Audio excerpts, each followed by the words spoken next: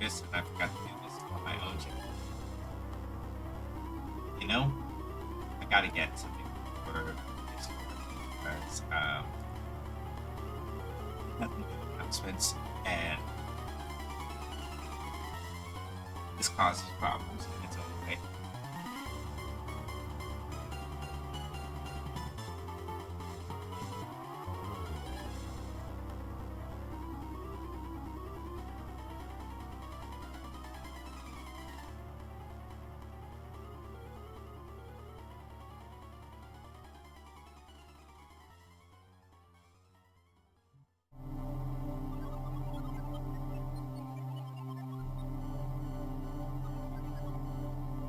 One other thing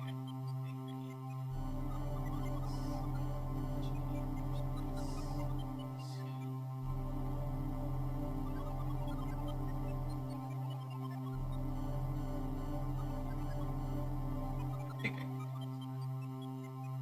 that's the wrong one.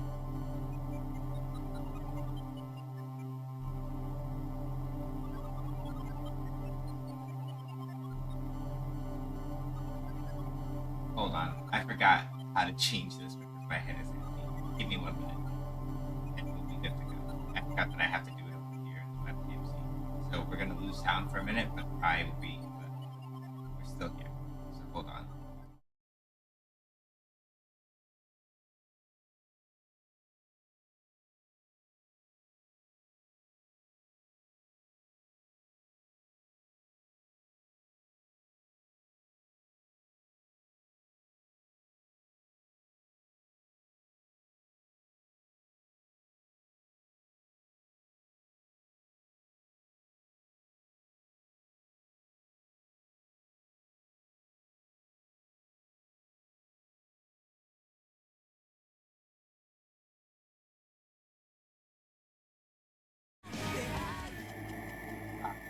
We just caught the tail end of it, which was that 25 months resubbed sunset.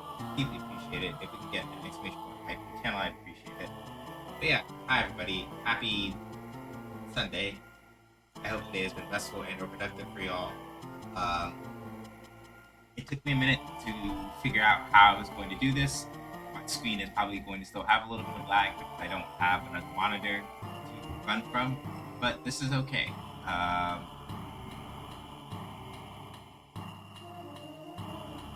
We'll make it work. So it's probably going to be at least a little bit of lag from the end.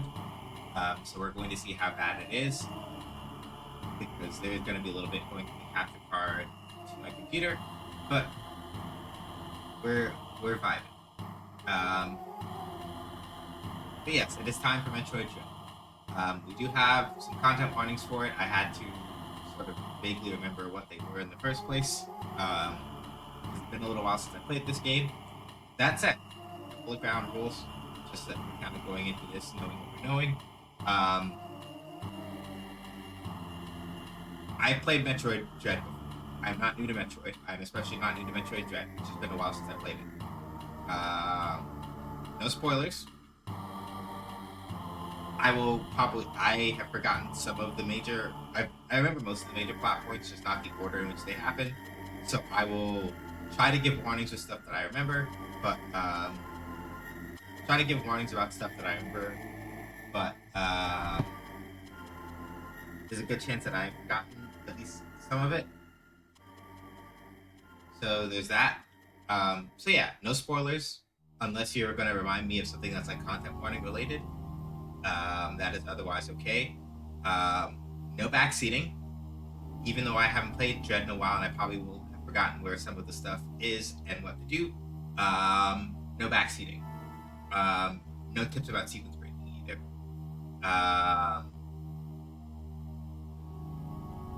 And those are my major requests. If I get stuck or if I want a reminder, I will ask. But that's pretty much all I've got. And of course, we are still doing the Winter End Drive, still at 42%. If you do exclamation point donate, you will get the donation stuff. And even though I did switch to the special Metroid background for this, if we do get any $20 donations from some but he's like, I want to change the background of the green screen, then that is a thing that we will still do. I've still got eyes to do. I will do my best to do 10 push-ups, 10 sit-ups, and stuff like that. It will be harder to see because of the green screen, and it is kind of cold in here, but I will still do my best to respect those. But yeah, let me also go put these other go lives in the other places where I usually do this stuff. I forgot to do that.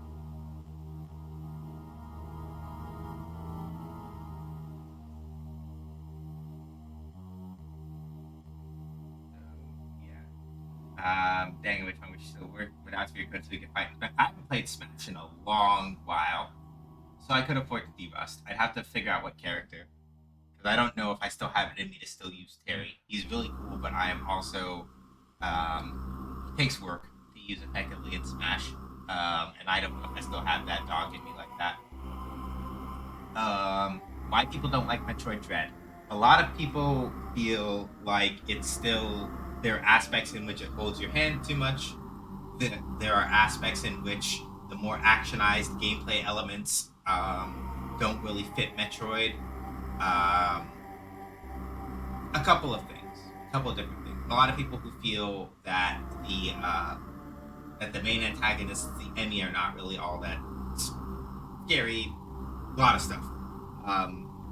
Some of it really is just like personal preference stuff. Some of it is just people being mean.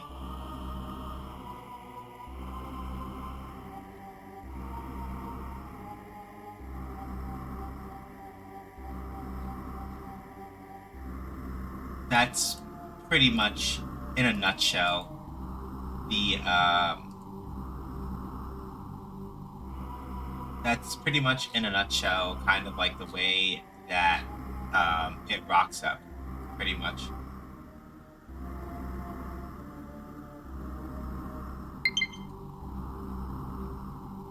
What was that noise from my... Several noises from there, actually.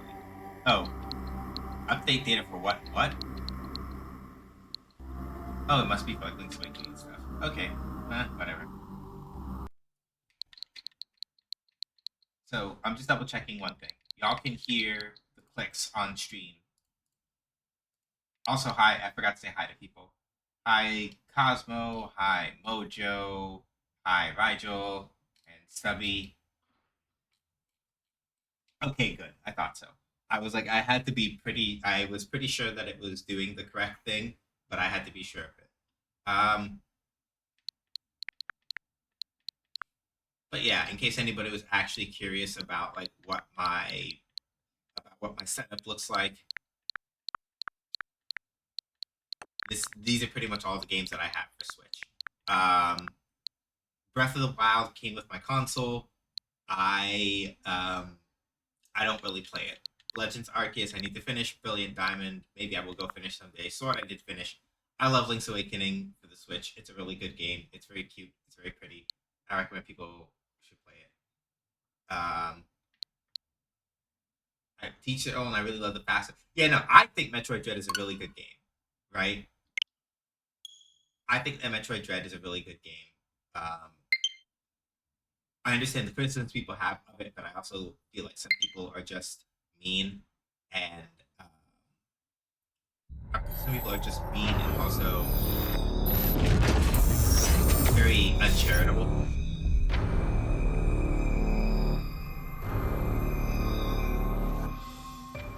That makes this down just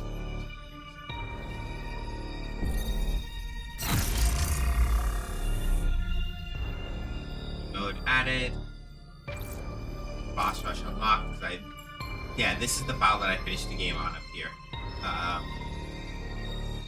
as y'all can see, I am not going for like super completionist. Not even with this run. I kind of just want to replay Dread and get a real feeling for it.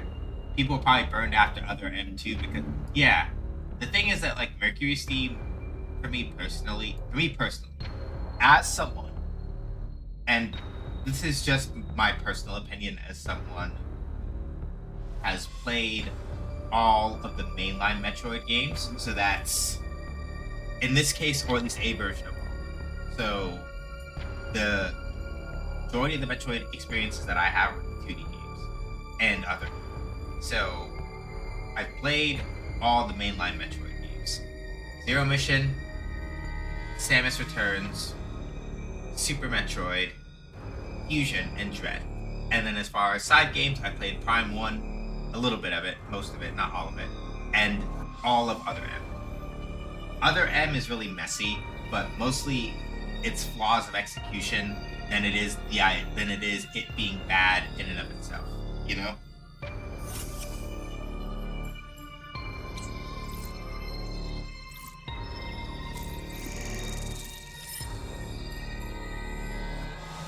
Also, hi, Cat was here.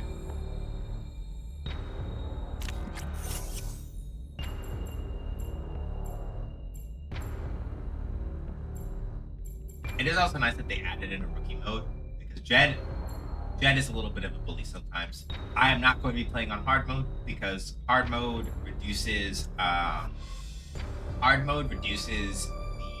remember correctly, the amount of energy that you get from energy tanks and the amount of missiles that you get from missile tanks and so on and so forth. And I cannot play Dread mode unless I finish hard mode. So if I do a hard mode run, I am not doing it on stream.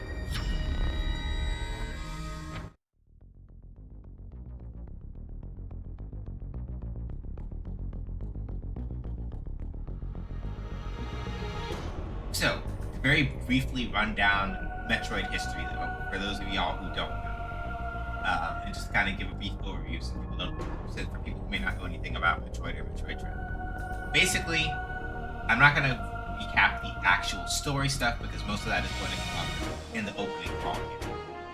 But essentially speaking, right, I'm a little quiet. Hold on.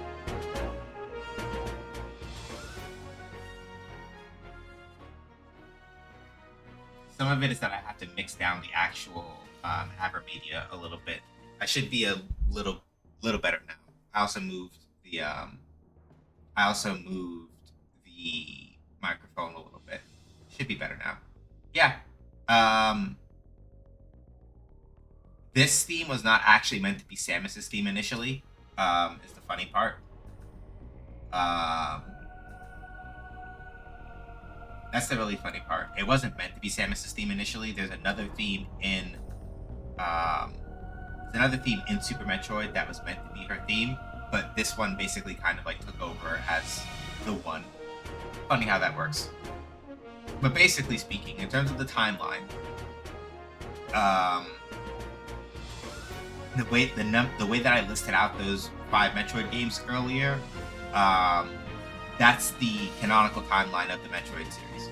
So Metroid Zero Mission and the original Metroid are both the first theme, or the first game.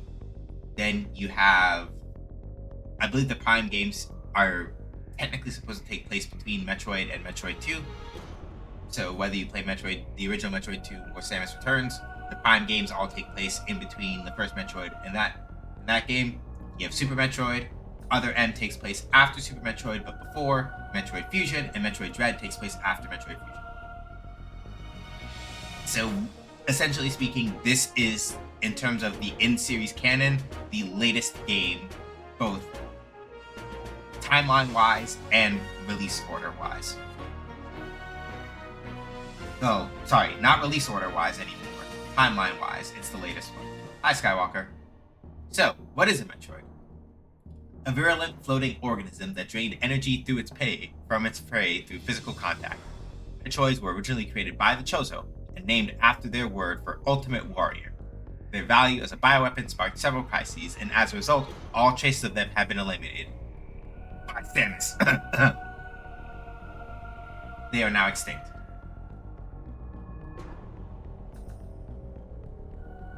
The X parasite, a gelatinous parasitic organism indigenous to the planet SR388, where Metroid 2 took place. It could absorb the DNA of its host, living or dead, and replicate its form. When infecting living hosts, it could even access the host's memories. X parasites were driven not by emotion, but by an instinctive need to replicate and spread to increasingly stronger hosts. Inability to be controlled marked them as even more dangerous than their sole predator, the Metroids.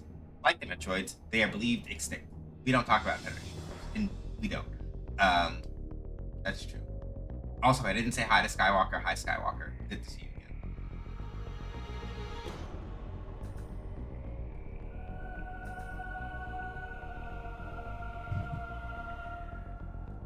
Metroid version of John Carpenter's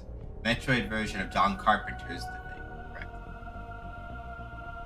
Alright, now, I think before those two other narrations might have been Samus's voice, but now this is more explicitly it, so I'm going to switch. With no Metroid surviving on SR388, became infested with the X, horrifying parasites capable of imitating any living being.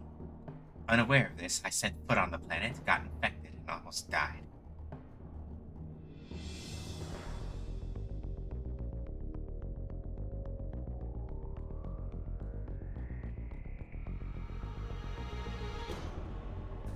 The only thing that saved me was a vaccine created from Metroid DNA, which also left me uniquely able to oppose the X.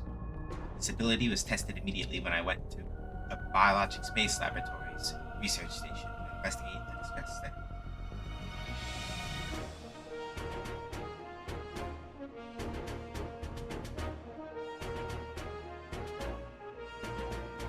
There, I battled many powerful X forms, including the SAX, which was the X mimicking the M power suit at full strength.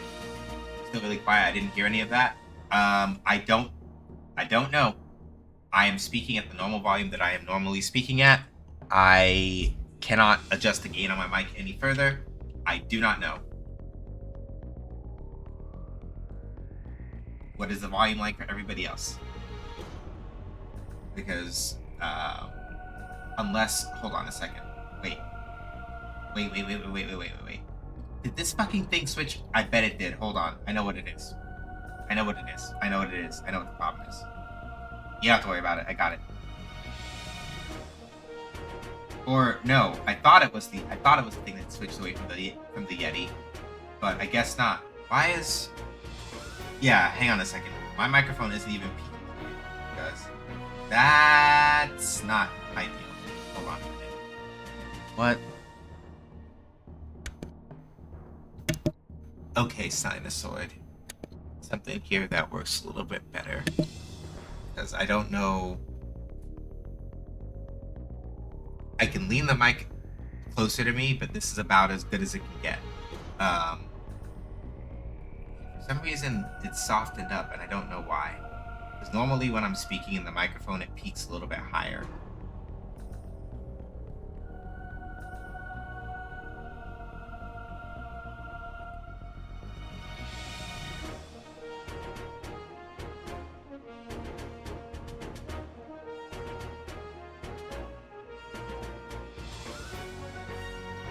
Okay, let me see here. I can try. Okay, I think if I pump it manually, I might be able to make it. I can probably make it compensate at least a little bit, but you're okay now. But it was okay. That means I just have to like do it a little bit.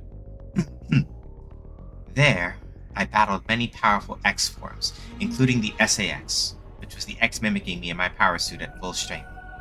I eventually eliminated the X menace on SR388 by setting the BSL research station on a collision course with the planet. Classic Metroid things, you know? After that, the X and Metroids were just memories. Or so we thought. Just when it all seemed over, the Galactic Federation received a mysterious video transmission.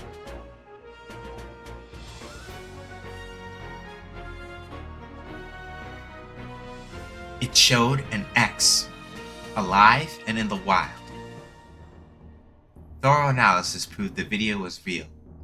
Although the sender was unknown, the transmission was traced to a particular planet.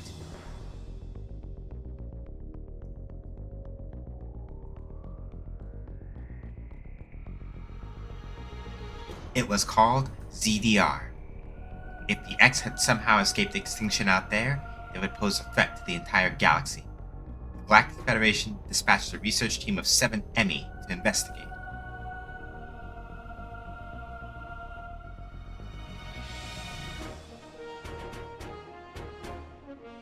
An Emmy is a large research robot designed to capture field samples and extract their DNA. Their incredible mobility and protective plating, made of the strongest stuff in the universe, practically guaranteed the mission's success. But not long after their arrival on ZDR, all communication was lost.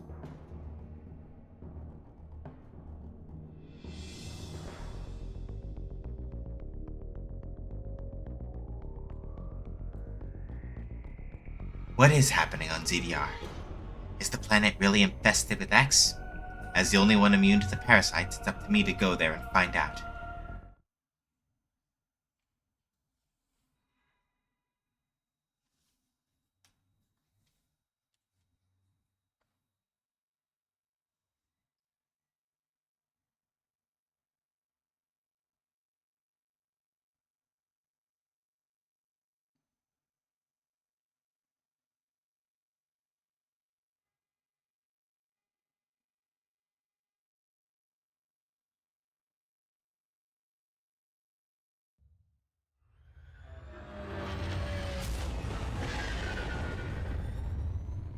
We'll soon be entering ZDR's atmosphere.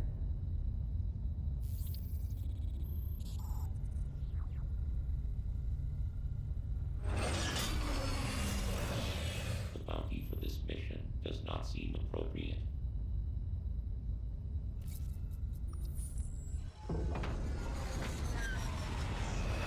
The risk clearly outweighs the reward.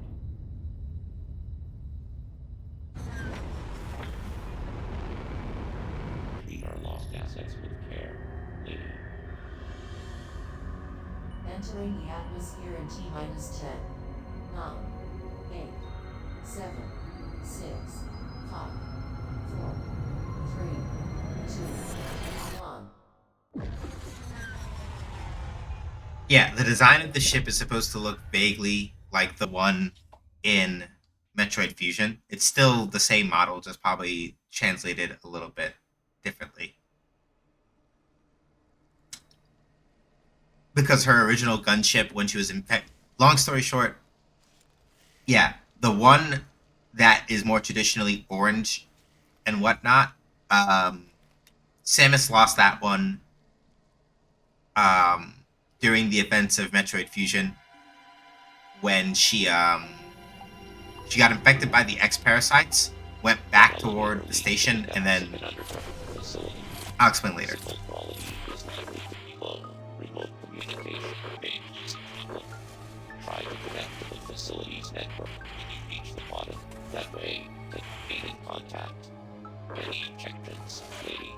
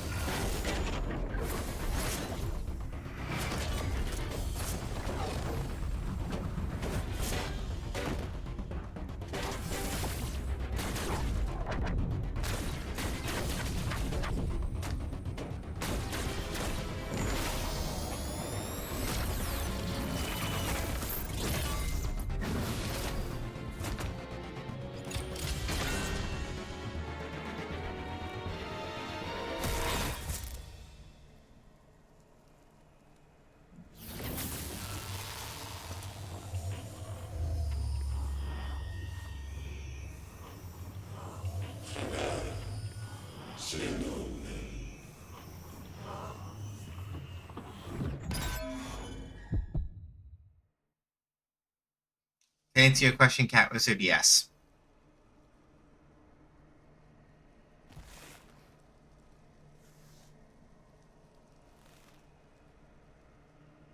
But yeah, what Stubby said is essentially why she has a different ship. She got infected by the X parasite, and then it kicked in after she was trying to dock at the biologic space labs, and then okay, so the input lag is not that bad. Oh, I forgot to actually start using this game. That's nice. I noticed the armor looks similar. Yep.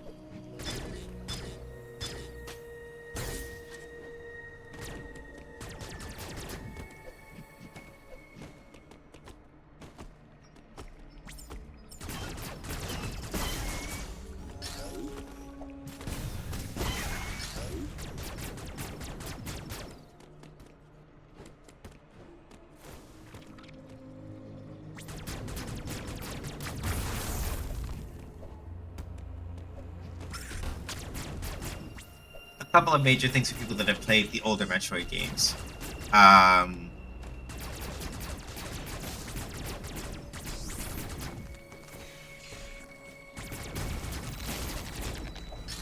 Unlike a lot of the older Metroid games, Samus actually has the ability to, if I can do this correctly, I should be.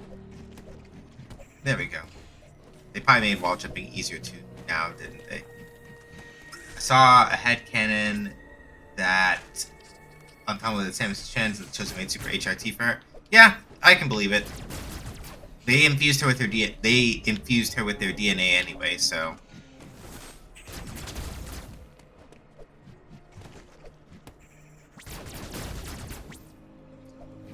So yeah, for people who've played the older Metroid games but have not played Fusion, for example, or what have you, the ledge grip ability that Samus normally needs a power up to get, she can just do in this game.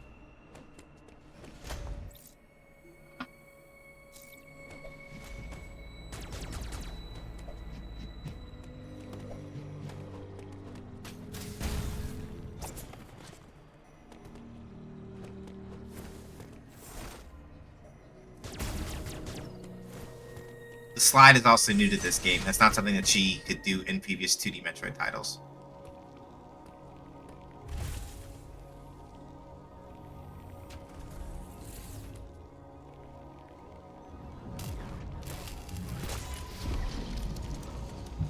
Uploading data.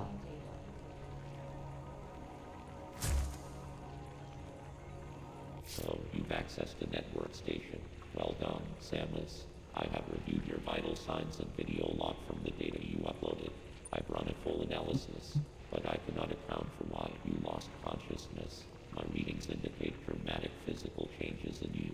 Whatever caused these changes seems to have stripped you of most abilities. You might call it physical amnesia. That brings me to your assailant. I am checking the Federation database against your video log. It appears to have been a Chozo.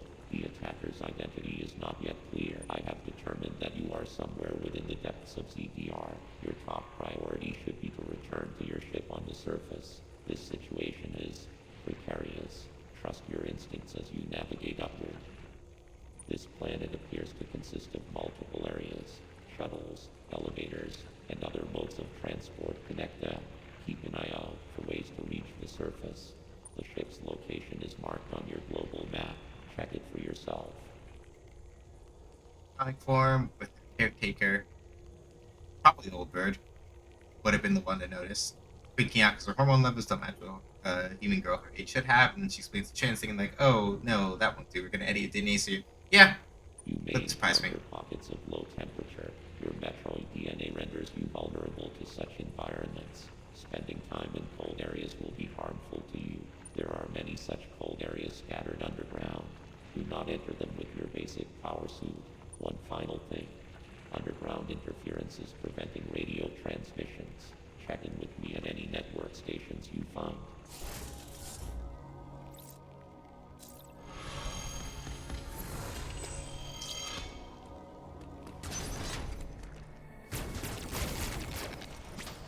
Right.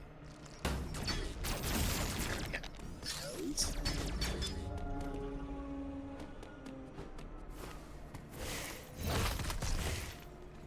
Whoa, buddy. Alright.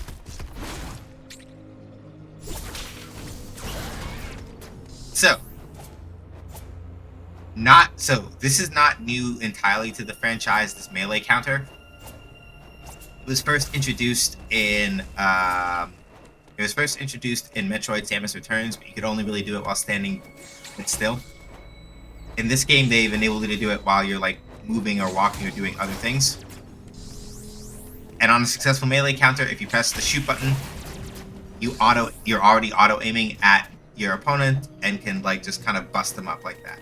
Also, wall jumping is a lot easier in this game. If you happen to be close to a wall, you just press the jump button and then you wall jump off of it if possible.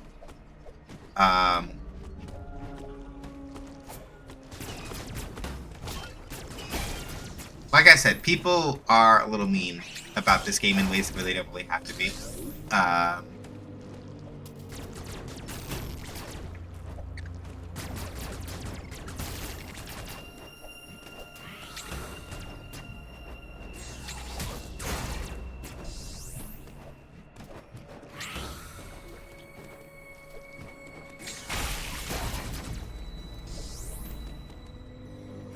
I live in blissful opinions of the ignorance of the Metroid fanbase. Yeah.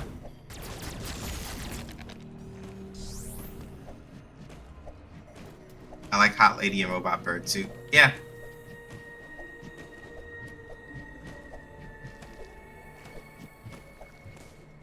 Like, and even the people who dislike this game that are like normal about it, right?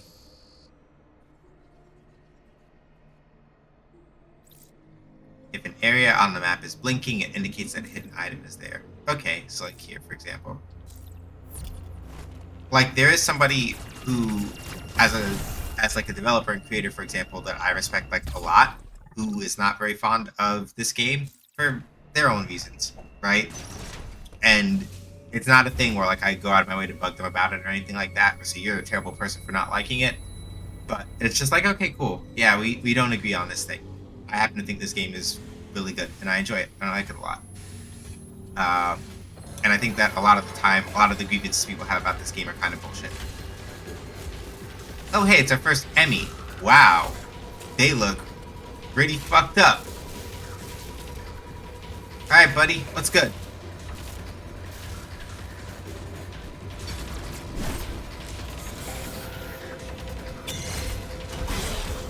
So, to explain that very briefly, because I just went through that very quickly. As a general rule of thumb,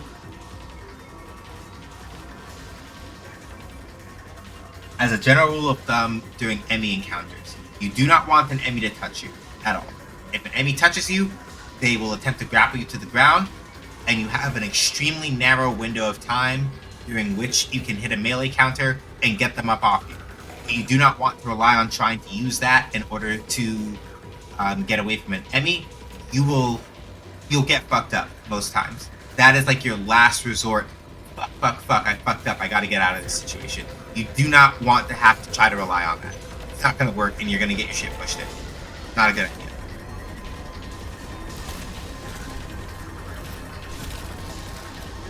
Fortunately, it looks like this Emmy cannot do this thing. It's stuck right here.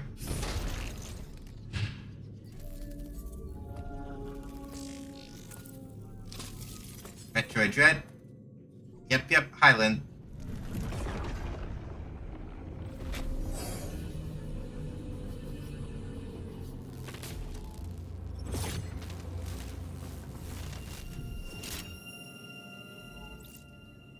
The energy from the central unit transformed the arm cannon into an Omega cannon. Mega Blasters online. So I'm calling it, yeah, we use left bumper and then we use right bumper to charge your Mega Blaster.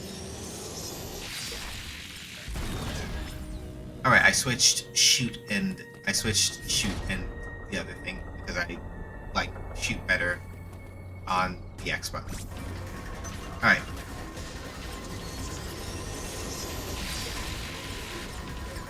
All right, whoops.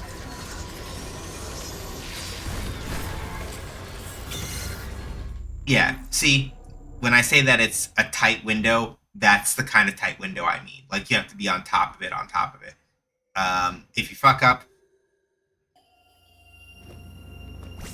that basically happens. However, they are very generous with the checkpointing here, so I didn't fuck it up on purpose. I forgot how to shoot.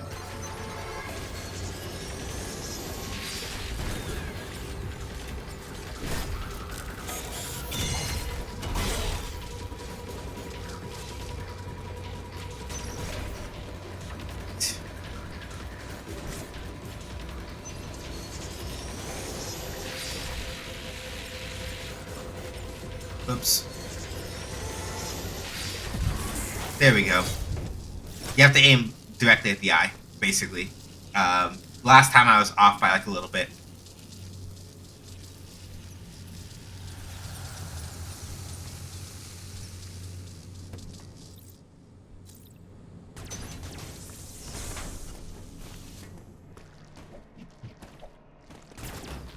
Oops.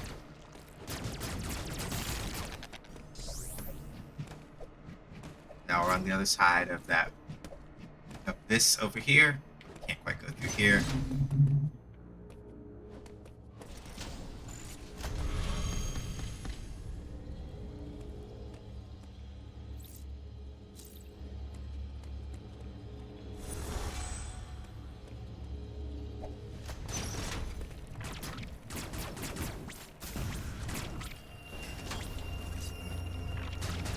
Like how her boots are bigger than other suits, yes, it's kind of excessively so. It adds nice visual weight to her.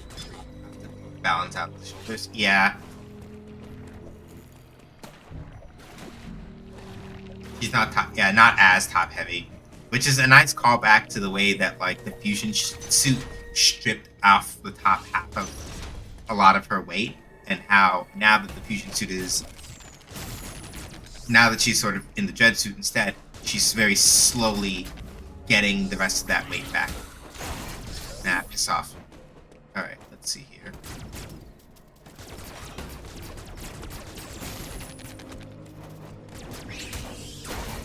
Like, one of my only actual complaints about Metroid Dread is that there is no way to remap the buttons unless they patched that in when I wasn't looking.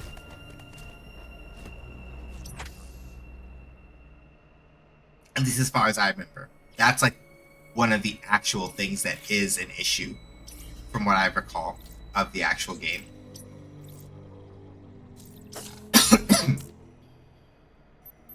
That is an actual problem. And that is what, so like a lot of like my critiques about, like a lot of my critiques about the way that the game works is essentially that like you have no way of remapping your controls in game. If the Switch itself has like an internal remapping feature, then you'd probably have to use that, yes.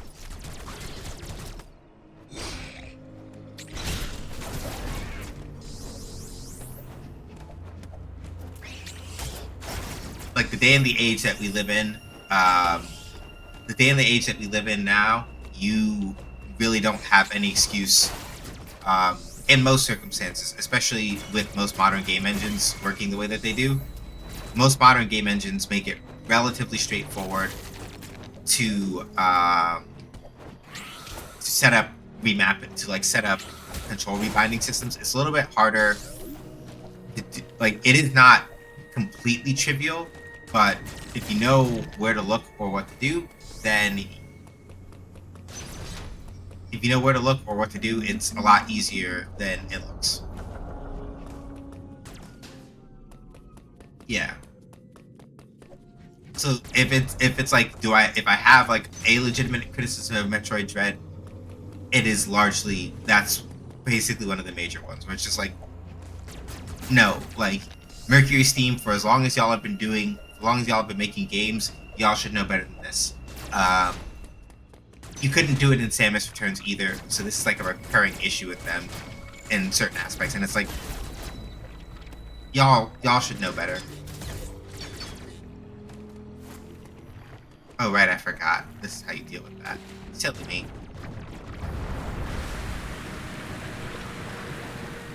I forgot.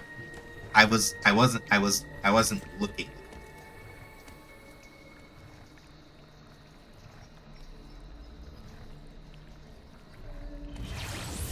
Super Metroid, yeah, exactly, right? Like Super Metroid, you can remap stuff.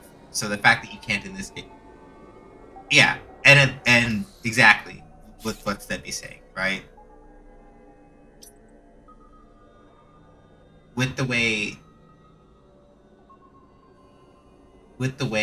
that like the Super, yeah, like no with Metroid, yeah, for Super Metroid on the Super Nintendo, um, what's it called?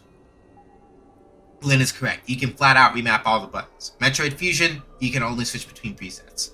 But Samus Returns and this game, which are both made by the same developers, can't do that at all, which is a misstep. I love this suit from a character design standpoint. The addition of white to the color palette is a genius choice, and the suit's muscle fibers, if you call them that, all interlock in a triangular manner, aka the same way bird muscles do. Yeah.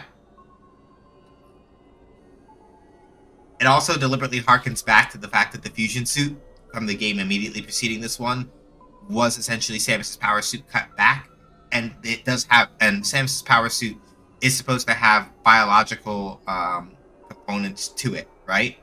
So this is sort of their way of emphasizing, yeah, most of the suit is back, but you're still seeing some of the biological underpinnings of it.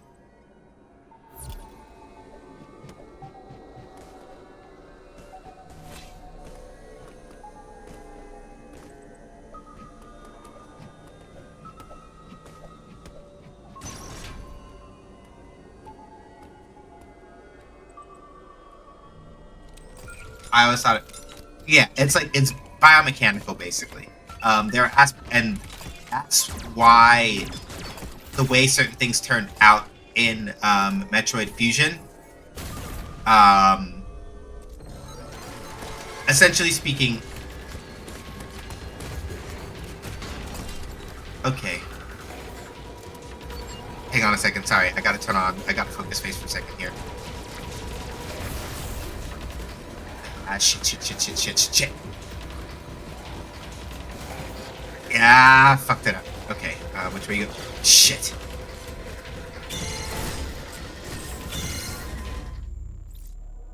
Yeah, so you, essentially speaking, you get two shots, really.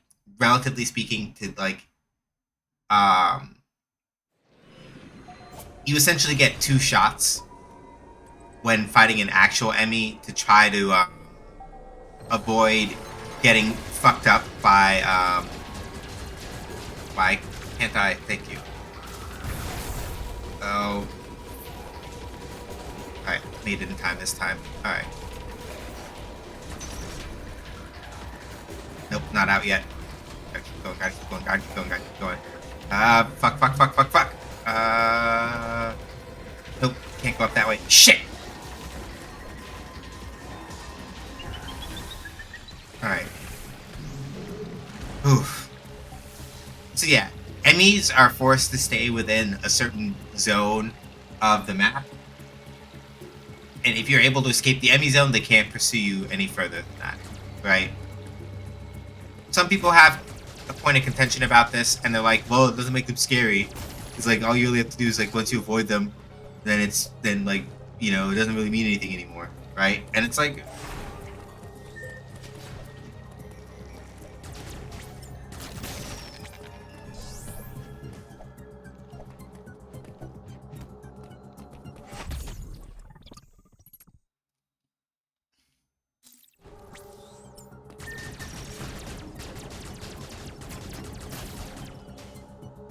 discussion earlier about not interacting with the Metroid fan base kind of makes me realize that, like, if there's anything you said that yeah, no, it's like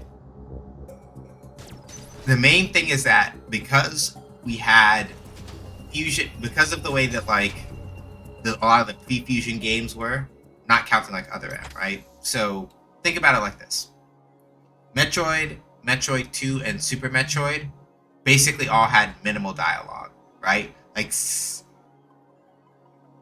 the main thing, right? And the one time, or at least the one Metroid game where there was extensive dialogue, at least to a lot of people, it's like, oh, the one time we get extensive Metroid dialogue, or extensive dialogue in a Metroid game, it's Metroid Other M. Well, that's a little bit of a lie because Fusion came out first, I think. So let me wind this back a little bit. So here's the main thing, right? Metroid had no dialogue from Samus at all. You had maybe like the closing text crawl and all that other stuff. Metroid 2, I don't think had any text at all, if that. Super Metroid has Samus doing some dialogue at the beginning to recap the events of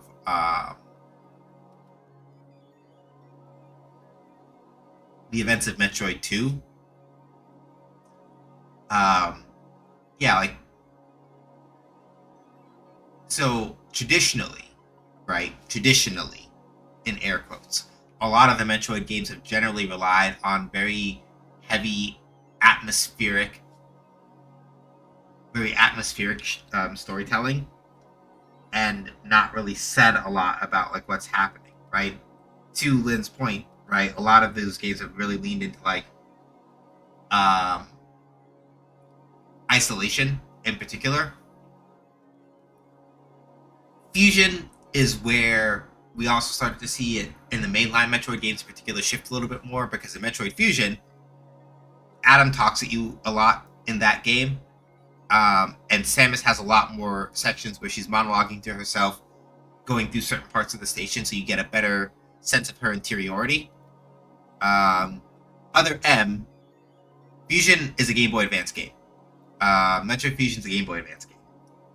And of the Metroid games, Fusion is probably the one that is the most strictly, straightforwardly linear in terms of like where you have to go and how.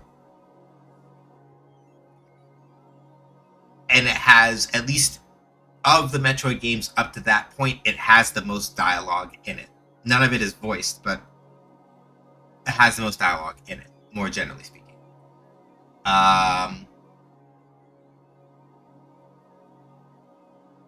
Metroid Other M had voiced dialogue and is probably, by comparison, the most dialogue heavy of the Metroid games that I can think of off the top of my head. Of the ones that I've played, I know that Other M probably has the most dialogue by far, and people really, really, really, really hate Other M.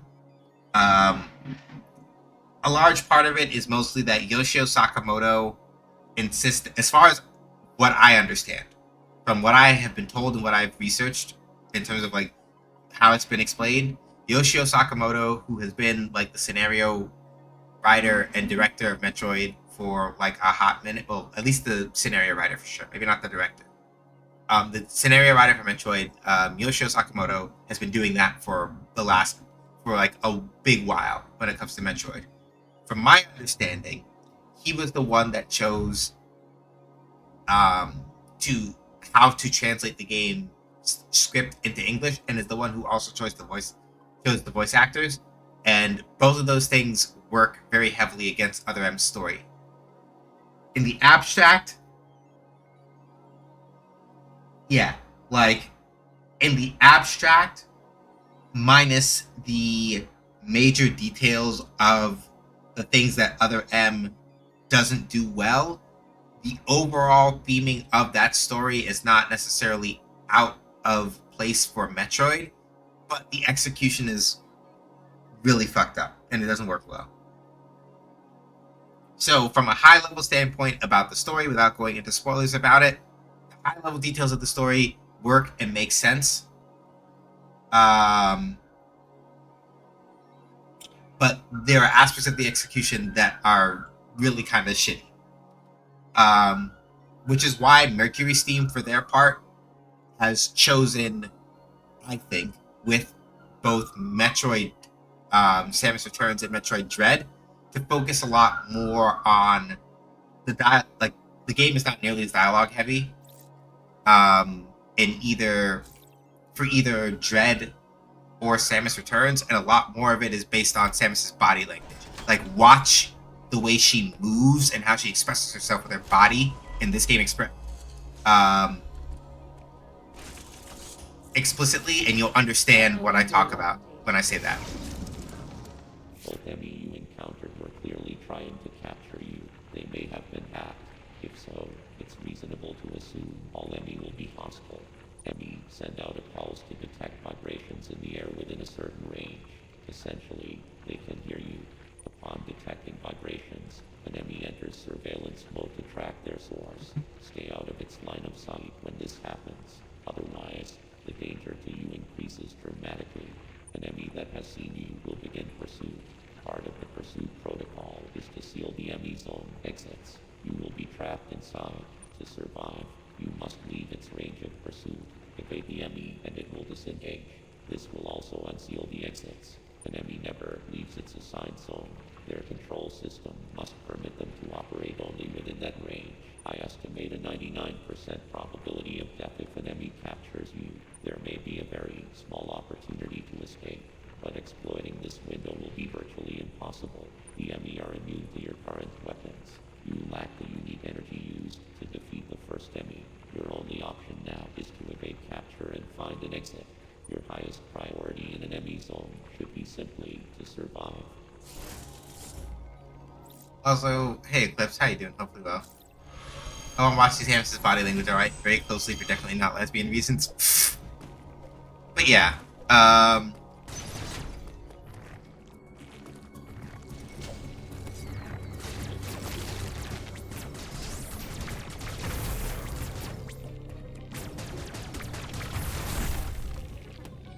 wait, I can't get this one. Dang. Alright, it's fine. Oh, and then this one is sealed off too. Okay, okay. I can slide at least. Okay.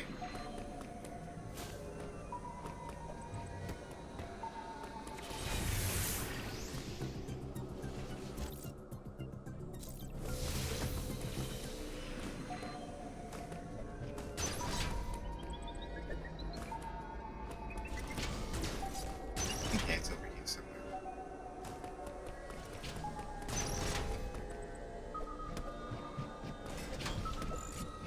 Okay, that's not inside. Shit.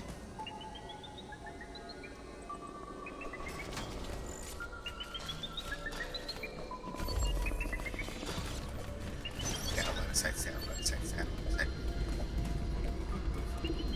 side. Slide. Come on.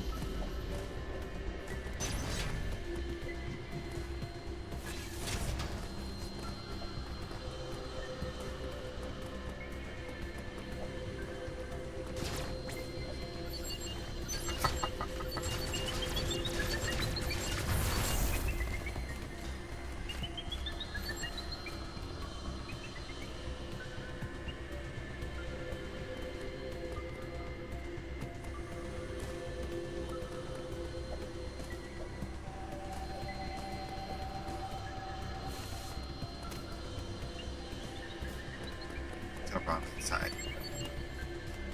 Fuck! Fuck, fuck, fuck, fuck, fuck, fuck!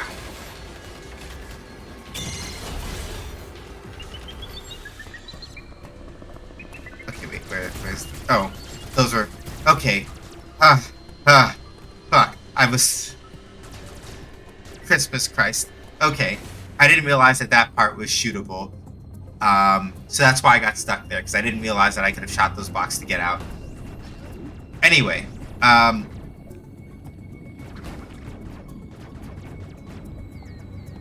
managed to catch the tail end of the conversation, but yeah, Samus's body language is really good in Dread. Like, they got her straight armor farming in some of these cutscenes. Yeah.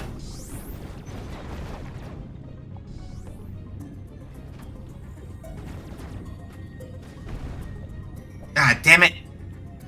Can't get that. And I can't get up out of here either.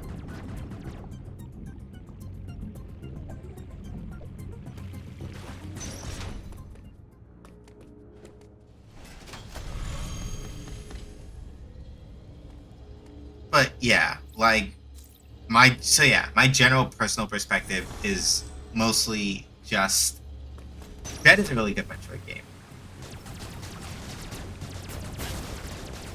I think so anyway. right? The remapping issues are one thing. There are very specific things with that I understand about the way specifically that Mercury Steam's work environment turned out that also kind of in like being completely transparent do kind of bring it down for me a little bit emotionally in the sense that it's like y'all really didn't have to do this way the way that y'all ran this. Y'all should have credited more of the people that had to leave early. Y'all really should have avoided like a lot of these things, right? That do have at least that kind of impact on how I feel about certain aspects of the way that Metroid Dread turned out. Right, I can't get through here yet.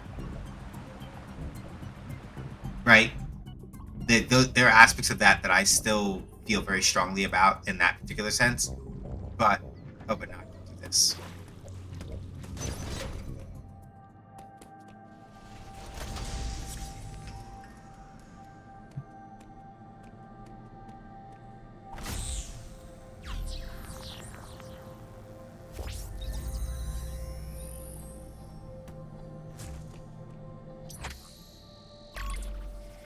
Okay, cool map room.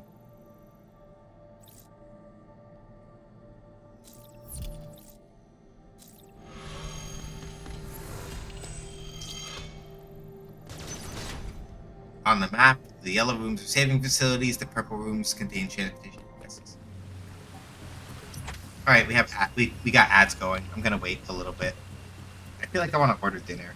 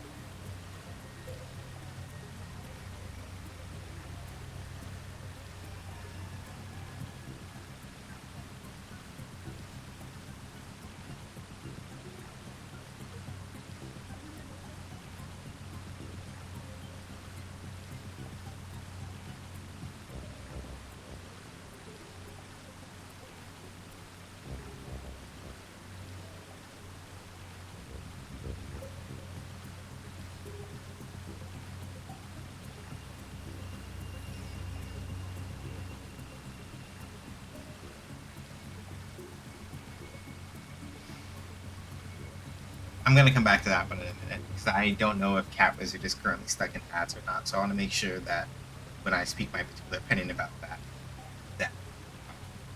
she can hear, so she can make that decision accordingly.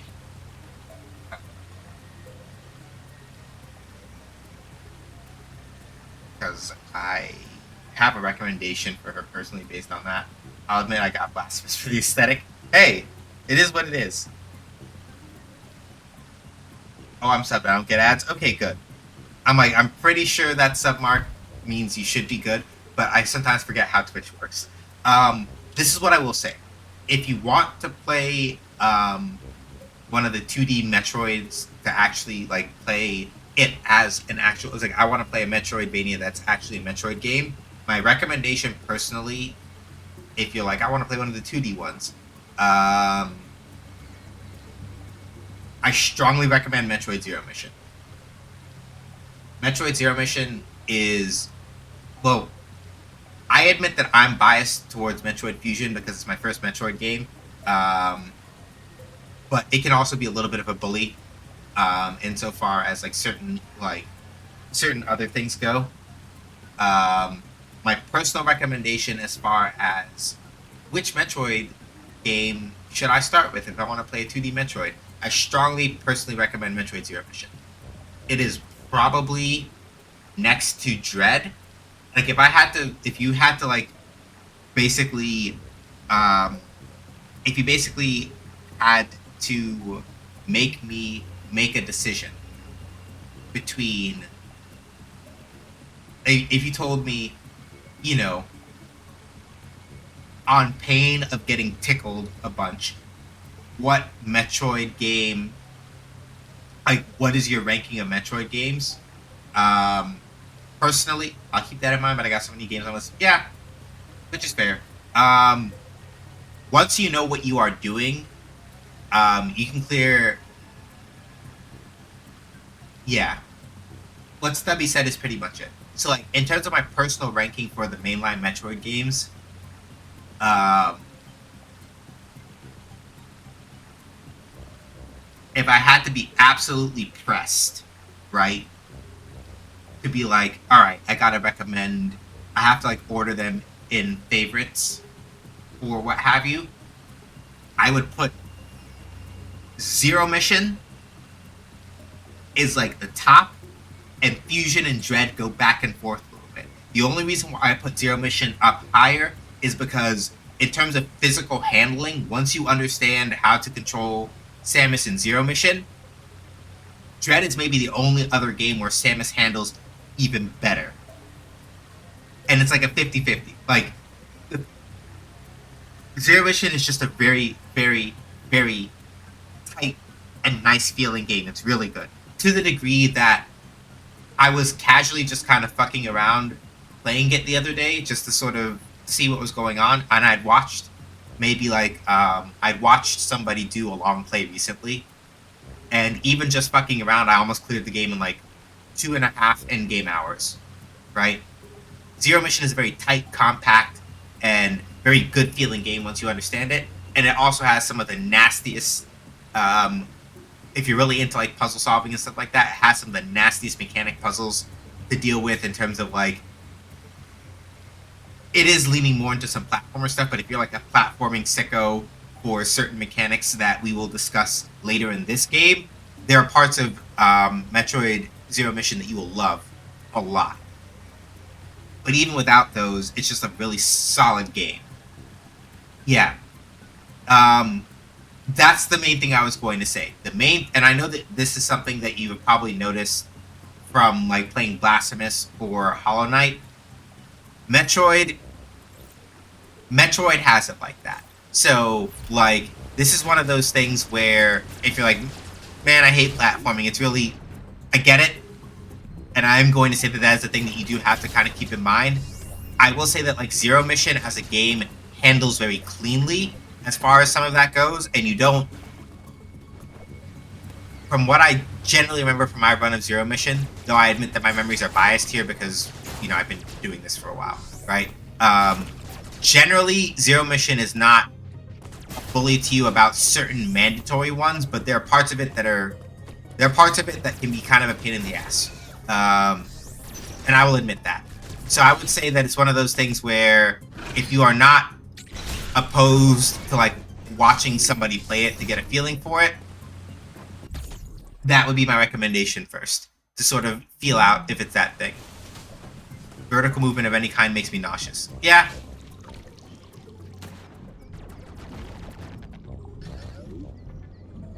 That is also fair.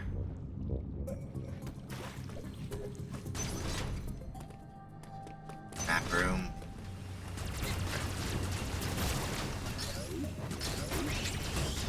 I really need to just start melee countering more. So I'm gonna do precision vertical movement. Yeah. Super Metroid, speedrun tech tricks. Yeah. Super Metroid now, because I started with the later Metroids first, there are parts of Super Metroid that I had a very difficult time adapting to. But that's literally like me saying I had a skill issue on that front. Things like spin jumping and space jumping in Super Metroid are a pain in the ass, and I don't enjoy them very much. But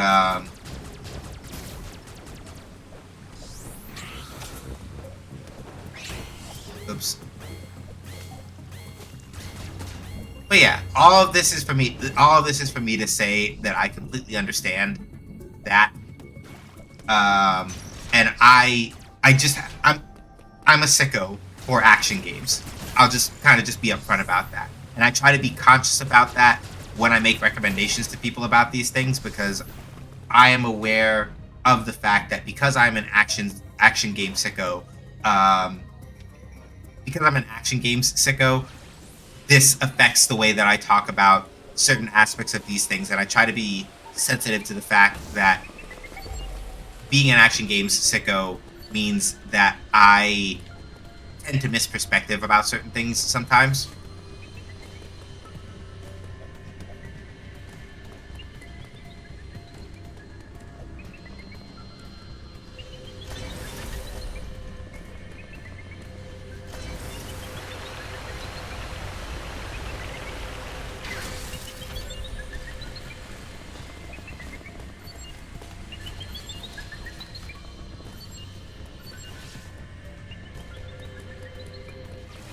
I really love platformers, and Skong is my yeah. Silk Song is really good. I also like Silk Song. I need to finish it. Now that I've actually like replaced now that I've replaced one of my buttons on my arcade stick, I could probably actually finish Silk Song at some point. I've been putting it off.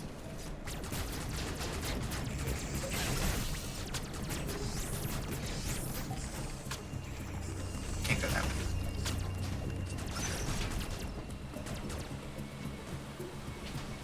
Using arcade stick sounds fun. Yeah, I use a controller for. I'm using a controller for Dread. I'm using a Pro controller for Dread because, you know, didn't want to have to buy a specialty arcade stick for. All right, we're not going in that room. One thing that I do really like about Dread, for example, what do y'all notice about that door over there on the left side? I'm not gonna say anything. I'm just gonna ask. What do y'all notice about that door over there on the left side? And then I'll talk about the arcade stick thing in a minute. Mist. How you can see hints of the environment. Yep. Very critically. If you were here for it, you probably guess where this is going. If you weren't, I'm gonna remind you anyway. Because Samus has, and this is something that is specific to Metroid Fusion and to Metroid Dread. This is not in the other Metroid games. To my knowledge, anyway. Metroid Fusion and Metroid Dread have the very specific environmental hazard of super cold rooms. Because from Metroid Fusion onward, Samus has Metroid DNA. That means that she's incredibly vulnerable to low temperatures. Traditionally in Metroid games, superheated rooms are ones that you generally have to avoid until you have gotten the Varia suit.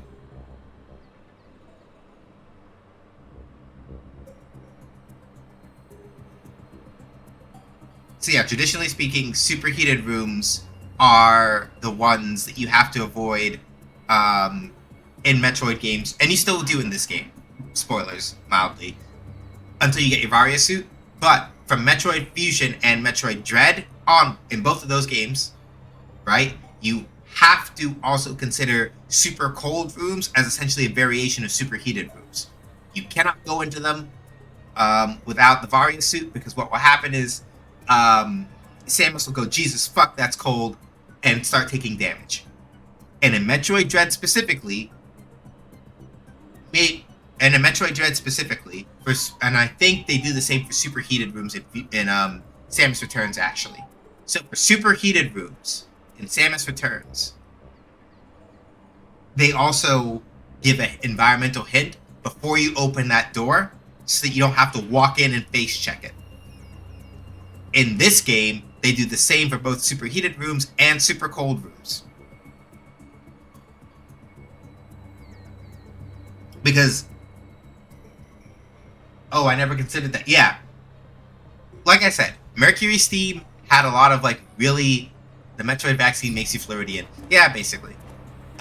So yeah, Mercury Steam, for all that I have very specific gripes about the way they handled, and you can still see it in the environment too, right? Like that room also has like the icicles and shit.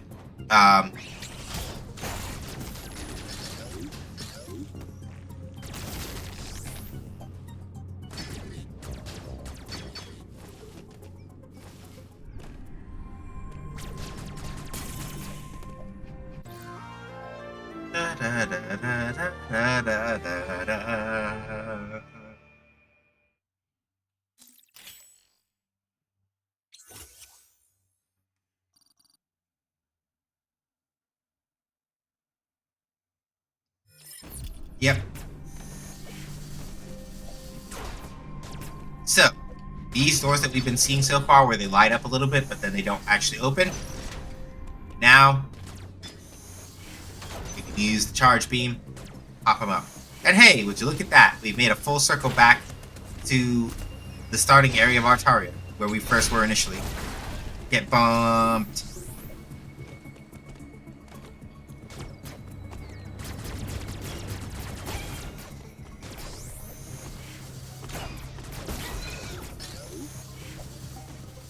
Oh yeah, a fun thing about the charge beam. I forget. I think this is true. I know this works in Metroid Fusion and Zero Mission. I don't know if it was in Super. I don't know if it was in Super or not. My brain is empty in that particular case. I'm ordering Burger King because I feel like it. But I know that in Metroid Fusion, Zero Mission, and in this game, once you have the charge beam, if you do a spin jump, into an enemy while you have a charge going, not all enemies are damaged by this, but a lot of enemies can be. It basically works as like a haha funny version of one of Samus's later power-ups until you actually get it. Got my first E-tank.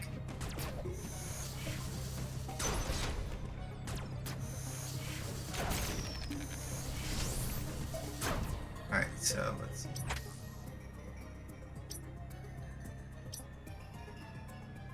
Okay, now we're cooking. Alright. Hey, buddy.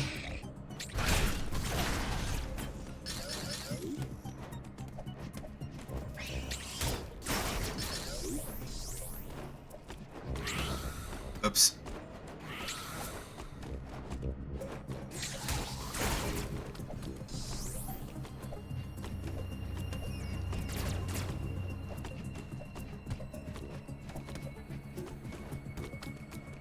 Yeah, I'm sort of just like reacclimating myself.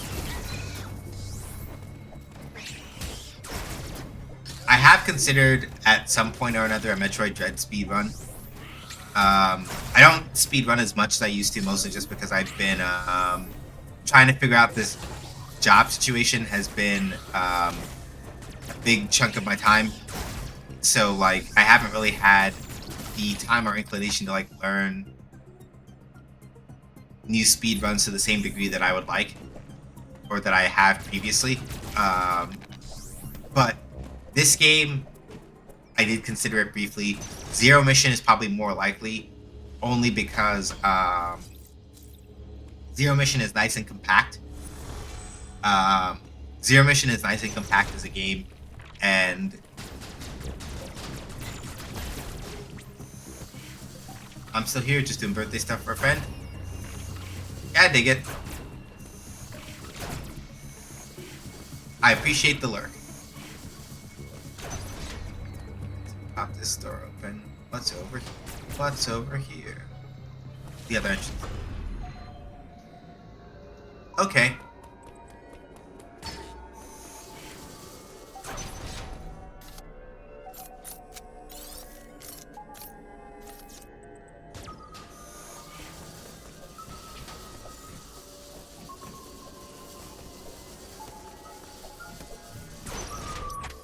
Alright. So ideally speaking, we want to make it over to here.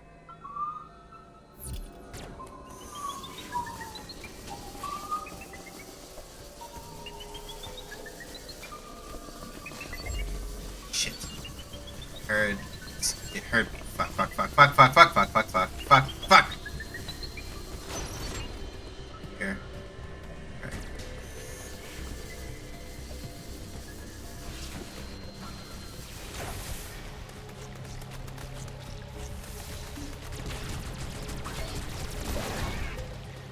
Alright, let's see.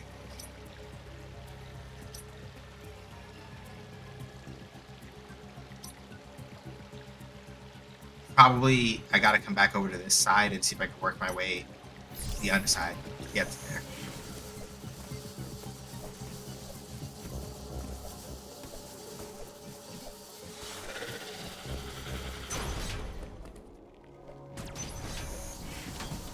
think of it.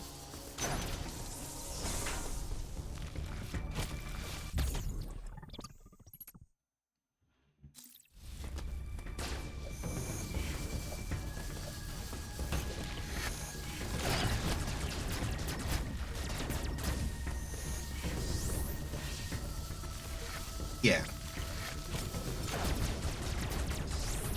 Oh yeah, something that Stubby did bring up earlier that I guess is another complaint that people have about Metroid Dread is that it does take you a while to get the morph ball. I personally do not have an issue with that in particular because the specific reasoning as to why it takes so long, one of the things I've been thinking about over the course of wondering why it does take so long is that they want you to I'll demonstrate a thing. See, the doors have that heat haze.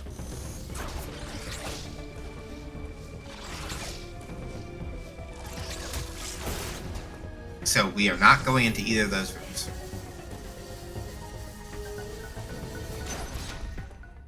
Because those two doors have that heat haze on it, so that's how we know that it's not a good idea to go fucking around.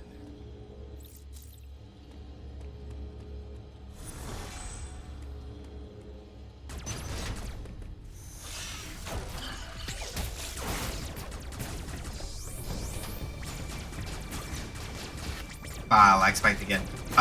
We passed by some superheated rooms because they did the thing that I was pointing out earlier, where instead of like the little bits of like cool mist, they had like superheated bits coming out.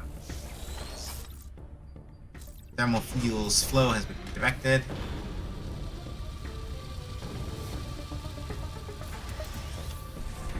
Okay, cool. And now we've managed to open up these doors. Ah, damn it.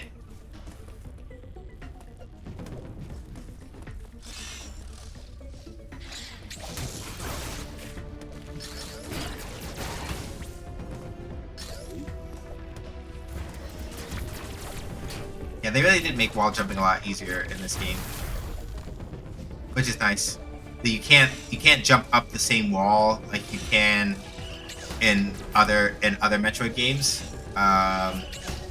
which I get. Nah, chill out. Y'all are good. Y'all are good. Y'all can relax. You don't need to be doing all that. Just chill out. Oh yeah, the only other thing I said. Oh, Adam wants to talk, I guess. The only other thing that is particular. There is no record of your assailant in the Federation database. However, there are records of the Chozo warrior tribe. There is a strong possibility the two are connected. Right. The thing I was saying earlier that Cat Wizard might have missed is that this game does take a little bit longer than normal to give you a morph ball. Normally, in most Metroid games, the morph ball is like the first power up you get. To the degree that even in this is well known about Metroid Zero Mission, so this is not a spoiler as far as I'm concerned. Metroid Zero Mission, the morph ball is the first power up you get, and they literally demonstrate. This is something that comes up a lot. That comes up a lot in the ways that people talk about this game, but it is important to bring up. Metroid, the first one, was one of the first, not the first game that ever said, oh, you can go wander wherever you want. Not necessarily, right? Or at least you can wander in a big area. It wasn't the first game to do that, but it was one of the first ones on like the NES to do it. And so one of the ways that they taught you that you're going to have to sort of correct your assumptions about always moving to the right for progress is that the morph ball is the first power up you ever get in Metroid 1, and they put it immediately to your left before you start in the game. Metroid Zero Mission reproduces this dynamic exactly.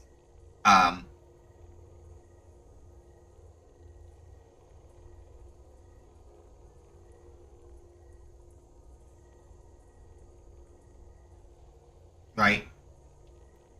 So the morph ball in this game takes a bit longer to get to. And people felt the type of way about that. I think the main reasoning is that they want you to really learn and understand how to use the slide mechanically, um, for certain reasons, so that you can get a feeling for it and how it works, and to get a feeling for that movement before you have the morph ball. You have seen the warrior tribe's architecture and artifacts on this planet. I conclude that this was one of their settlements. But why would someone lead you here and send the enemy after you? The footage of the X-Parasite may have been staged to lure you in. The situation remains unclear, but your priority hasn't changed. You must return to the ship. You have activated the magma supply system that has restored power to the closed thermal doors. Seek them out to proceed. Continue to search for the unique energy you employed against the first enemy. It is the only way you can confront them. Unfortunately, this energy is limited. You may have noticed it dissipating after an enemy is destroyed. There are 6 remaining enemy hunting you. You have no means to confront them. Remember that.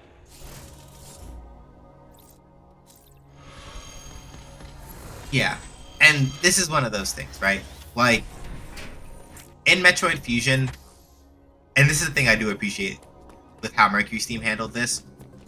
Not that it's different necessarily. I suppose if they did give you the morph ball right away, they would have to have made ledge grabbing a power up later. Not necessarily. Metroid Fusion. In Metroid Fusion, you do actually have the ability to fuck.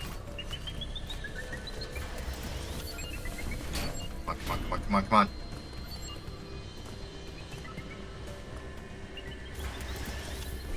In Metroid Fusion, you do have the ability to actually wall grab.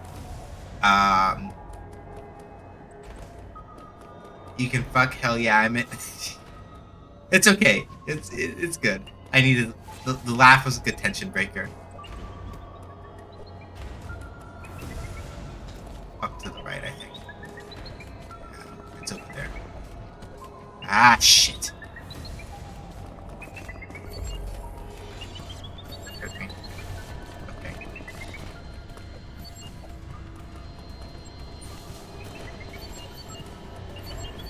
Shit.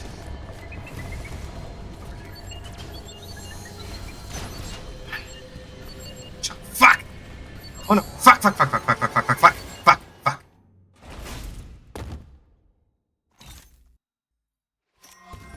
Okay, good.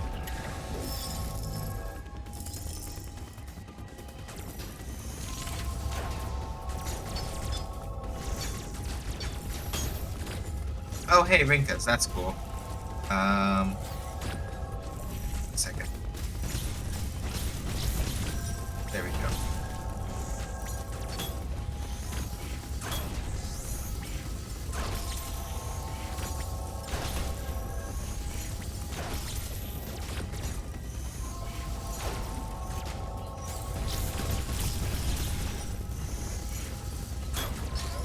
Hang on. I'm in locked in mode. Give me a second, y'all.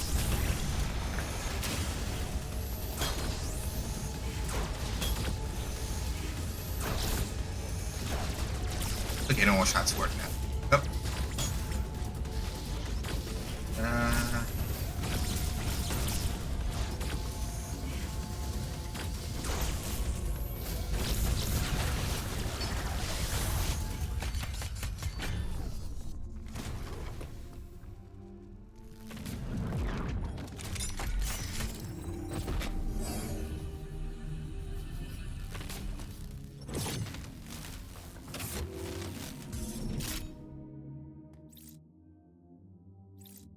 Omega Blaster online, Omega Stream online. Okay.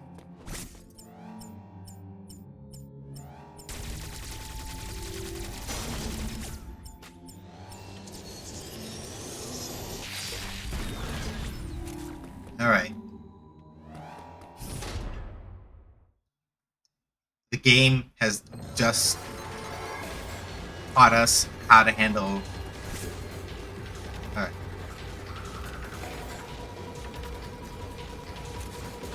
Oh. Okay, whoops. I almost got punked. Hey, buddy. Hey, buddy. Chill out. Let's go. Open up door. Thank you. All right.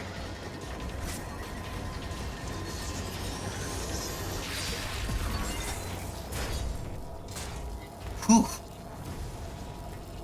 So yeah.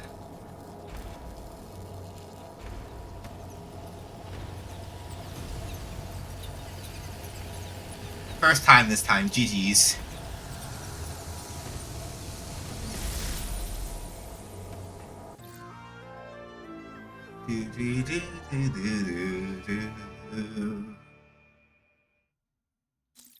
Spider magnet. So now I can stick onto and crawl along blue magnetic surfaces. So right, the thing I was saying before, while I was nearly shitting myself from the Emmy attempting to kill me, the main thing about the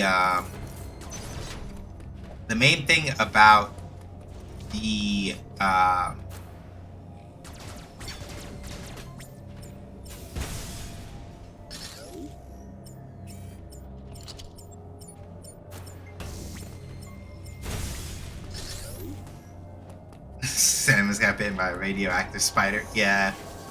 So the main thing about the grab hanging thing that I was talking about before, the Emmy was getting me to nearly like shit and piss myself in fear. Samus has had the ability to use the power grip or to grab onto ledges and stuff without having it as a power up in Metroid Fusion, explicitly because her suit was so stripped down that she was able to do it without the power up. So, and the morph ball is still the morph ball you still get relatively early in the game, even considering all of that. So yeah, it's one of those things where, like, not quite. If they'd given the morph ball earlier in this game, it's not really a thing where they would have. I don't think they would have had to. It's not a thing where I think they would have had to, like, give. They would have had to turn it into, like, a separate power up as far as, like, hanging on to stuff goes. I just think it was mostly so that people. It was mostly just so that people understood how to use the slide. Okay, can't go through that. That's fine. I never understood how the morph ball works. How does she fit? I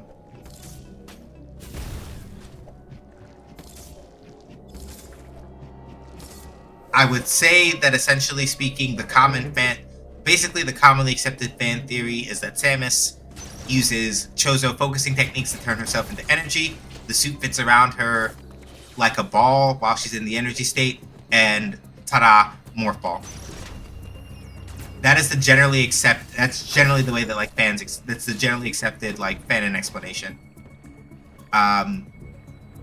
There is precedence for the fact that, like, again, because Samus's power suit is not strictly mechanical, and that Chozo do have a certain spiritual aspect to the way that some of their technology works, right? It's not entirely unreasonable to sort of, like, roll with that as the headcanon.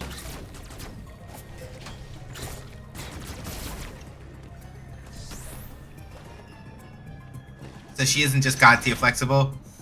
She is pretty flexible, but not flexible enough for, like, the ball rolling part. She can do a tuck into a ball, into, like, an act in, like, in the human size sense. So doing that is probably a mechanism for, like, the Chozo spiritual magic stuff to take place, and then kind of go from there. That's okay. I like my ladies beefy anyway. Like, according to at least an old Nintendo Power, 6'3", 200-something pounds. So, and some people are like, well, that's when she's in her suit. And I'm like, yeah, but they didn't say that, so it doesn't have to be that way.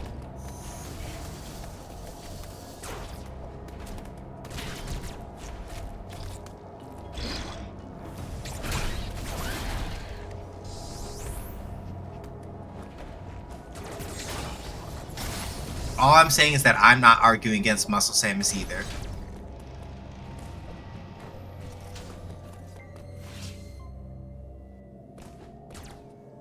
The one thing I cannot, other thing I cannot about other I cannot forgive is cutting her height down to 5'9". Yeah. Like I said, the way like supposedly the Nintendo Power One was like that's what height she is in her suit and everything, and it's like the suit. But the main thing about Samus's power suit, even interpretations of it like other M's power suit, where she does have slightly higher and thicker heels, they're not that much higher and thicker that it's like they're not that much higher and thicker that it's like, oh yeah, it's totally impossible. Like even with like the heels, like she has a good pair of block heels on the shoes here, but they're not super high either, right? So it's one of those things like, yeah, the suit makes her 6'3", and most of that is her natural. Most of that is probably already her natural build and height.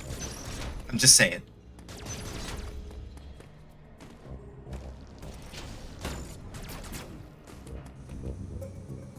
All right, this is the other Emmy zone. Okay.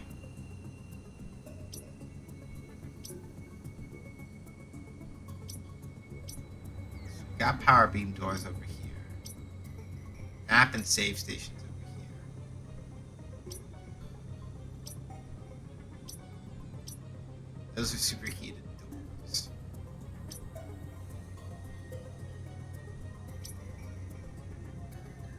Oh, that's a super cold one. Okay.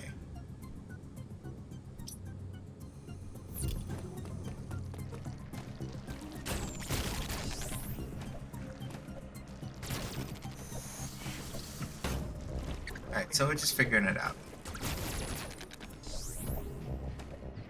Like I said, it's been a while since I played this game specifically, so I know I'm going to be doing a lot of wandering around in classic Metroid fashion, right? You fuck around, wander around a little bit, and sort of see what's up. Really, realistically speaking, now that I have the spider magnet, I should be thinking about areas where I saw spider magnet walls and be exploring those places, because that's probably where I need to go next. As a general rule of thumb, right, as far as how Metroid works, right, as far as how Metroid works from a very general perspective, right, usually when you've just acquired a power-up, even if it's not, it may not be specifically close to the space where you got the power-up, but something about the power-up is usually how you're supposed to proceed. It's just a matter of finding where.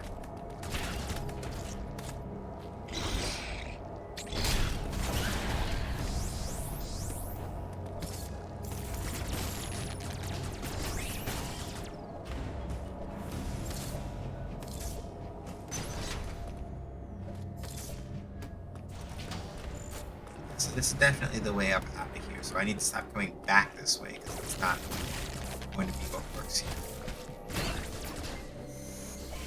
My main question is, why is this door not opening?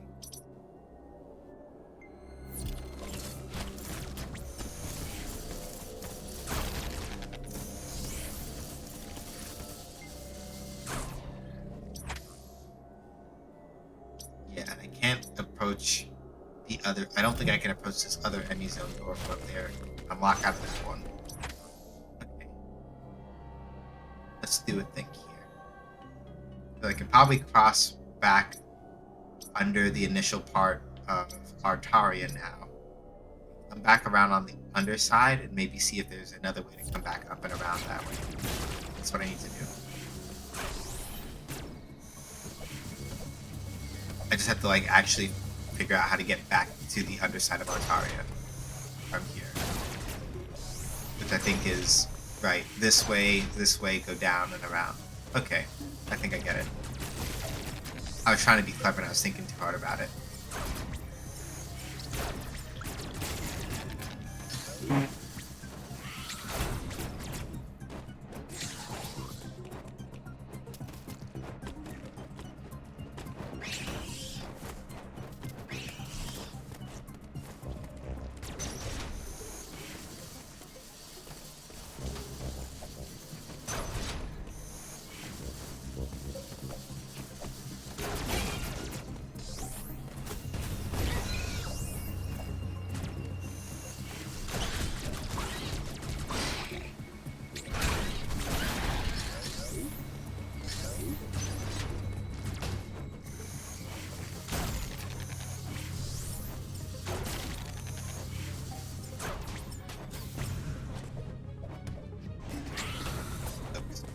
Didn't quite make it.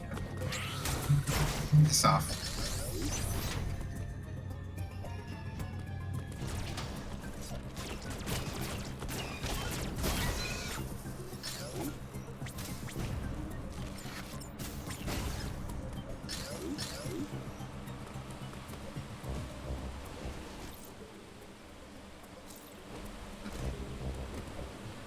Let's see. It's like a magnet up here. Do I get enough height out of here to... Yep. Alright, that's missing. So yeah, normally missile tanks in Metroid games give... normally missile tanks in Metroid games give a lot more... in most quote-unquote normal difficulty modes, in most Metroid games, missile tanks will give... Normal missile tanks will give like 5 missiles per. I don't remember if it was like this in Samus Returns, but in Dread, standard missile tanks give you 2 missiles per expansion. Okay, so I can't quite make my way up back into this part because I don't have the ability to jump high enough, I think, to reach up there. Yeah. Even if I come back this way, I'm walled out over here.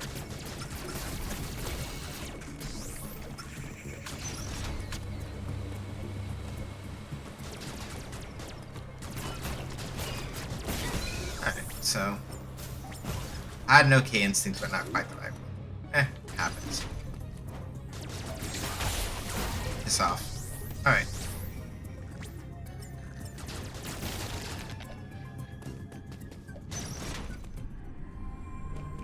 Alright.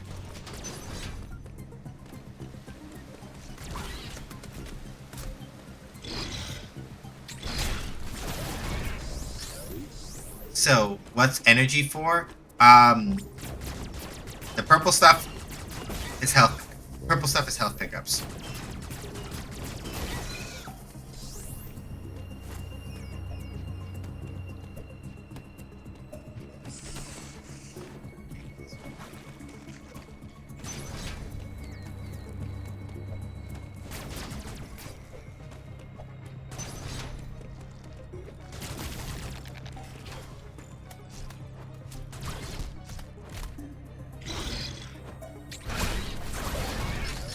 I assumed it was Mana or something in the name.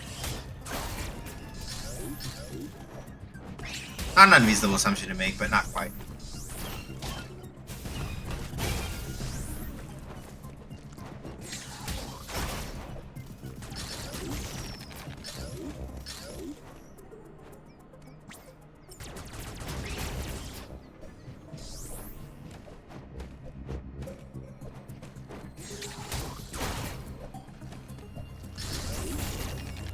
Where's that other spot? Not there. There was another spot I'm thinking of.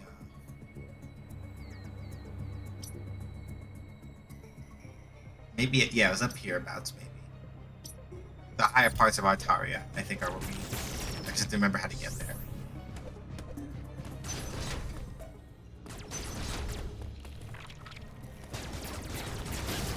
I just gotta remember how to get up to the higher parts of Artaria, and I think we should be okay. Can't go through here because you can't slide underwater. And the thing is that, like, and I've been watching a lot more like design analysis stuff about, for example, the older Metroid games. And the thing is that, like, Super Metroid itself was also to a certain degree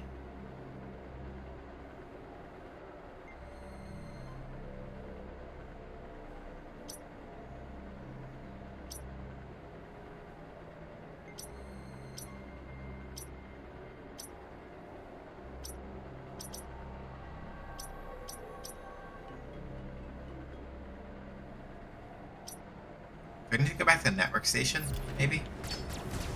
That might be it. Because that might be why one of those doors is sealed. Because I haven't gone back to talk to Adam yet about that since getting that. But I don't know if I can get back to this network room. I think I can, but I'm not sure if I can. Because of the way that height, I think looking at how high that room is, I think it might have been one of the rooms where I have to do a big drop down and I can't get back around. But I might as well go take a look and see if... I might as well go test that assumption. I don't quite remember the layout of that room off the dome, but I feel like it's that one big room with two exits, and I don't think I have the height to climb quite back up yet. So yeah, this one. This is what I was worried about. I can't jump high enough to get back up. So right, the question is, how did I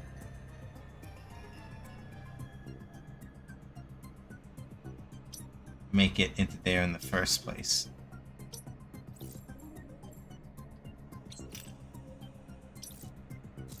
Anyway, I'm probably just having a brain fart and I just forgot. So I'm gonna go look over there and see. Oh, the first time it was because that wasn't there. That's why. And now that that is there, I can't quite get around.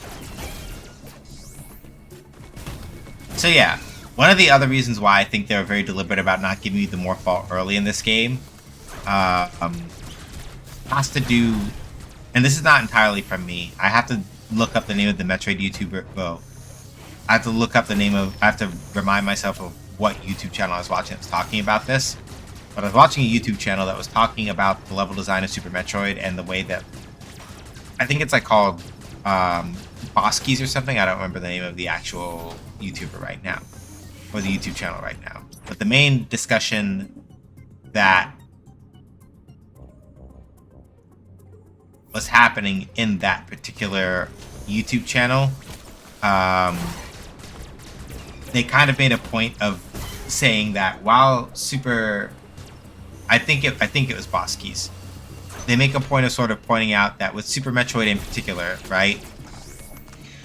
It is as open a game as it has a reputation for, but a lot of the stuff that, like for example, Metroid Dread does,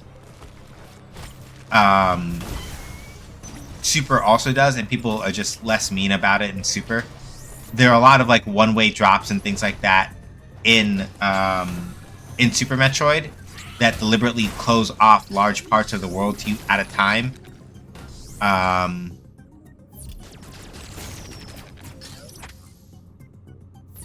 And keep you from doing a lot of like fucking around in spots where you're not supposed to be yet. Too early.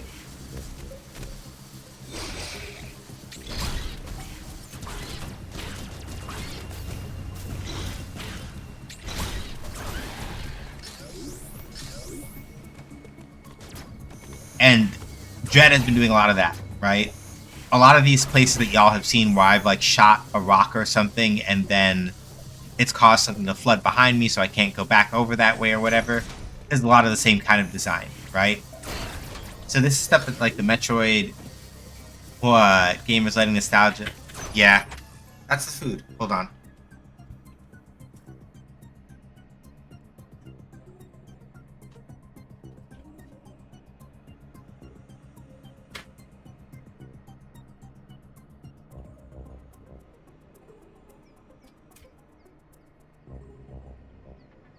But yeah, right?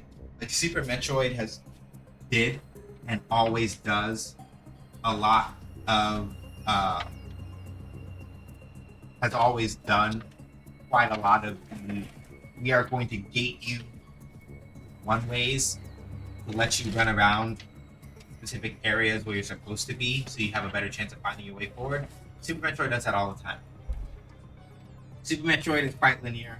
If you don't try these specific game mechanics, maneuver to places you aren't supposed to be able to get. Yes. And mainly the thing is that a lot of Metroid fans tend to resent the other Metroid games because to a certain extent the other Metroid games tend to be a lot tighter about how much of that you're allowed to do basically. Super Metroid is very loose about it. Zero Mission is um, Zero Mission is more permissive than Fusion, but not quite as silly about it as Super. Other M is very tight about it. This game, I want to say that I haven't studied a lot of like the Metroid Dread speedrunning and sequence breaking tech, but with Metroid Dread in particular, it doesn't have no sequence breaking, but it is a little bit less than that. There are ways where there are very specific spots to do sequence breaking things. So you can kind of set it up in that sense if you know what you're looking for and where to go. But yeah, I would say probably Super is the loosest one, and for better or for worse, because of the way that certain people are, they have a bad habit of measuring how Metroid a game is by how much it allows you to get away with. And I have thought about that, but let me go pour out some juice real quick, and I'm going to come back and we'll talk about it.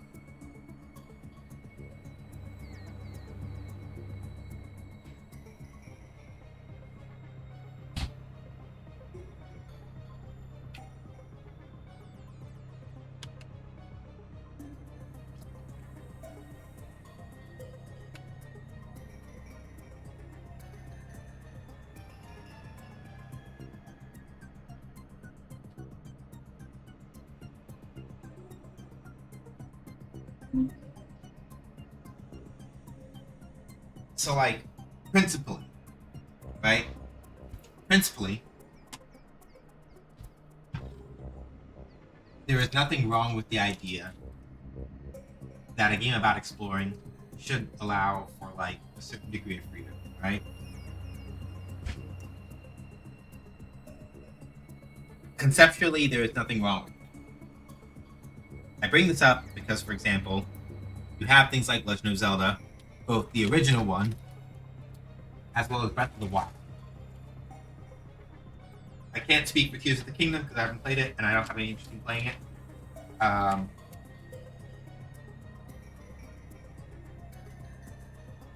Breath of the Wild in particular, a lot of people, not me, but a lot of people, were overjoyed at how basically, right, in Breath of the Wild, the world is your oyster. If you are clever enough, resourceful enough, goofy enough, there are so many absolutely ridiculous things you can do in Breath of the Wild. You theoretically shouldn't be able to do them. And that's great. And I respect that. And I think that's cool. But that does not inherently mean that being able to do that in every single game about exploring is automatically the superior way, and if your game doesn't do that when you're a game about exploring, it means you made a shit game. It doesn't always map like that, right? I want to point out, especially with Breath of the Wild in particular, that the Great Plateau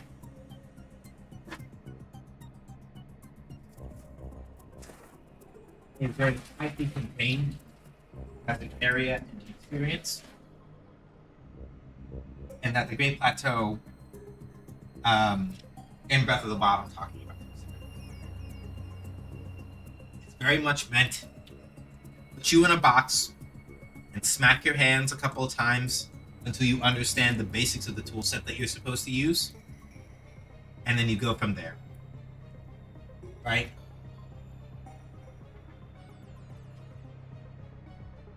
I bring all this up because one of the things that I think tends to principally work against the way that a lot of people talk about Metroid sometimes, reasons why, for example, people are very unfair, less unfair than they used to be, I think, but still pretty unfair toward Metroid Fusion, as one example, and how they say Adam talks too much and he tells you too much exactly where to go and blah blah blah, is because people have sort of misunderstood conceptually this idea that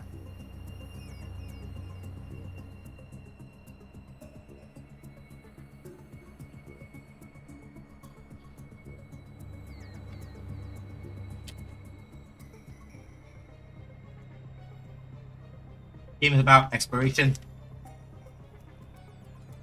that means that there should be no guide rails, right? And the thing about this sort of line of thinking is that it is fallacious.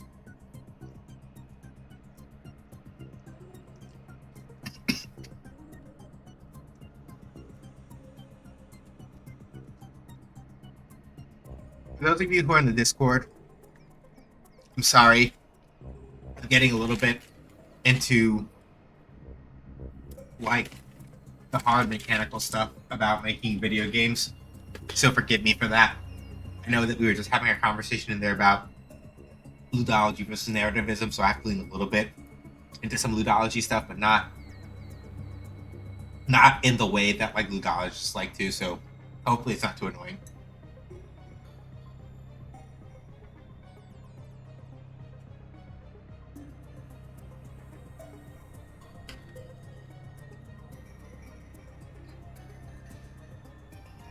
The main purpose of constraints in video games, or just games in general, right? The main purpose of constraints in games is to try to get your audience to really learn how to rethink about things, right? It's to get them to consider the tools that they have at hand, and from the limited tool set, exactly, this forces creativity and problem solving, right? You have this tool, figure out how to use it for this situation to solve this thing, right?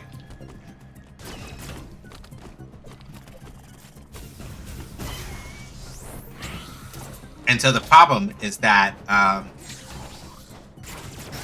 that's the thing about Super Metroid in particular, right? The thing that I think that Super Metroid did really well, in a very lightning in a bottle sort of way, that Super Metroid in particular, right?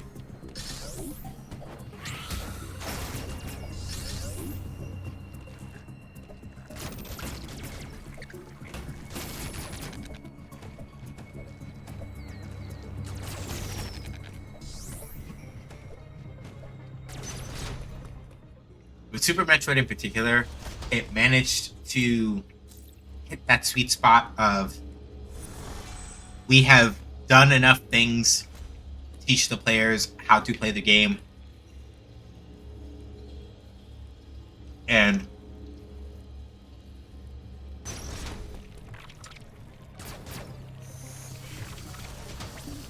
we can just let you fuck around and wander for a while and figure it out, right?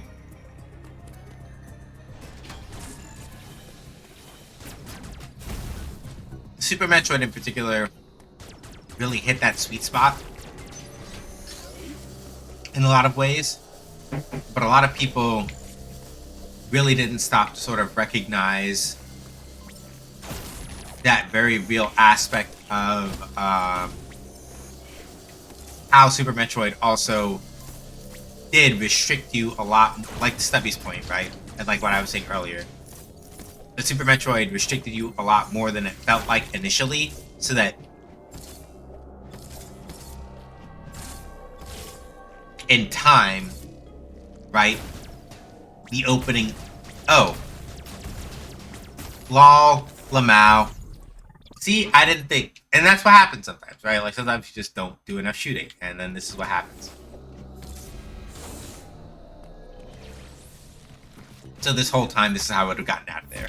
LOL. Haha. I'm such a doofus. I was running around in circles for like no reason. All I had to do was just shoot a little bit more in order to get higher up.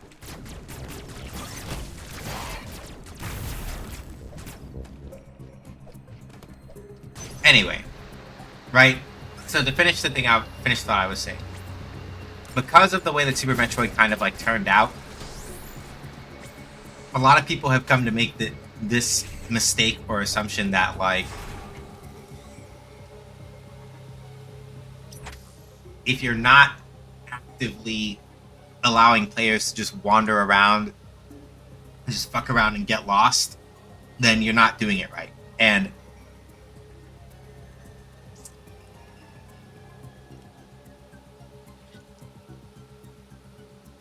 games about exploration do not always mean that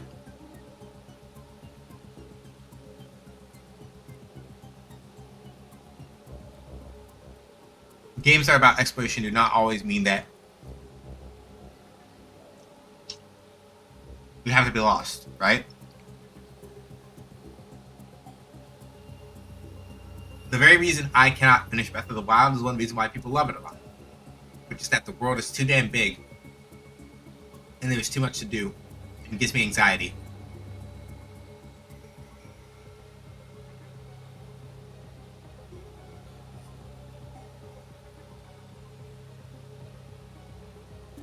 I'll elaborate on that for everybody once ads are over.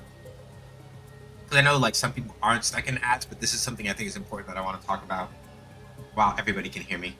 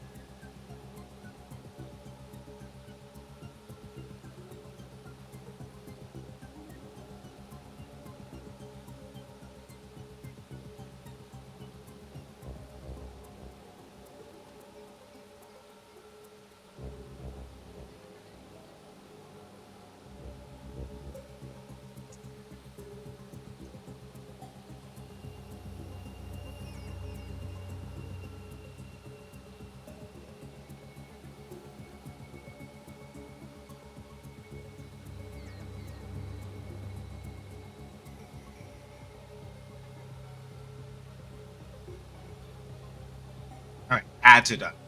Cool. So I'm gonna roll back a little bit. First, because Lynn mentioned that there are two Super Metroid 100% routes that are both viable and both neck and neck for time, which is cool.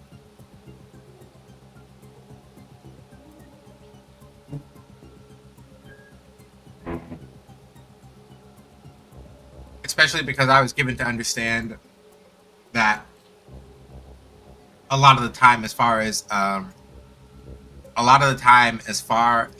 Super Metroid is concerned, my understanding,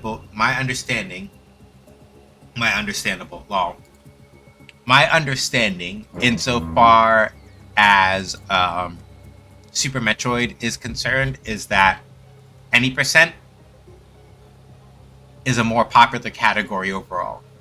For people who don't know what that means, for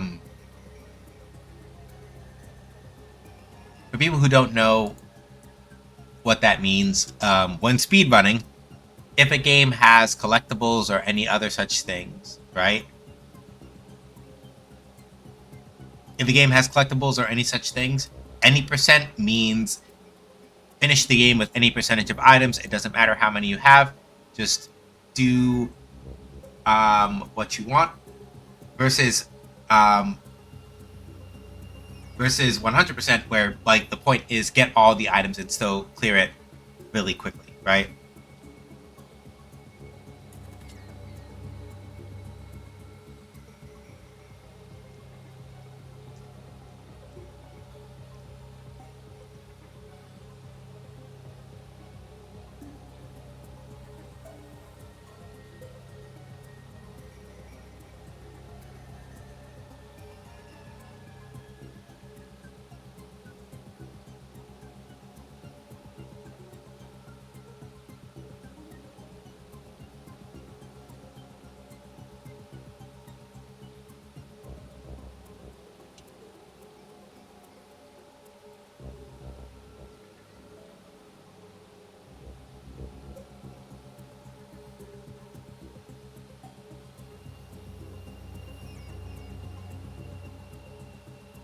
Right?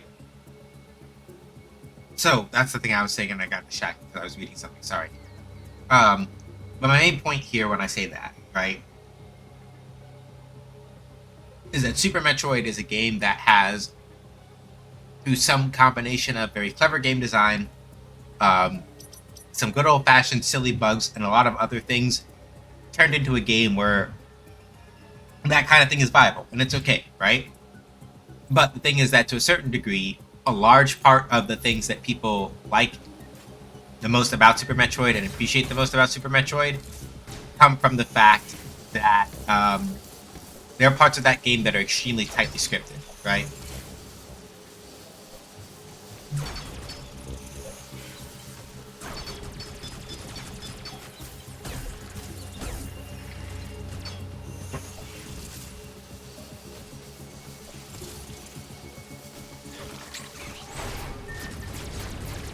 Okay.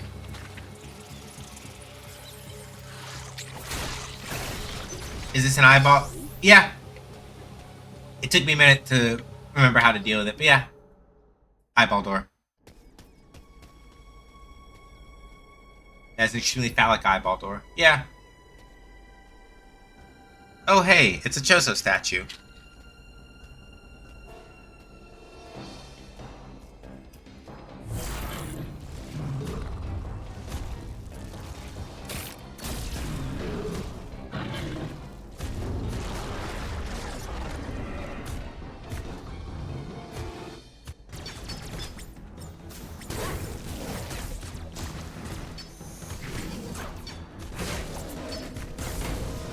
Hang on.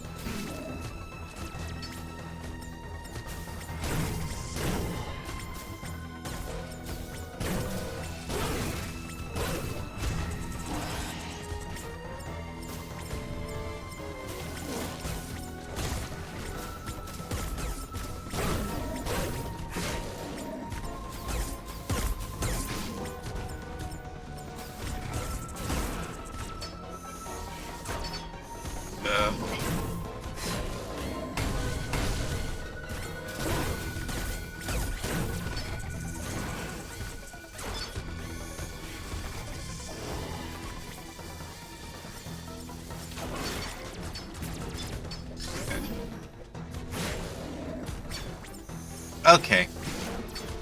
I see what I am messing up there slightly.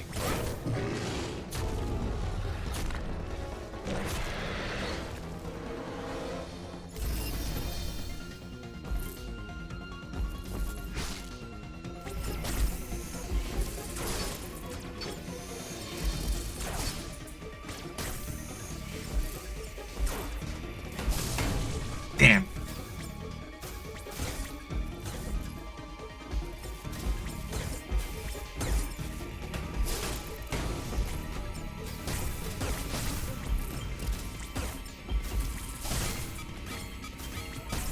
Yeah, I might beef it here.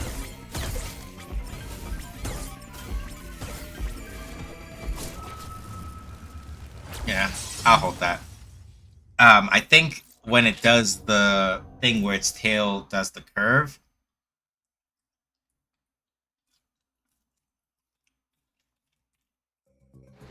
Oh, right.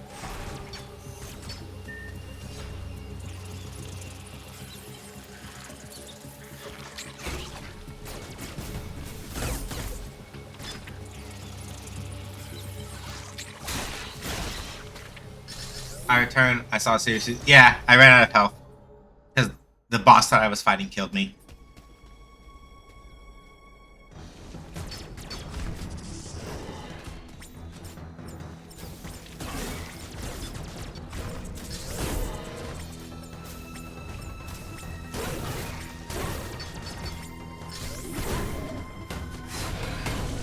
Okay.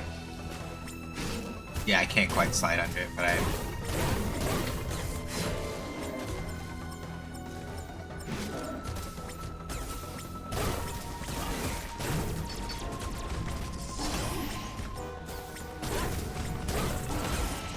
So when it does that, I'm supposed to jump. And then when it does it, when it curls its tail like that, I think I'm supposed to move forward a little bit so I can like actually get closer to it on the underside, like this. Yeah, like that. Like that. I just messed it up the first time because.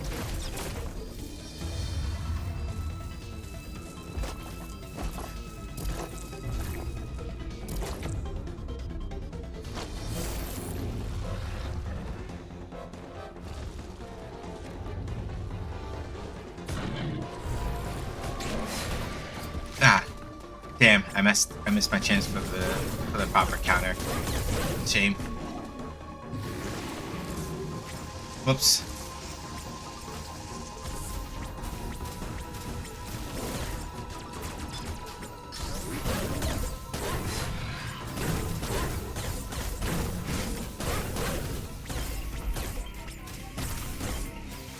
Alright.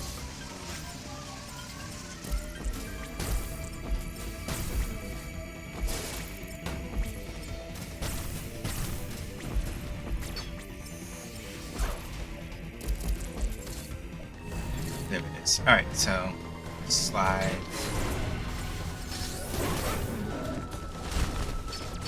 Oh, missiles.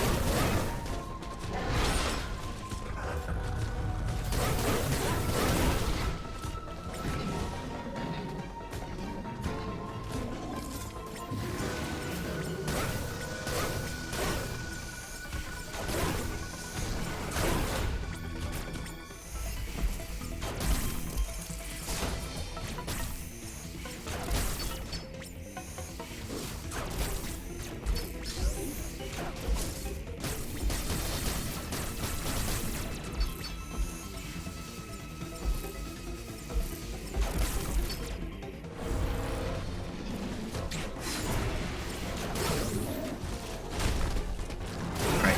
There we go.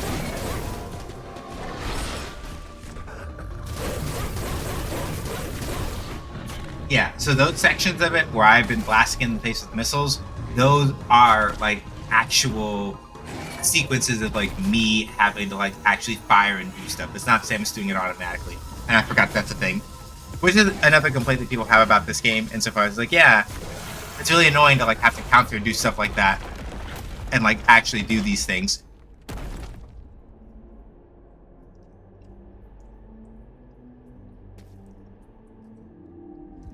Yeah, same as body language. That stuff I taught, like, y'all saw, right? She didn't say shit while getting ready for the kill shot. She's like, alright, just gonna.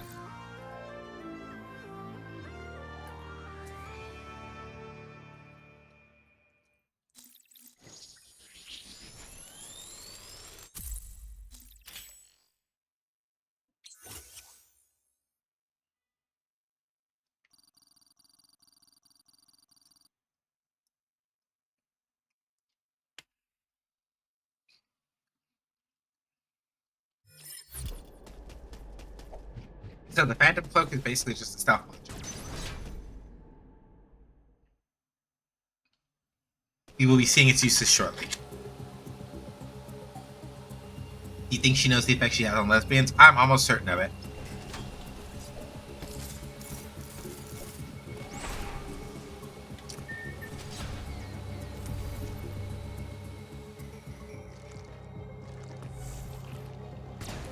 So now, all these doors that have previously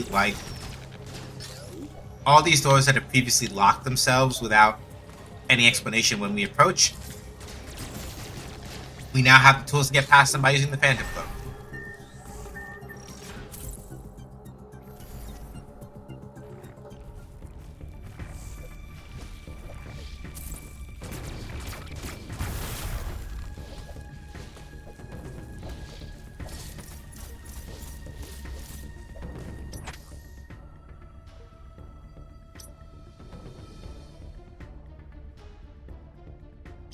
Alright, both of these rooms are superheated, so we don't want to go into either of those.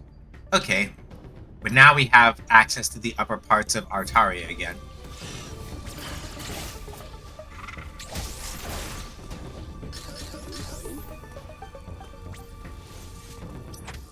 But we don't want to, we can't really fuck around too much up here just because there's like not a lot that'd be helpful.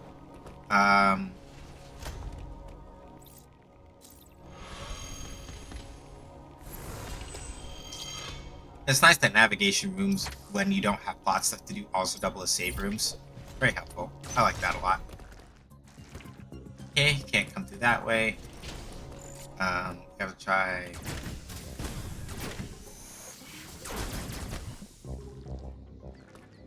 Okay, can't go that way. That's fine. I think no, because that looks like it's a narrow spot. What other Phantom Cloak doors are there, if there are any? Sensor lock doors over there.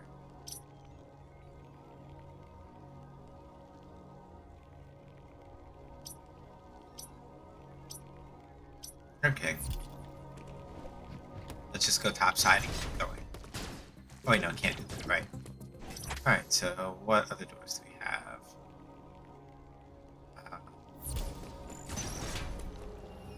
Alright, well, fuck it. We got a FAFO, I guess.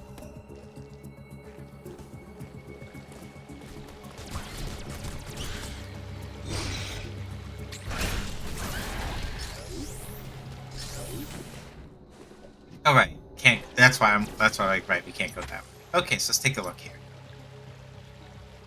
No, I'm wrong. There is another sensor lock door over there. So let me just mark this and flag it over here.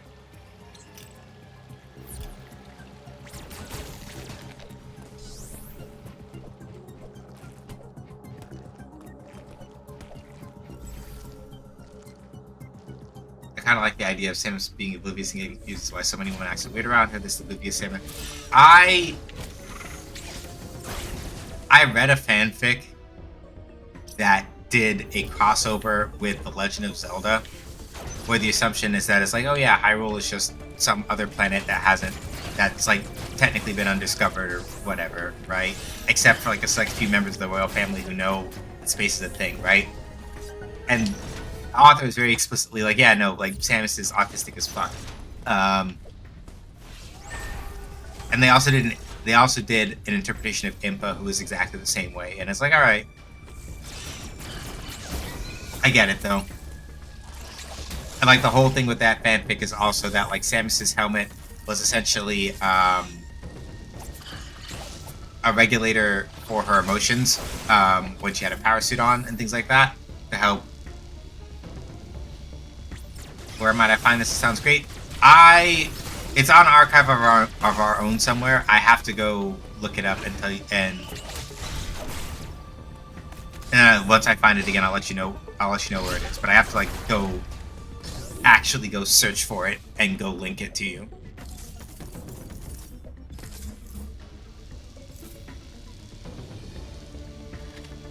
But yeah, the main thing I was getting at before is that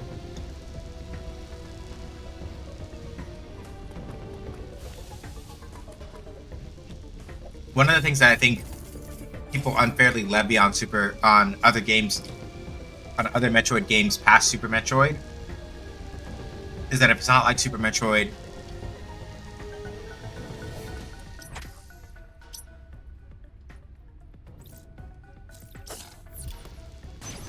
in all of these expected ways, then Nintendo has failed, or whoever else has made this thing has failed, right?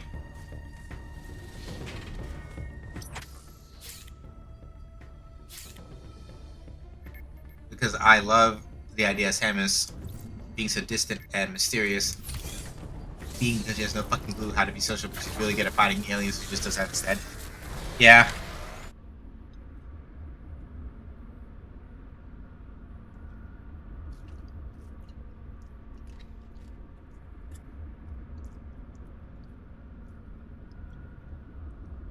But to finish my main point, you're not wrong. But to finish my main point before I forget it, and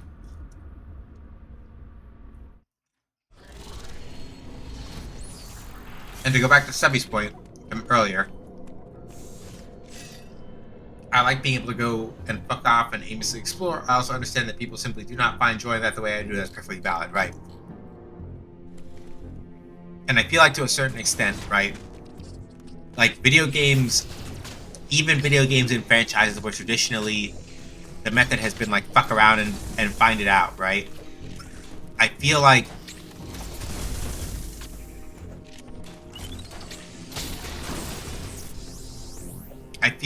even in games where that has traditionally been sort of like the way that things are, I feel like it is both limiting and unfair.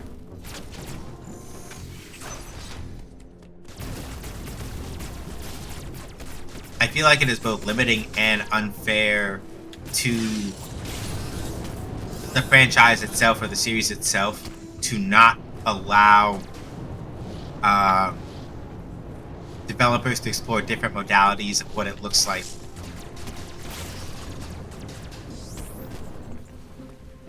To allow or disallow that in different extremes. You know what I mean? And so, like, this is one of those things where, this is why I'm like, a lot of the time, I feel like people are, again, and back to like Lynn's point earlier, the fact that there are like 2 Super Metroid 100% runs that are both viable for a pretty good time split in a game where the normal tendency is to really stick to any percent runs as opposed to 100% runs. That's good, right? CPR appears to be powered by thermal energy. Magma is pumped from the planet's interior and routed from there. I have located the central routing system for the magma. It is here in Cataris. Samus, your current suit cannot protect you as you explore Cataris. The extreme heat of the lava is too much for it. Under no circumstances should you enter high temperature areas. I know the shuttle somewhere above here. Use it to find a path forward. There is one other thing to discuss. It is your new Phantom Cloak ability. The Phantom Cloak prevents the enemy from detecting you. Thus far, your only option was to run. Now, bypassing them is also an option. Use this to reach your objective. Note that using the Phantom Cloak severely decreases your mobility, and direct contact with an enemy will still result in capture. It is up to you whether to hold your position. Just be aware of your surroundings. The Phantom Cloak is useless. Once an enemy sees you, you will need to evade capture until it gives up pursuit. The Phantom Cloak can remain active after your aim has been depleted. It will consume your life energy instead. Consider it a desperate measure. Remember, it cannot drain your energy down to nothing. Judicious use of this technique will improve your probability of survival. Right. That's the thing I was saying, right? You have to allow developers to explore different modalities of how much guidance they want to give you versus how much guidance they don't want to give you versus all these other things, right? And so the thing that I think happens a lot as far as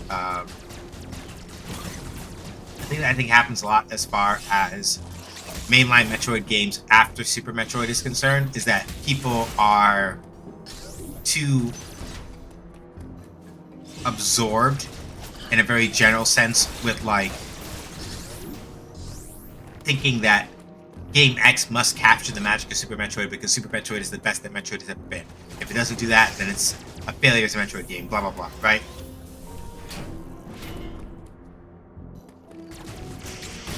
And these things aren't fair, right? This is something that I've said already on the stream beforehand, but that I think is kind of like just important to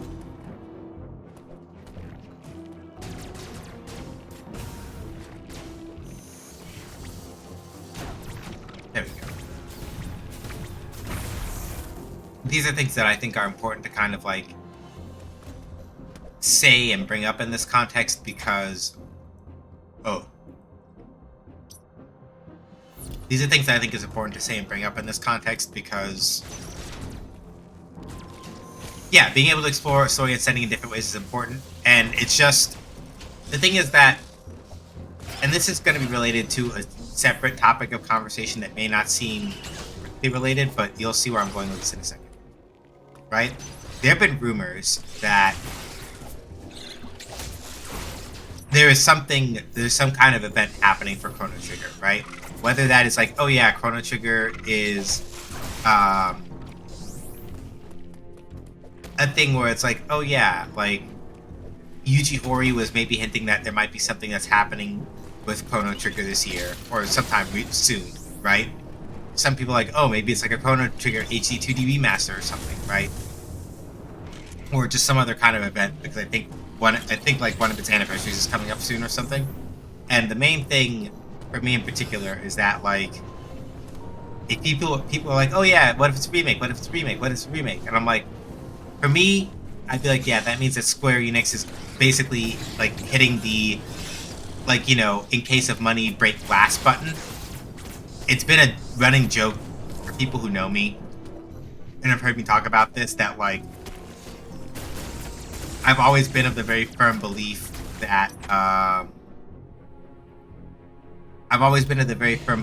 that basically speaking, Square Enix will give us a Chrono Trigger remaster or like an HD 2D version of it explicitly when they need to make money because they know people will buy that shit in flocks, right? And while this does, and I admit that this sounds like very like cynical of me to say it like this, one of the things that I think is important that I also think that people really and truly sort of don't understand about the implications of a remake like that is that no matter how they feel or what they want from that remake, right, it's not going to give them the thing that they want necessarily because, and this is the critical thing, this is the thing I think is like really important to sort of like really talk about for a second. So you'll forgive me for like getting into my bag in this for a second. Akira Toriyama is dead. The dream team of Chrono Trigger was Yasunori Mitsuda, Masato Kato, I can't remember his first name, but Tokita, who also worked on Live Alive prior to Chrono Trigger, right?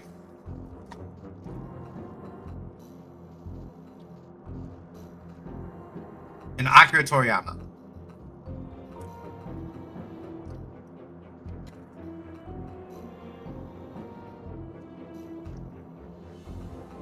They were like the core members of the dream team that formed Chrono Trigger.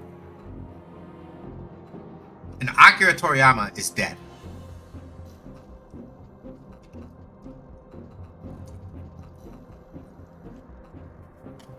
I respect the man immensely. His work was deeply impactful. He is dead. And I say that because that inherently means that the remake, if there is a remake, if there is an HD2D remake of Chrono Trigger in the pipes or whatever, right? It's not going to be the same thing. Because he's dead. And even if he wasn't dead, if Akira Toriyama was alive right now, and they did bring him in on a Chrono Trigger remake, right? I need you all to understand that it has been, if not already 30 years, damn near 30 years since Chrono Trigger was released.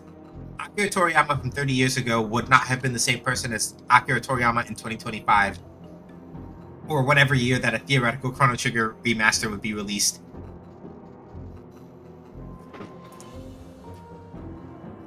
Not the same human being. You can't cross the same river twice. And all of this is relevant to Metroid because I think that people keep expecting Nintendo or Mercury Steam or Retro or whoever works on it to recapture everything about Super Metroid that people love about Super Metroid. And that is an unfair expectation, in my opinion. That is an unfair expectation to put on anybody. That is not an expectation that you should be allowed to put on anyone. Because the world is not what it was when that game came out. The people who are working on it are not the same people who are working on whatever game came out after that point are not the same people that are working on the game as they exist now. You have to. And this is the part that is, I think, going to continually kind of like be a point of contention. That I think a lot of people are just going to have that. A lot of people choose to like willfully misunderstand, and then a lot of people just choose not to think about because it either never occurred to them or it never mattered enough for them to do in the first place, right? Like, the world is different, the people are different, the game is different, time is just different. Everyone's perspectives on the world is different. Like, you're never going to be able to recapture exactly, like, yeah, a game is a product of those who make it, and they are a product of the world they live in. Exactly. Of the time, of the place, of the circumstances, all of that. And that is always going to, one way or another, weigh on the... Like, even with Metroid Dread, this is true, right? A lot of the parts of Metroid Dread that are sort of like... A lot of the things about Metroid Dread that are, in some ways, like, sanded off or that feel a little bit rough or unfinished or whatever, those things are reflections of the fact that Mercury Steam's working environment was kind of shit, right? And that the end result of that had very specific impacts on the way that, like, Metroid Dread as a game ultimately unfolded. These are things that are true, and these are things that are always going to be true, right? And it is more intellectually honest to be able to admit to that, and therefore to, like, look at these things in their context like that, to a certain degree, right? Because, like, this is the tricky part, right?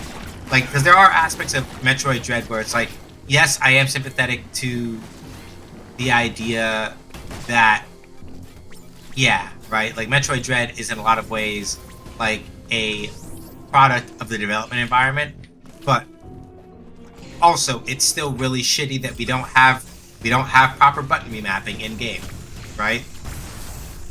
Like, as sympathetic as I am to what must have been a horribly punishing development cycle based on the things that I understand about what's been said about Mercury Steam and all that, yeah, those things are still true. But also, Metroid Dread is not a game that should not have the ability to remap controls, right?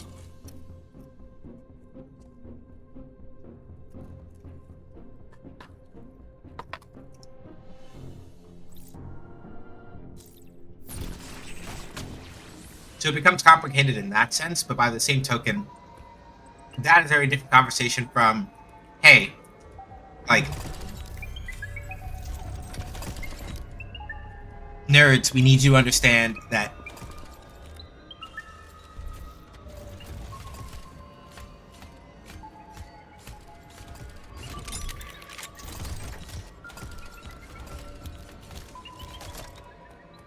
oh, this Emmy can fit into tight spaces. Oh, that's not gonna be fun.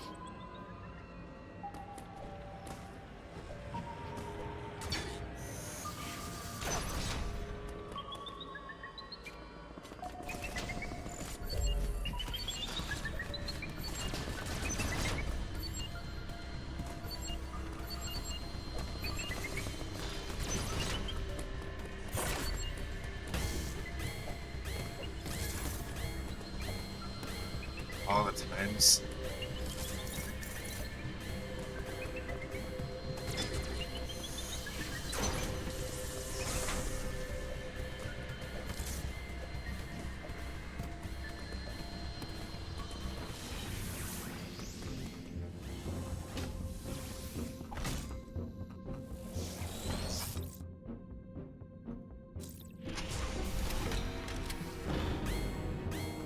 So yeah, right? And this is why I try to be careful when I talk about specific issues that I might have with Metroid Dread. Right? I try to not frame them in terms of like, to the degree that I can. I try not to frame them in terms of like, well, they didn't do it like they did it in Super, and so this is bad, right? I don't believe that that makes any form of like substantive or useful evaluation of this game as a game, right?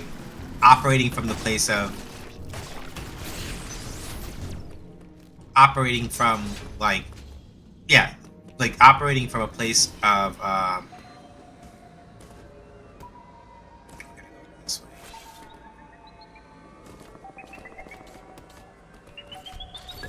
Ah, fuck.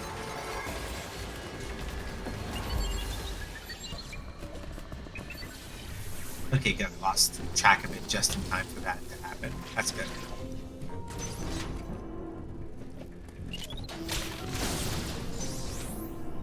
Agreed. When game dev or any creators make games art, they're putting in work into that art itself, even if the art itself is made art. Yeah. Right.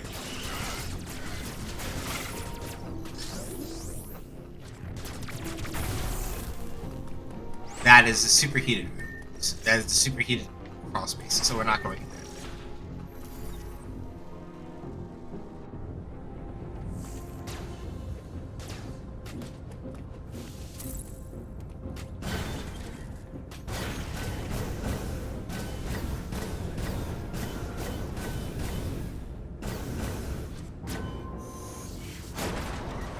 Oh, there we go.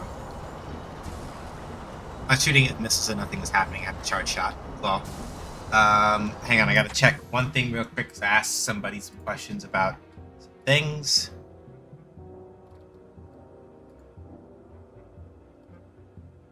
Okay, guess that question is answered. All right, cool. Not worrying about that then. Okay, cool. And I'm just gonna buy it.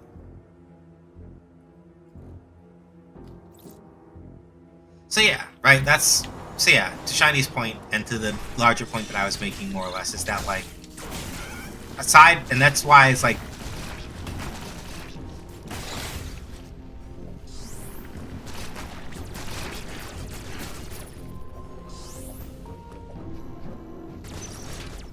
I should have said impalement rather than needle use, because that's actually what that is. And I missed. There we go. It's off. Alright. But anyway, right? My main point in all the things I've been saying, more or less, is just that, like, a lot of the conversation around Metroid Dread was framed in a lot of the ways in which it's not like, a lot of the ways in which it's not like the older games, and a lot of the ways in which it is, and for a lot of the ways in which it's not like it, I feel like people are extremely uncharitable in the same way that a lot of people are uncharitable about the way that Fusion is not the same as a lot of the other Metroid games, right?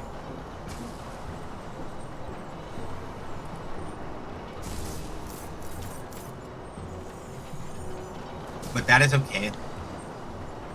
And that is something that these games should allow it to be, right? It's for the same reason why... It's the same reason why, while you all have heard me say quite literally, even on this stream, right, that I don't like Breath of the Wild, notice distinctly that me saying I don't like Breath of the Wild is not even me say is also not me saying something foolish like Breath of the Wild is a bad game that shouldn't be played and people who play it are losers. I didn't say it. I didn't say all of it, right? First of all, because like I don't say too much like that because I'm not some I'm not like a white tryhard fanboy, but like sorry I had to take the shot. But also just because very generally like I understand that one of the things Nintendo was trying to do with Breath of the Wild, much like how to Shiny's point earlier, right? Pokemon Legends AZ or ZA, sorry. Pokemon Legends ZA is also doing something very even with like the Legends formula that Legends Arceus started, Legends ZA is also doing something very different too, right? Like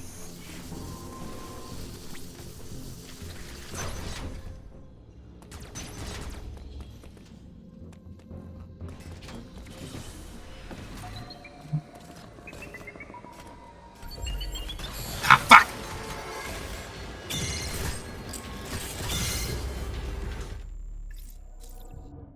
Damn it!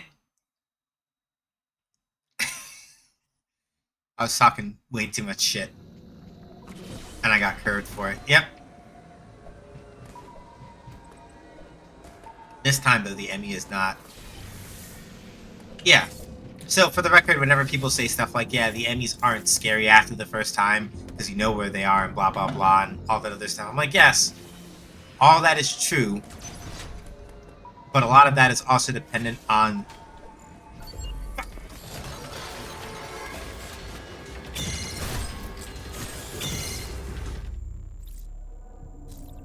not getting fucking caught. Also, the Emmy timing has a, as far as I remember mechanically, the Emmy timing is also set up to be slightly variable every time you run into one, so you can't necessarily always reliably stop it from catching you every single time. Yeah, like people are like, yeah, the Emmys aren't scary after the first time, and they're only limited to like one zone.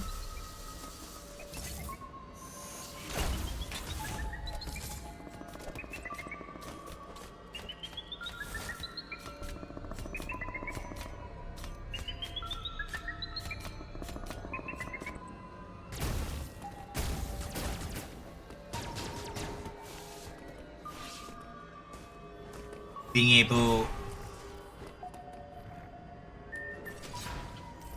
to avoid them and not freak out in situations like that is also learn skills and people mistake. Yeah, and even if you know, right, or even when you know, right. Like I said, while I don't remember a lot about this game, I have a pretty generally good understanding of where and how I'm supposed to move and what things I'm supposed to do as far as that's concerned, right? Like I have that, and I still have a hard time, like, doing the stuff that I need to do here, right?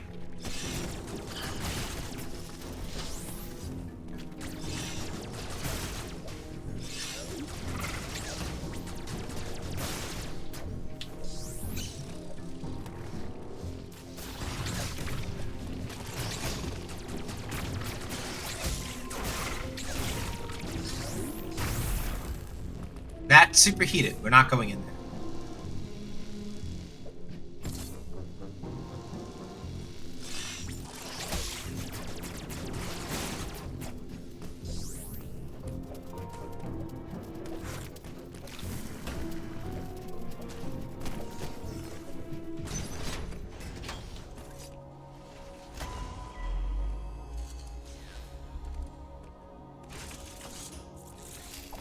Uploading data. ME stands for Extraplanetary Multiform Mobile Identifier. It can procedurally modify and enhance its own capabilities. Its ability to configure itself to fit into narrow spaces is a standard feature. Any ME you encounter will likely do so as it pursues you. If its head isn't too big. You are not capable of destroying their armor plating. This would be true even of your full capabilities. You are faced with overwhelming power.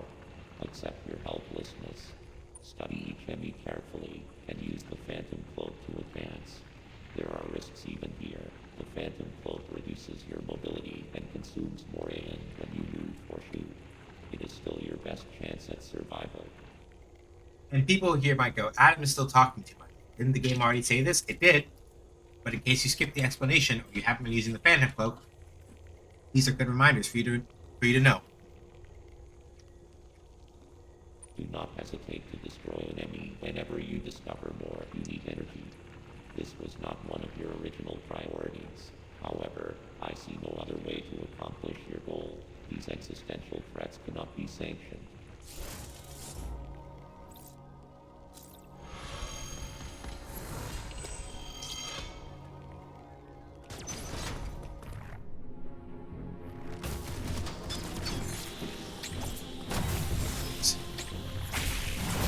There we go.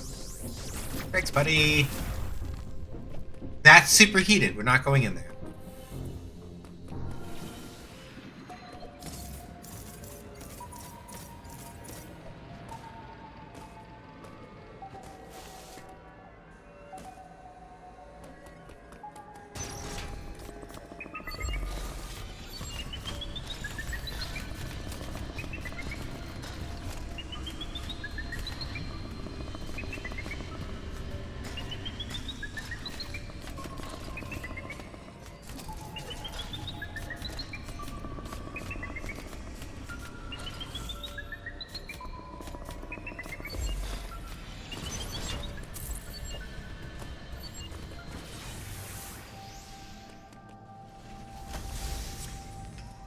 Oof.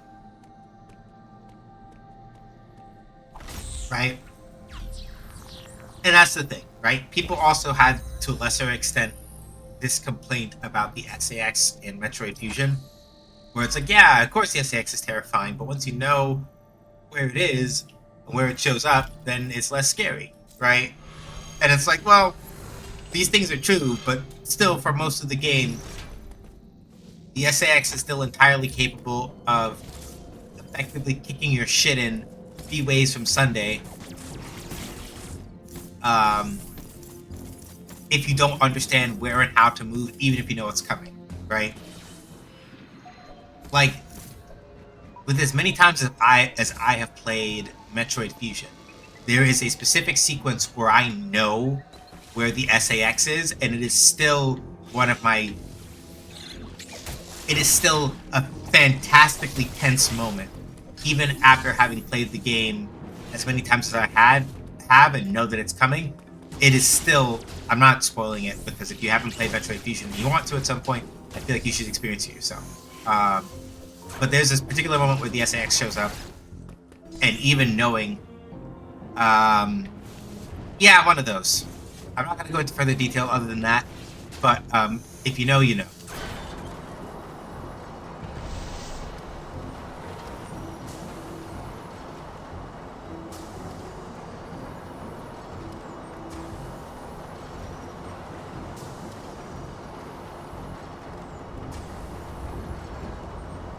Cool. One of these rooms is no longer superheated. We love that for us.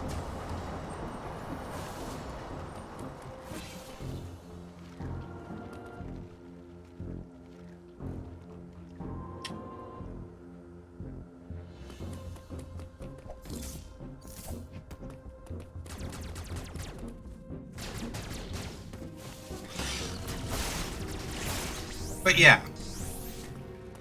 Like, even...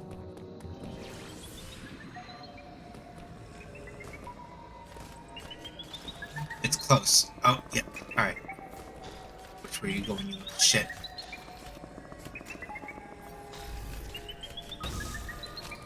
Ah, fuck.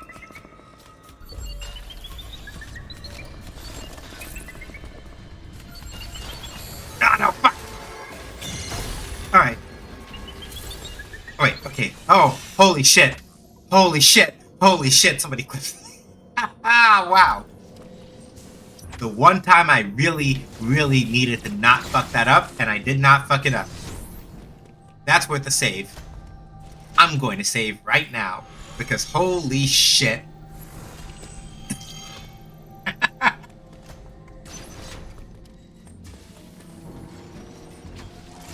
Again, like, you get 2 counter chances against an Emmy in that situation, but you really do not... You really don't want to have to put yourself in a situation where you use either of them, that is not it doesn't work out for you.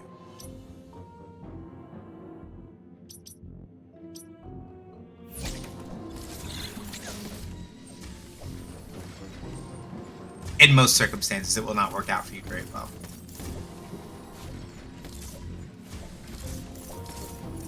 But yeah, like, that's the thing, right? Like, even when you understand the way that the Emmy work, even when you understand, like, the theoretical, oh, right, yeah, we can't get our asses through here yet.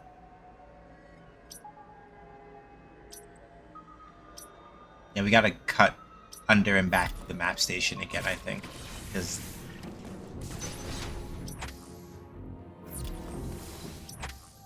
because opening up this set opens up all of this again, but I gotta see. That's the main thing. I feel like getting through that power beam door is not possible yet. I don't think. Most of these are superheated doors, and that's where the central unit is, up there. So the only question is how to get up to there.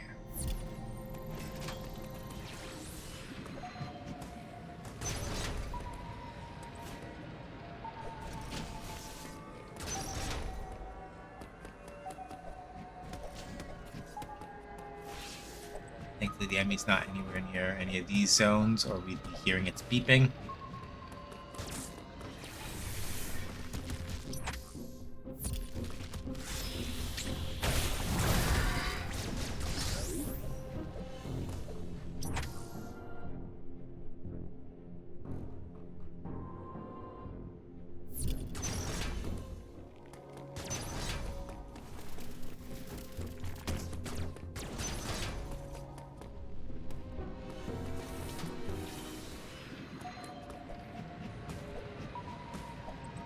Basically this above us in this room.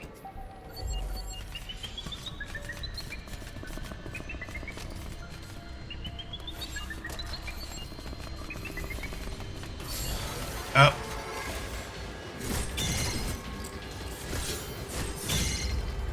Ah. So you can see Samus actually, like, move, right?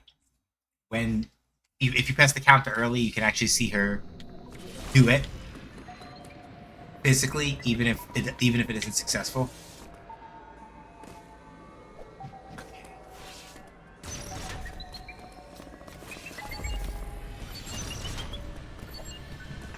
Nope, just moving and we're out. Perfect. I feel like there was probably a reason why they let us back this way. I need to just think about it first.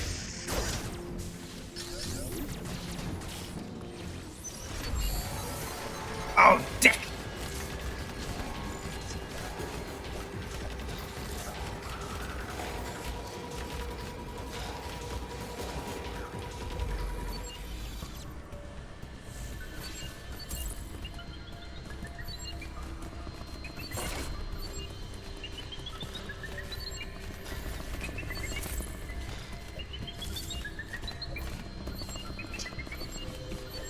Keep it moving, come on.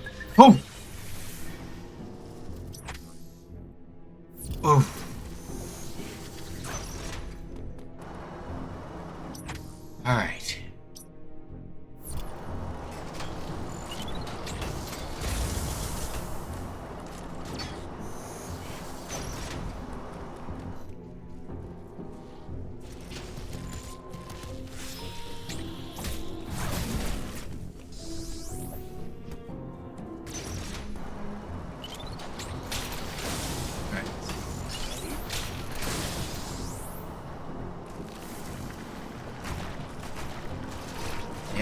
Yeah.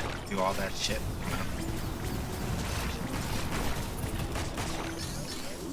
Okay, can't make it through there yet. That's fine. Alright.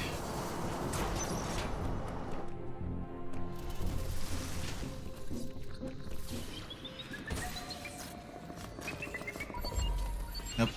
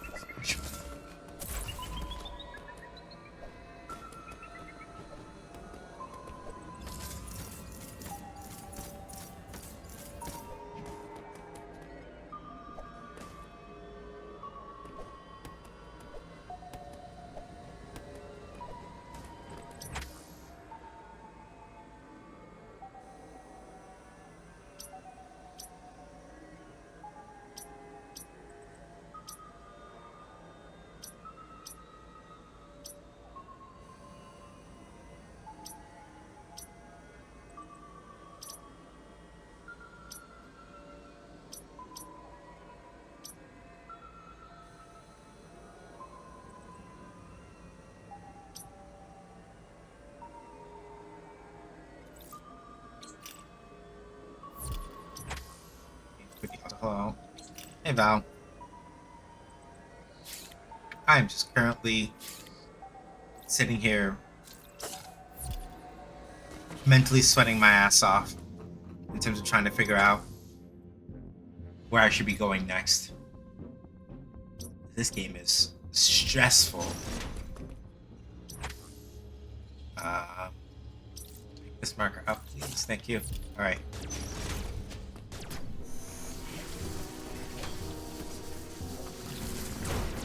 I'm pretty sure I can come this way at least once already. It's probably not exactly the right way, but I'm gonna try it. One might say you're filled with dread. Yes. Oh. I never came this way.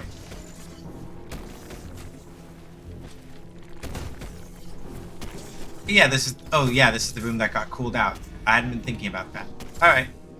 Well, cool. Unstuck. I got unstuck. Hurrah!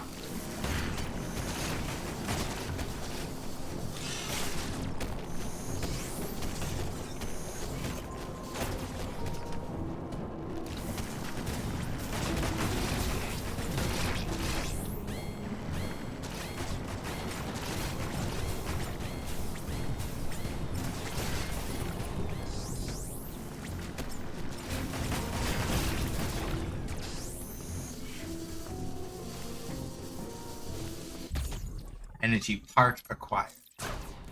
So it's not a full tank, it's just a part of one.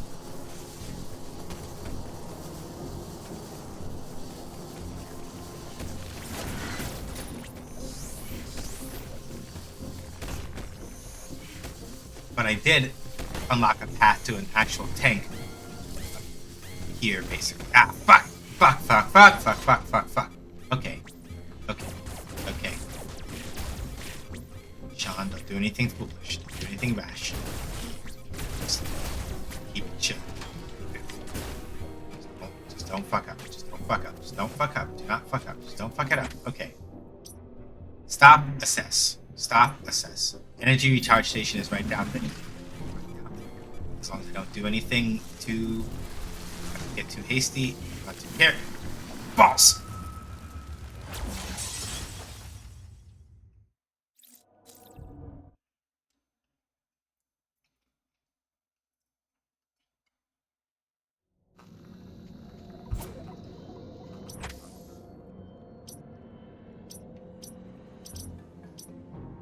Okay. I have to go back up. But now at least I know where I'm going. Yeah, literally if I'd just been able to make it down there before I'd gotten killed, I would have been good. But I fucked it up. Alright, let's be a little bit more clever here.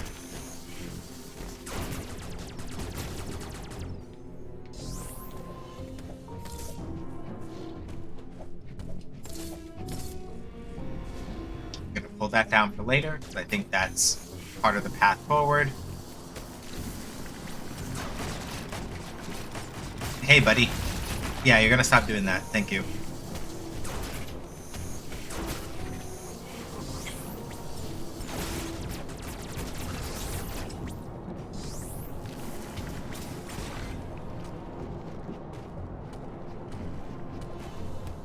How you doing, Val? Hopefully well. But yeah, Metroid Dread is a very pretty game. It looks very nice.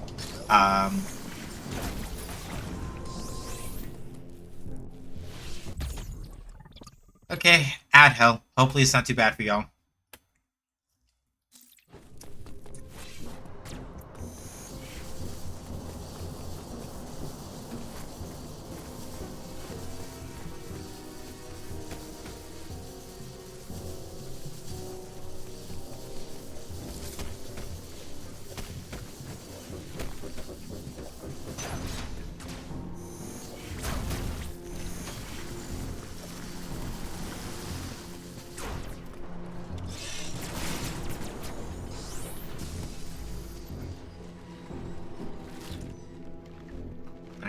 Up.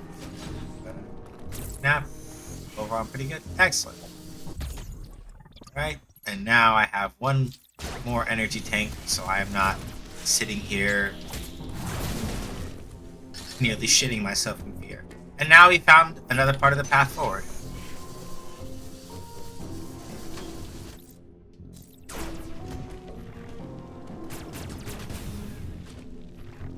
What appears to be a dead end here for now, but that's fine.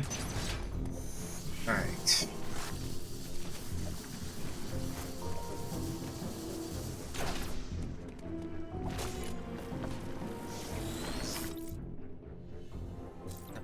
Well, that's been redirected. Alright. One part I do like about this part of the game in Dread is that, generally speaking, if you follow these heat coils,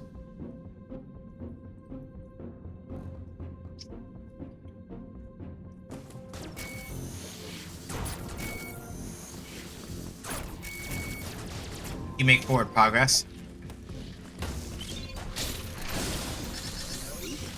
So if you're like stuck during this part of the game, mostly just follow the heat coils, and provided you figure out which direction to follow them in, you'll get unstuck pretty quickly. The part that I forgot that was causing me issues was that I had forgotten that specifically there was a part where I'd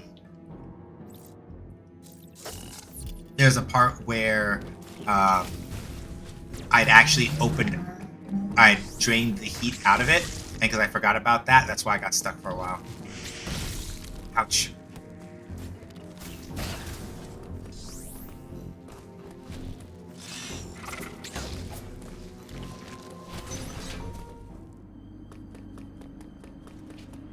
Alright, and then...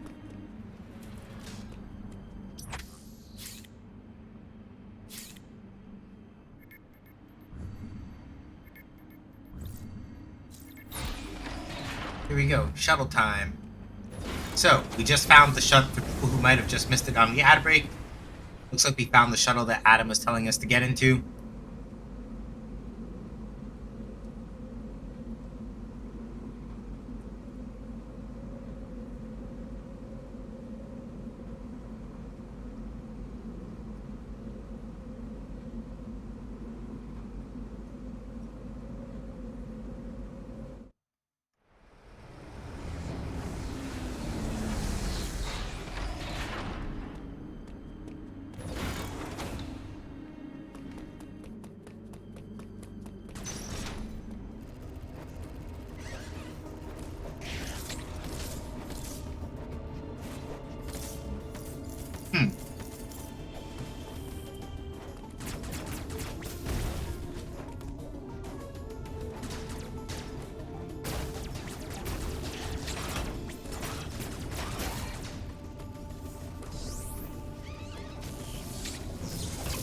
Okay.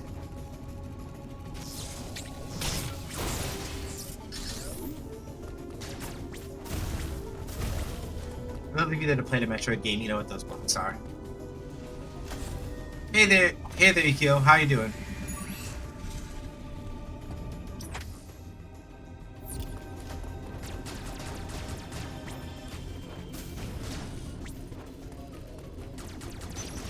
Be good, just grab my desktop.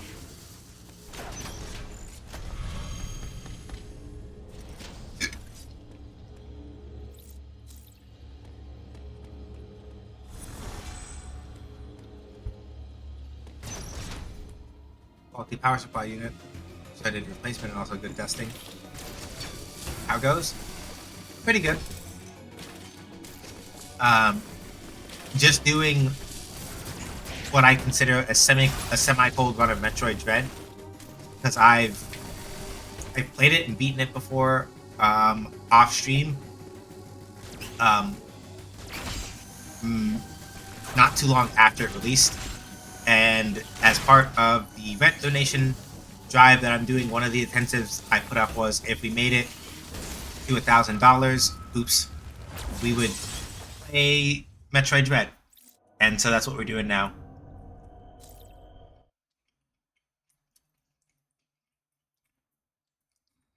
Were there speed boosters / shine spark blocks? Yes, they were. Very keen eye. Nice. It's one of my spouse's favorite games. Yeah.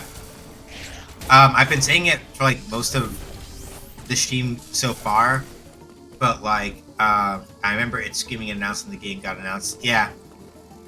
I'm glad that it likes it so much, though. For me personally, this is like one of my, as far as like Metroid games overall goes, this is easily one of my personal favorites.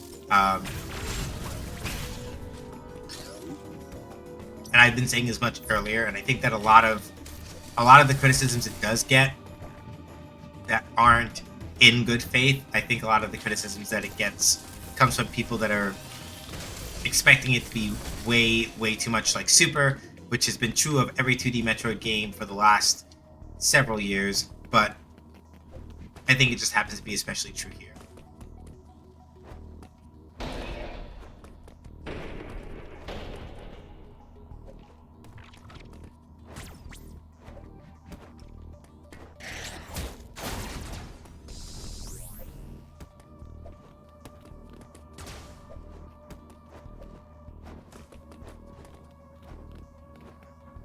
A friend of mine is also the lead dev of Dread Random, so I hear a lot about this game. Ooh, that one must be interesting. Because I haven't studied a lot of the speed boost tech and the like for not speed running tech and the like for this game. I know it has some sequence breaks and some stuff like that, just a little tighter than it is for most Metroid games. But I imagine that that friend of yours puts in a lot of work on that front. I've been meaning to play it. I'm going through the Metroid series to try and get this one. Yeah.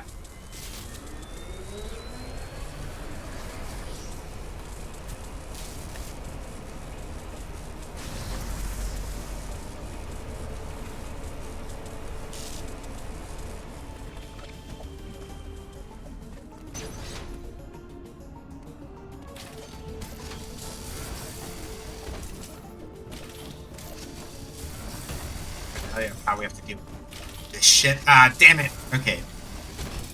Let me actually concentrate and stop fucking around. I said that and I immediately got punked. Okay, cool.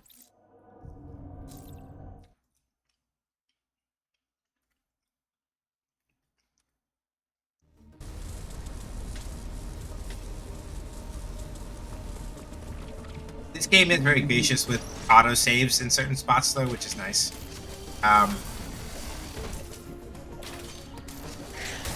Like I didn't lose that much progress, all things considered. Okay, cool. Ooh, what's this? Wide beam.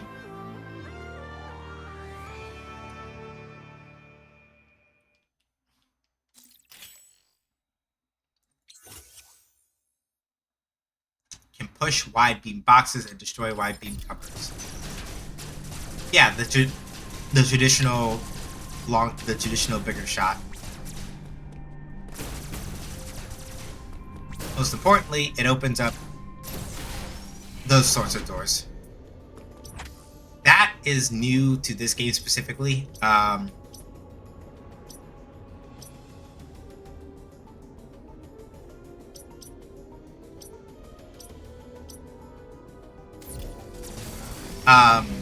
Previous Metroid games have not had a wide beam be a specific requirement for previous Metroid games have not had the wide beam be a specific requirement for opening certain types of doors. It has traditionally, for most Metroid games, been missile types and power bombs have mostly been the major ones. Oh, that leads to a superheated area. We're not going in there.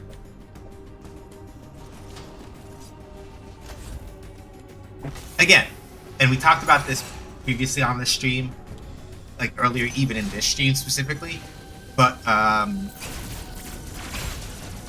like the fact that I can stop and analyze at a glance, right, whether or not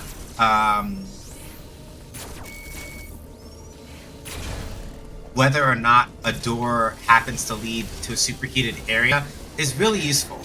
because one of the things that is there's nothing more stressful in early game Metroid if you happen to be going somewhere that has superheated areas where you go in and it's like I can't tell what the superheated area is. Shittity dick fuck. It's not a good time.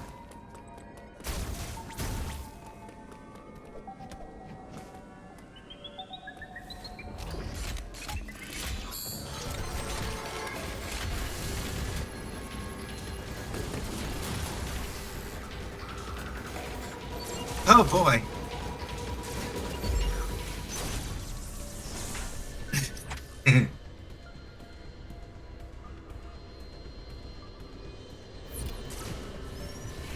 That was a fast lad.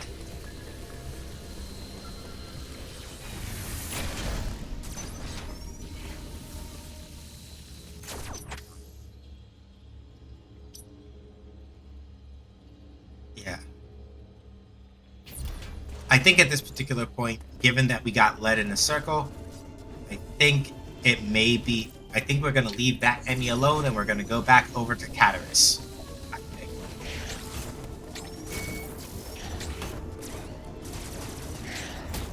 Piss off.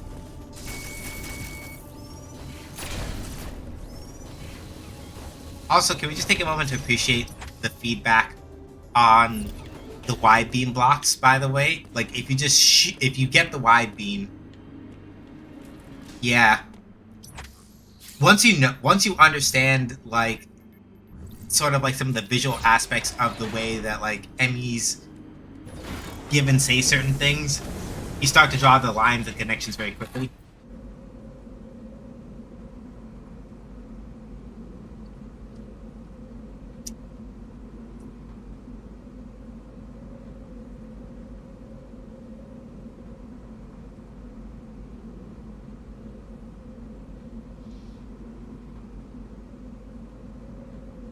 Yeah. I think Shittity Dick Fuck might be the most hilariously improvised thing that I've ever said on this channel. I'm kind of proud of it, actually. Just by virtue of reaction of going, wow, I am scared.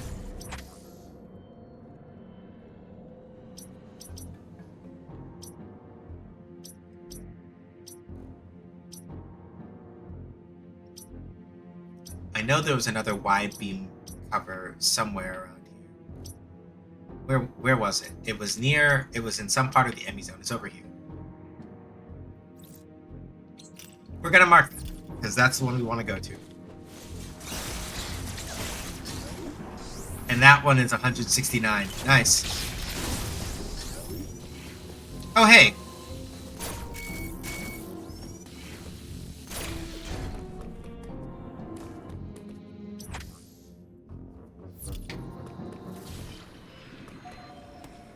Okay. No sounds from the Emmy, so it's not in this. Fuck! Okay.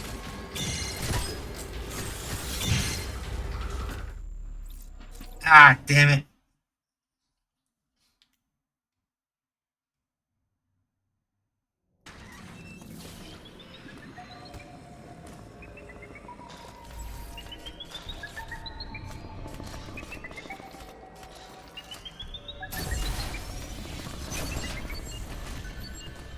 Okay, it heard me, but it hasn't locked me out yet. So keep moving.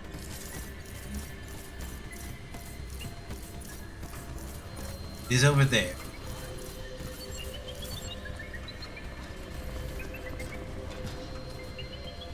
Hold completely still. Fuck me!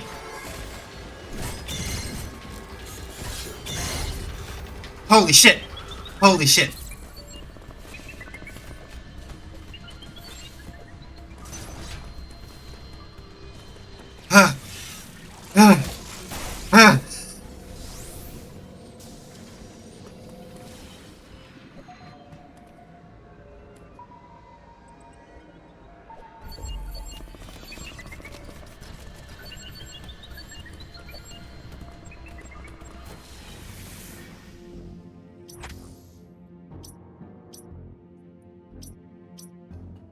Okay. Yeah. So I did. Okay. This is the tricky part. Where in the zone are you? Oh, okay.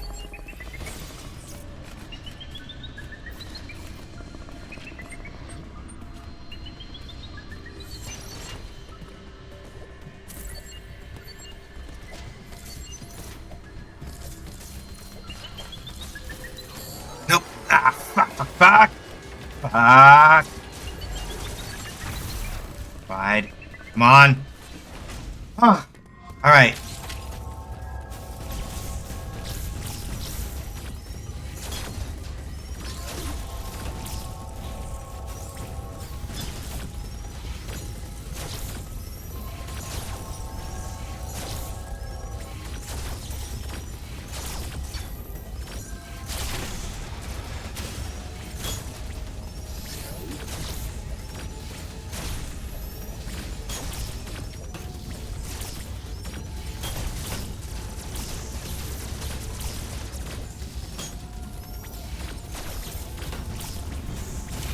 All right. There we go.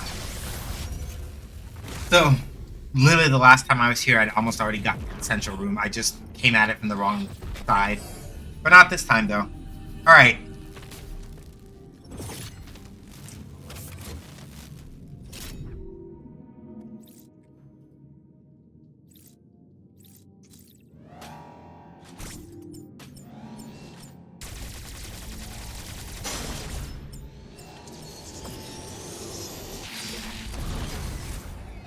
Let's just appreciate for a second that they make absolutely sure that you remember how you're supposed to kill Emmys by making you do literally the same thing to kill an Emmy to get out of the room. They're very deliberate about that. Okay, which way are you coming? Nope.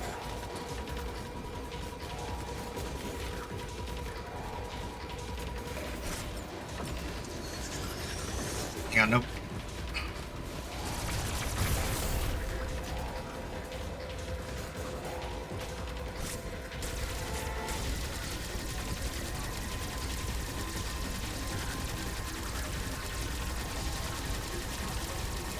Not enough time. Alright. Hold on. Alright.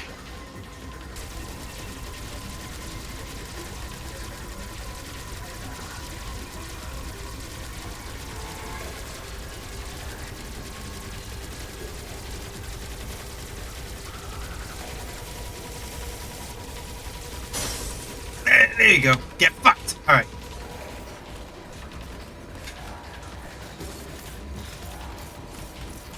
Ah, whoa.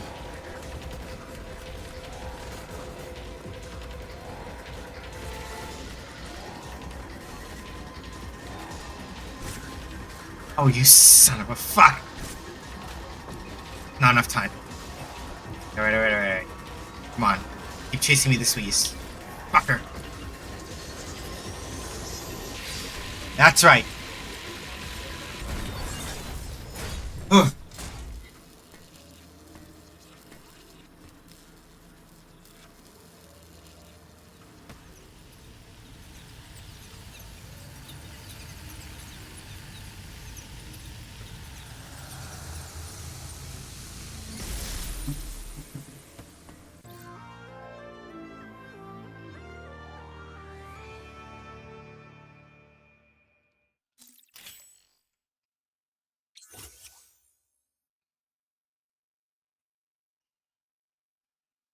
We ball.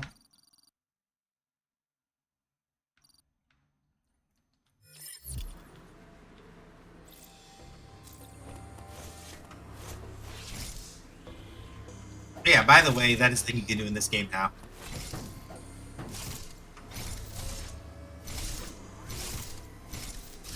Just pressing ZL while standing still brings you to morph ball form.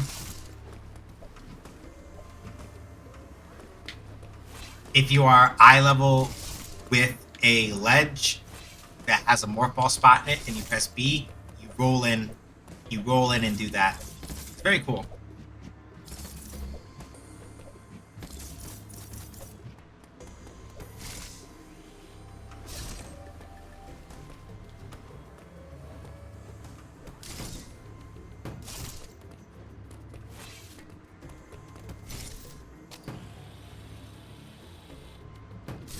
Can we spider ball yet? Nope. Spider ball, if it is a thing, is usually a distinct power up that once you have it, you know you have it.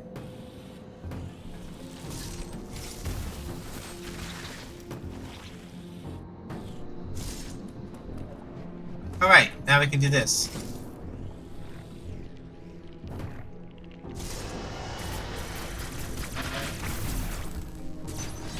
Something's going on down there.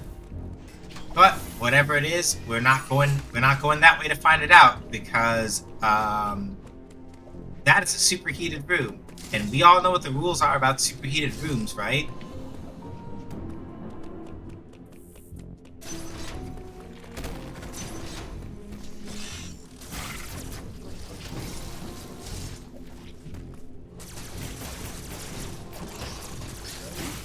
At least for right now.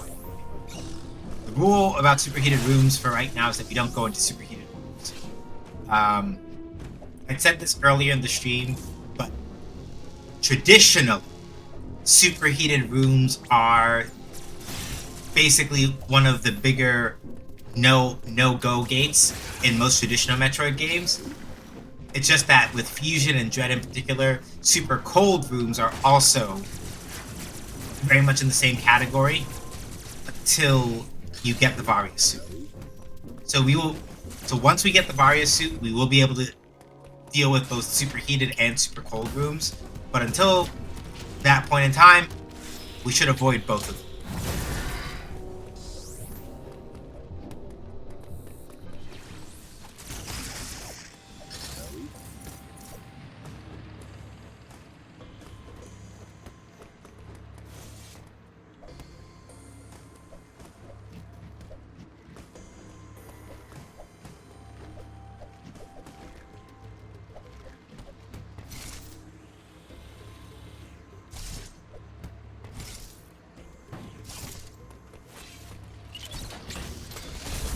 Alright, I already forgot how to melee counter. There we go. I have to doofus and press the wrong button a couple times. Okay. So now that we can morph ball, this gives us a lot of options in terms of like places that we couldn't go before versus places we can go to now. Like there's another bit of Emmy's zone down here at the bottom that we can probably go sneak through. And this is probably another one of the reasons why the morph ball took so long to get in this game, is that once you have the morph ball, traditionally in Metroid, a lot of different sorts of areas open up to you once you have it. And I think as part of some of the let's gate this down a bit and like force players to really adapt to things part of it, I feel like this was a significant part of getting that feeling correct, right?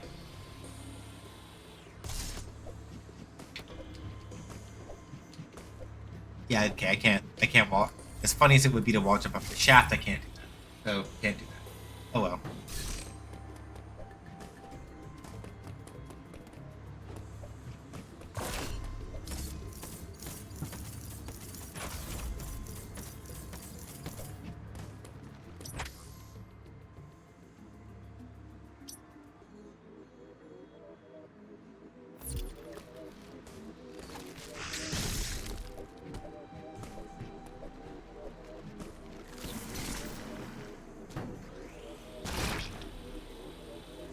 That still hit me.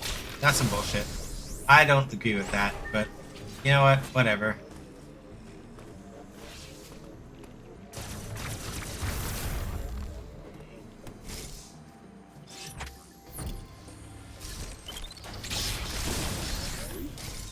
For example, now we can come roll over here.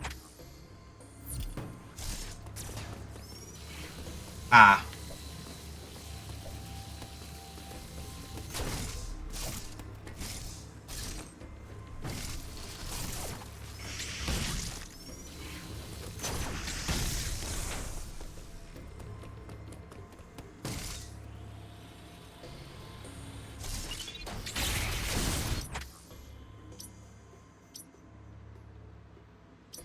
Yeah, superheated, superheated. Huh. I guess at this particular point, maybe we roll back over to Artaria and see what's up, because there were more than a couple of really thin passages in Artaria that we couldn't really get to before. And now, more importantly, right, we can come back to this passageway this way, because we couldn't have before. But I don't think I can get... I can't climb back up this way, though. Okay. So that was just like a fun little thing, but I can't actually like get back that way. So...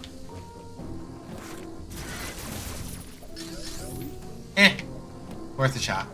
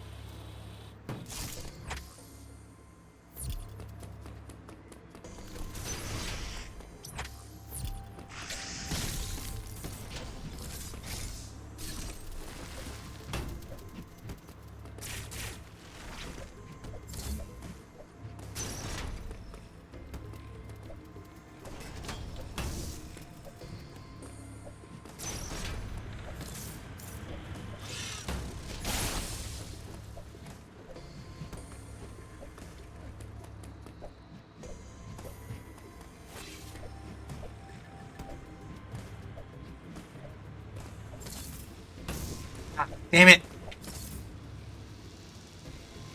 Little shit. Alright. Let's see.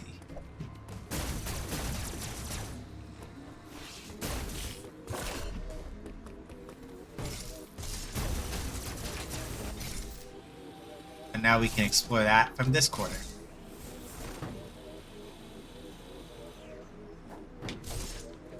Oh! Oh, that's cool. I'd forgotten about that. So, traditionally, in most Metroid games, you do not have the ability to jump in the Morph Ball form unless you get Spring Ball, which is sometimes rolled in with the high jump boots. But in this game, they were kind enough just to say, fuck it, you can jump in Morph Ball right away. I forgot about that.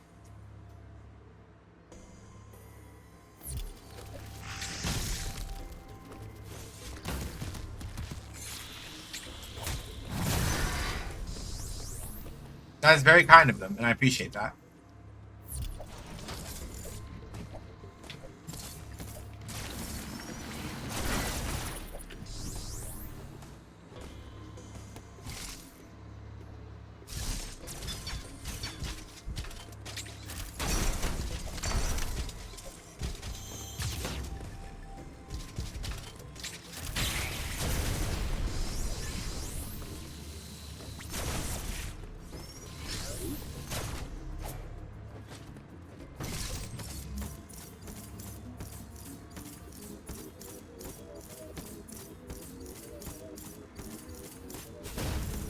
I hadn't been paying attention to the time, honestly.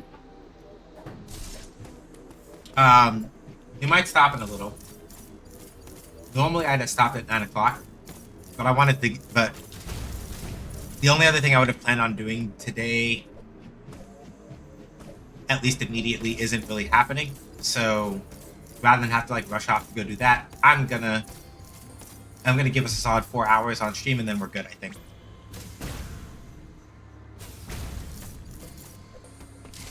Get in there. Give me that missile tank. Alright. Alright. Yeah, I think we might be able to go fuck around in Artaria now. Because there were some narrow spots in Artaria where we couldn't really fuck around anymore because water had closed up in thinner areas, which means that because water had closed up in some of the thinner areas down there, we couldn't slide anymore, for example. But there have been parts of... But now that we got the Morph Ball, we should be able to kind of work around that. Right, like even here, we just had a nice little shortcut back to over to where Artaria is. Right? So I think and this is one of the things that I think people, when they said that it felt like the game was a little bit too hand-holdy in some aspects, this is what they meant, right? Where it's like, oh, it feels a little too obvious now that it's like, all right, now you, with the way that it loops, it's like, okay, now you have to go back to our target. See, haha. Which I think is the complaint that some people are trying to really vocalize when they said that it feels like the game holds your hand. Some people still feel this way. Not everybody.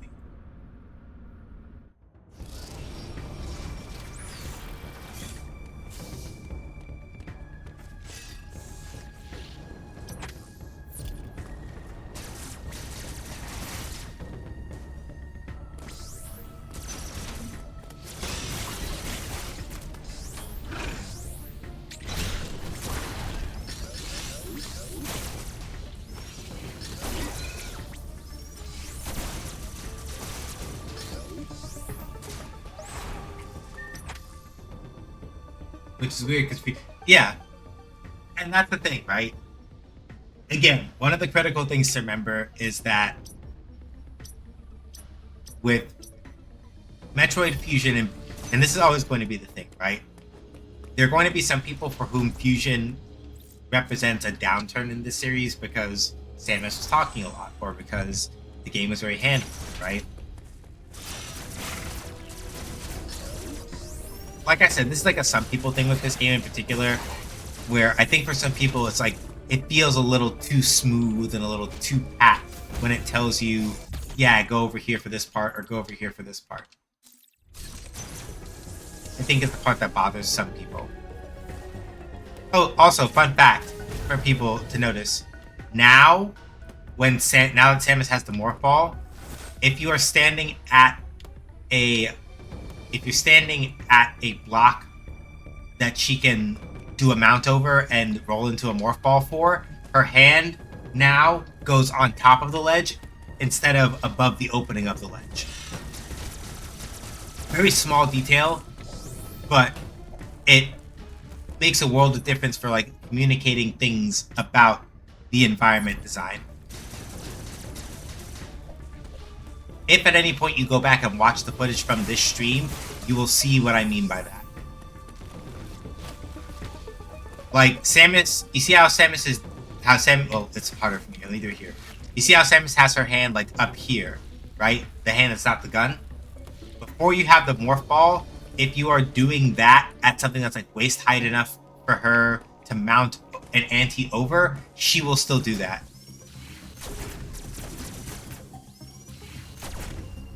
Alright. But now, right, you can sit and roll. Well, hell, let me go get that missile tank before I forget.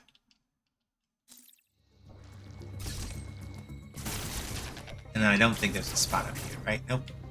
Slide.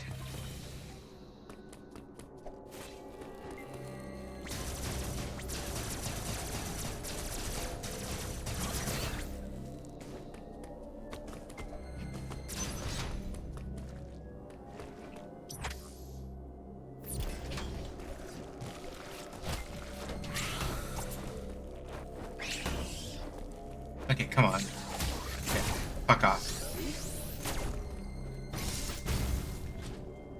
Yeah, we're not gonna do that for a while.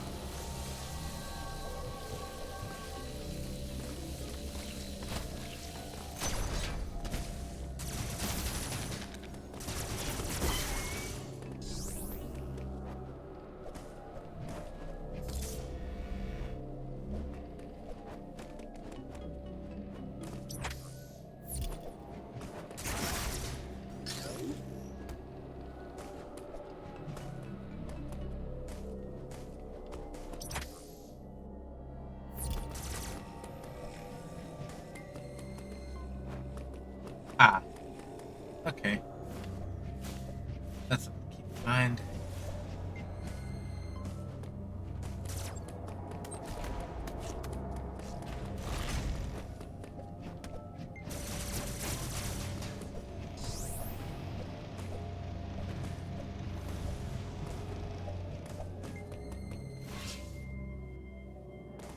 Alright, that's where the Aurora unit... That's not the Aurora unit. That's where the central unit was.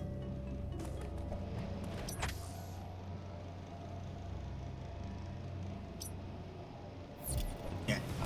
Let's make our way up into the right and go back over into some of the other... Nah, fuck off. You're trying to be cute.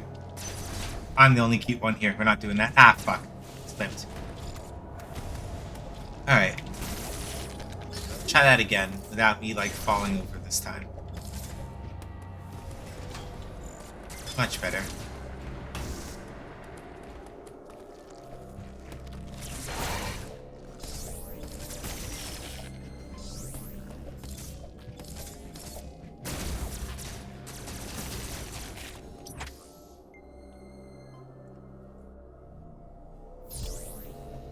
I'm happy to...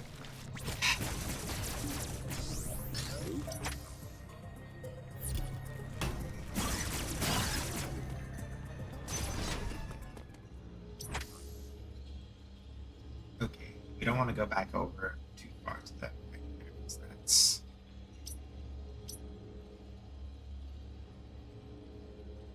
Let's see. What other narrow crawl spaces?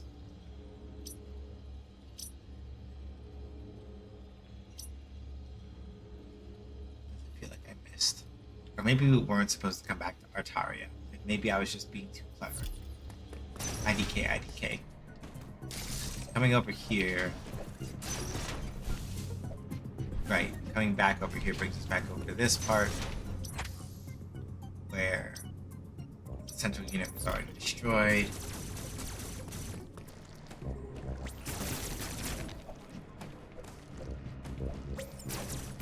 But with Cataris, it also feels like there weren't that many small spots to go back and fit into either.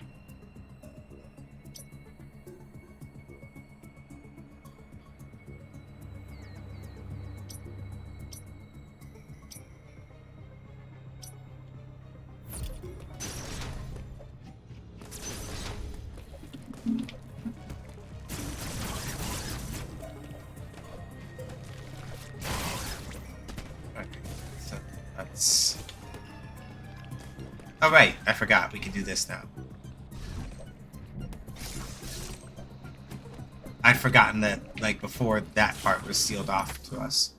So not entirely. It's not like we couldn't go through this part anyway. It's just that now it is easier to re-navigate this part of things and go back over this way.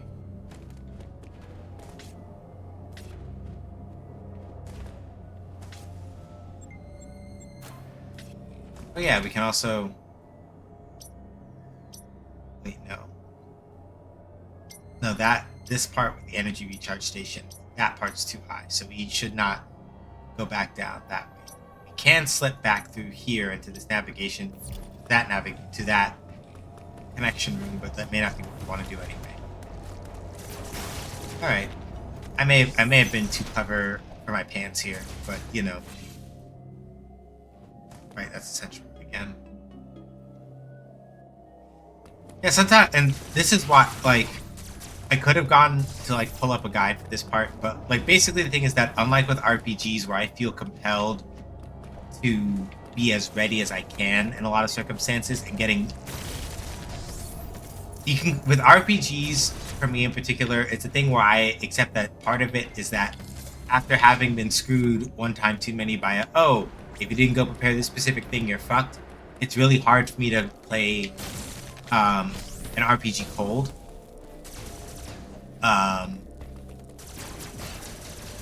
Very difficult for me to do that because I've been in too many situations where I hadn't prepared a particular thing and thus I was entirely fucked for the run. To really be able to, like, actively let go of what I would call a need for information control. It's very difficult for me to do that with most RPGs because I've been in situations where it's been like, well, lol, you gotta hold that now, nerd.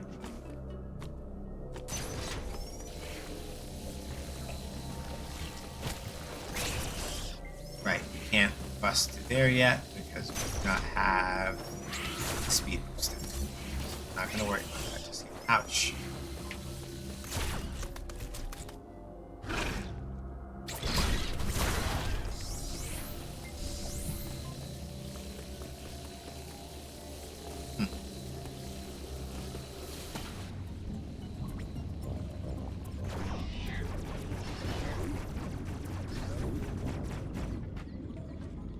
Alright, oh wait, hold on.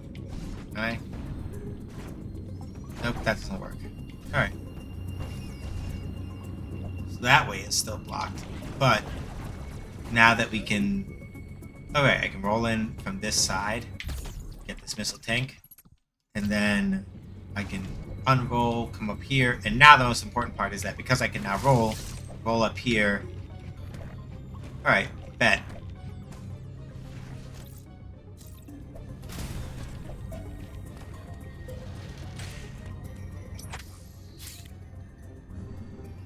Cool, and now we get to a new part of Cataris that we couldn't reach before.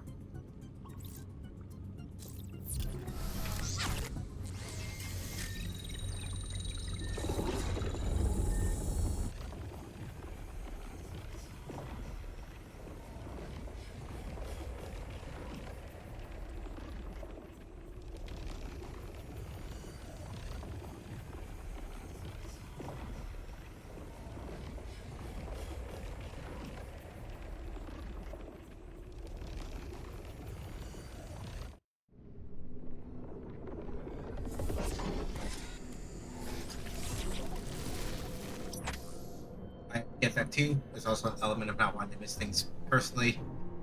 Only willing to commit to a single playthrough of something, you're not going to want to miss large portions of it. Yeah. In my case, explicitly, I'll give a specific example of a game where it's like, you could not have convinced me to play it cold on your best day. SMT Nocturne? Never. Not even once. I would never play that game cold. There's no way. Like, there is no way you would ever convince me to play SMT Nocturne cold. There are too many things in Nocturne, very specifically, that will absolutely fuck you if you're not ready. And I wasn't going to put up with them. And I knew that going in. And I'm just like, no, I'm not subjecting myself to that. And I know that chat wouldn't mind necessarily, but I'm just like, we're not doing that.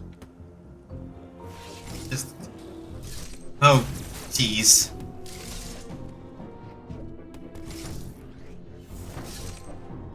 Shucks.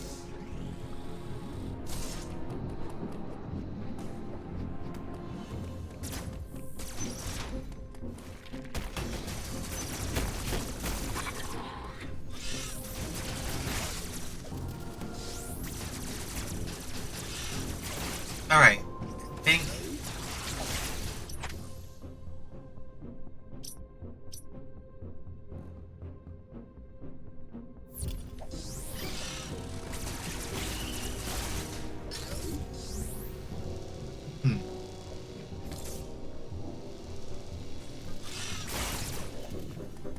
Maybe it might be Dairon time. Because the main thing I'm seeing is that with Cataris, we've been through a lot of the places that we can safely go with the Morph Ball. And to go into many more of them, I need the Varia suit. So...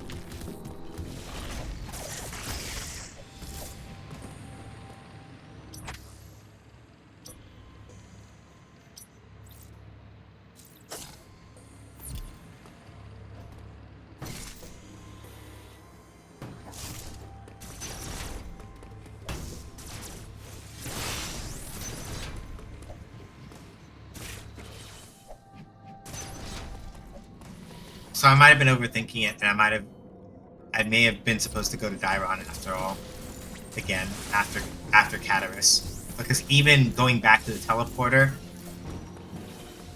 down, like, considering where it dropped me off, I feel like that's the game saying, no, you should be going this way. And, like, again, for people who like to FAFO and sort of explore, I get why that might be annoying in some aspects, where it's like, the game is very clearly telling you, no, go over here.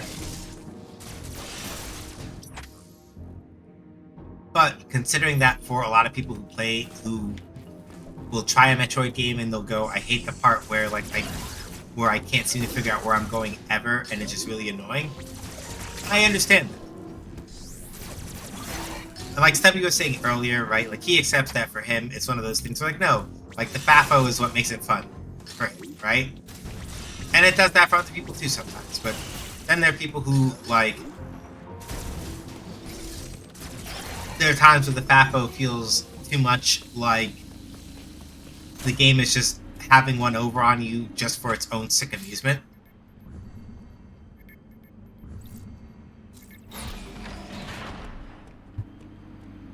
And sometimes games do that, and it can be fun. But if you're not in the mood, to really like deal with that, then that's not fun. And I understand that.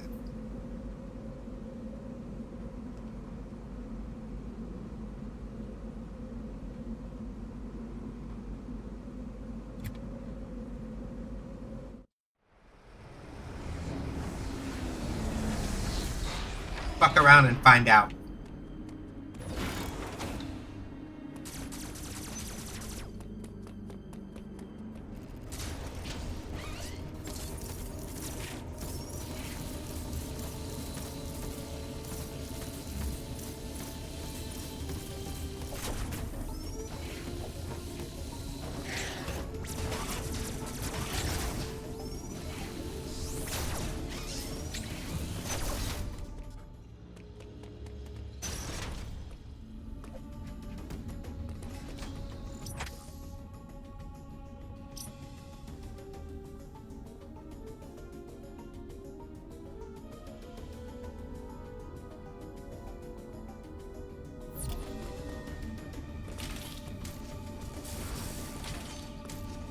I want to say the last time we passed through Gyron, we didn't actually have the morph ball. So actually, I went around the wrong way to actually.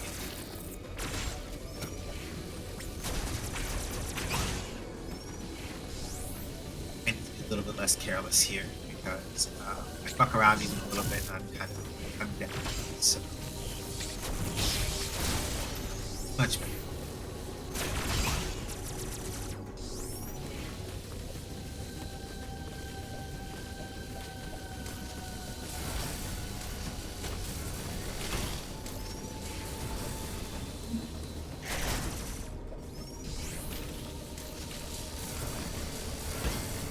Fuck.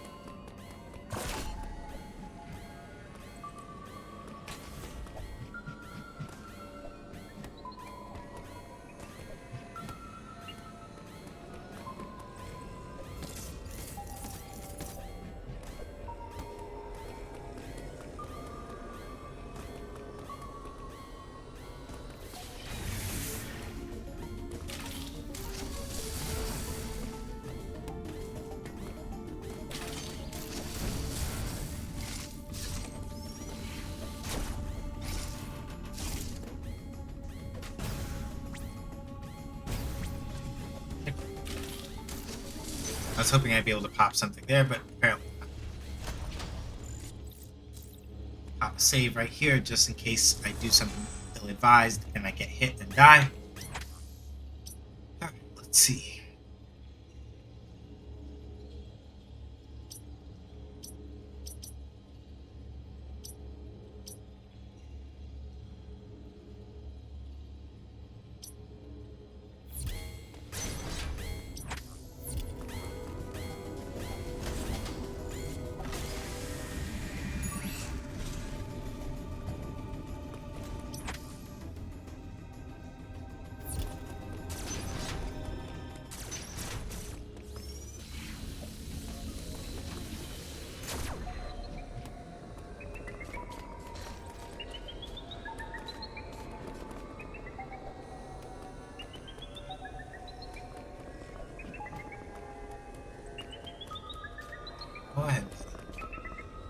over there.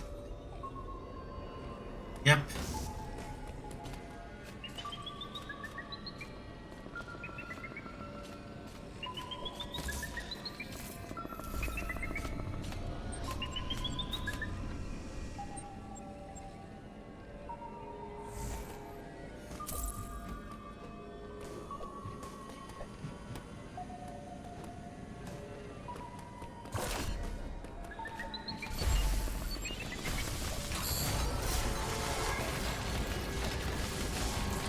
No, no, no, no.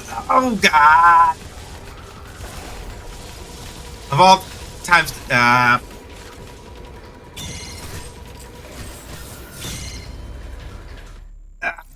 shit. I stepped on that pressure pad at the wrong point. Because ideally, the right time to step on the pressure pad would have been...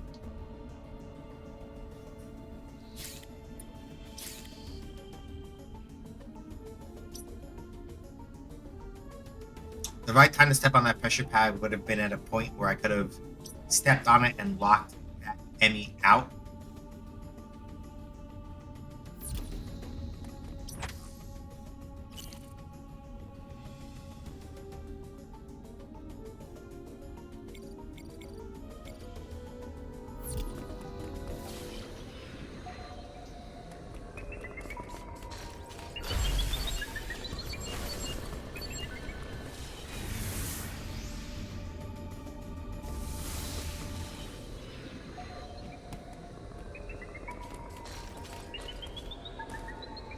Alright, no. I was already saying I can't.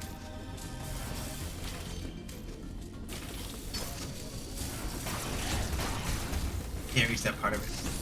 Ow, ow, ow.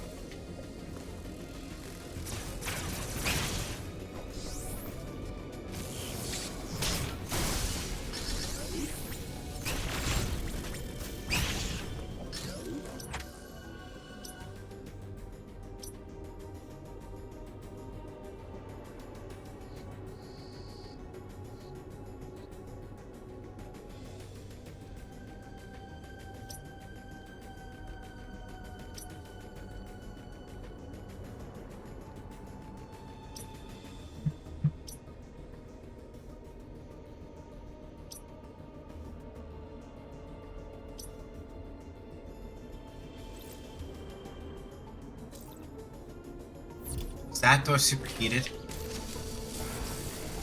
I don't remember, which means that we need to go take a look.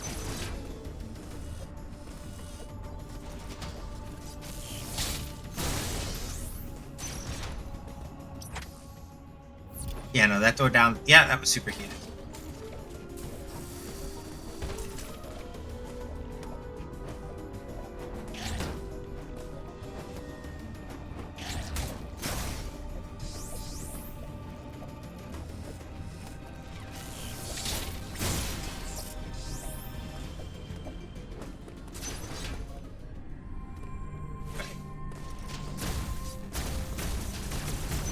Wide beam door.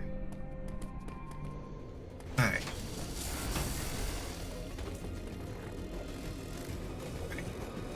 And I can't reach up there yet.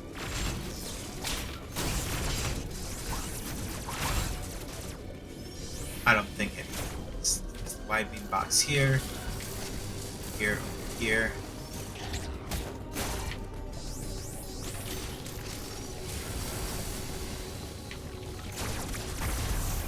Okay, let's blast through this one. Nothing in particular, I think.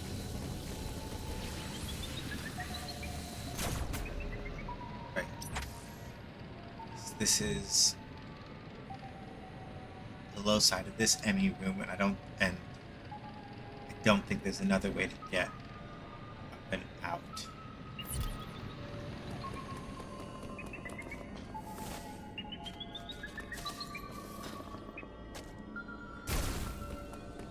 Those are the specific ME-related valves. Right, that's a... Alright, yep, can't go that way. That's a speed boost. First speed boost.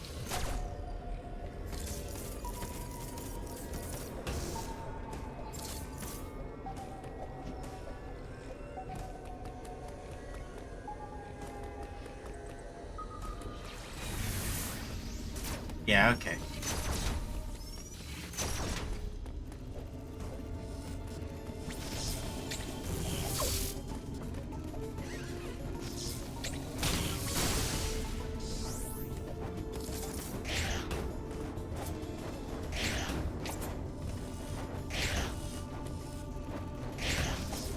Nice, Sebby. Ah, balls.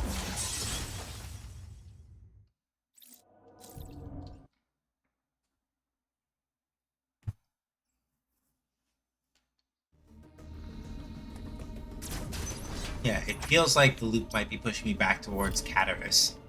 And there's just a spot in Cataris that I'm not looking at, that I'm supposed to be at. And that's why I'm having trouble. Is what it feels like.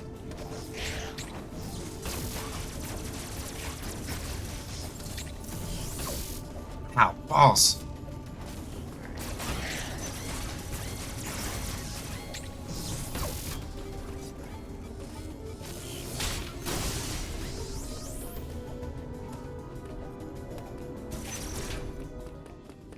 And that is another thing that some people did get a little bit testy about, which is that, like, I talked about this vaguely earlier before, but one of the things with the melee counter in particular and why it's so useful to be good at it in this game is that enemies that are counterable when you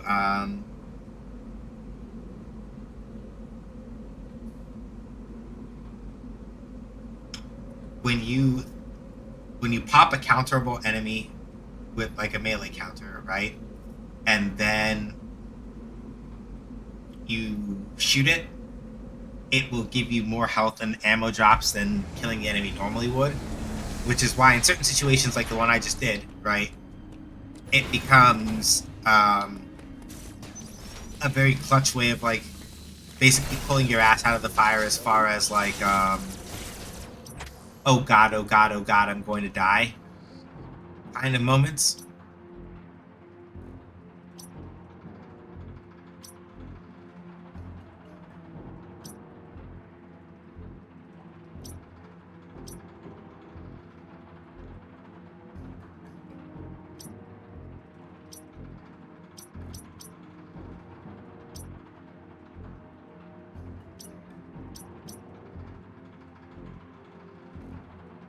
Right? Because everywhere I've been looking so far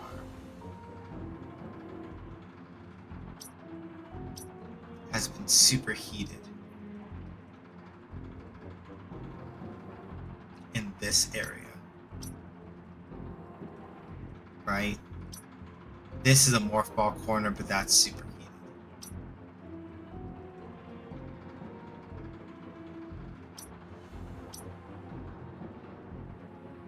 I know ads are going. I'm just taking a minute to think.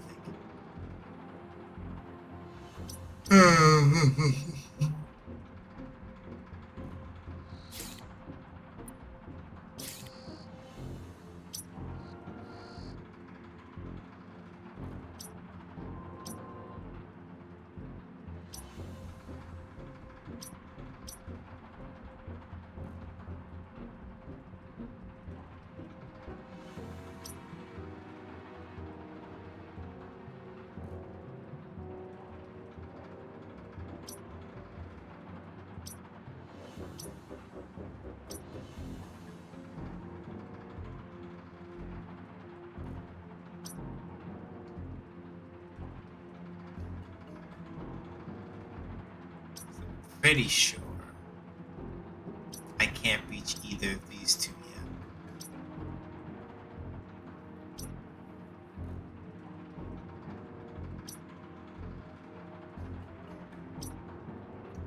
Can't go through there yet either.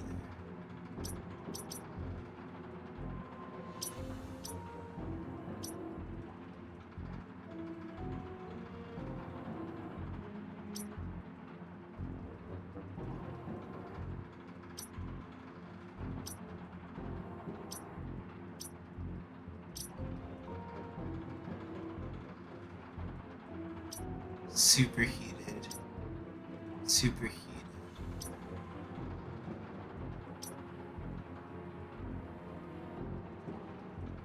That also might be super heated. Right?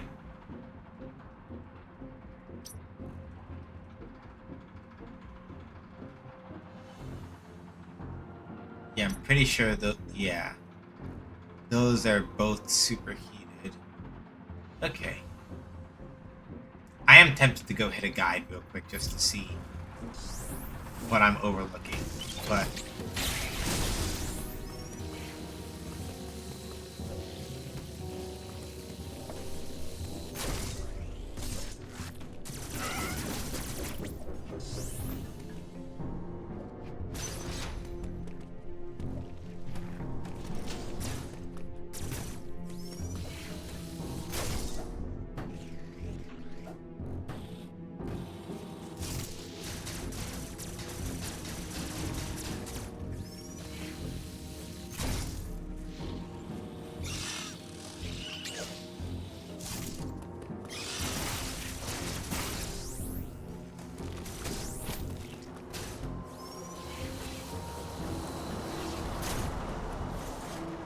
yeah, no, it's not this.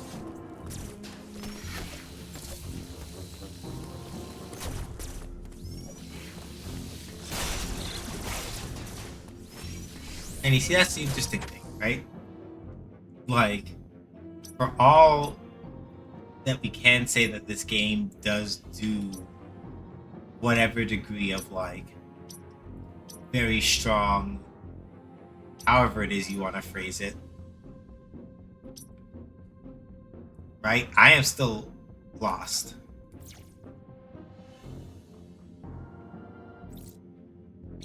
Alright, I will slightly break the thing I set out for myself and I'll go check one thing.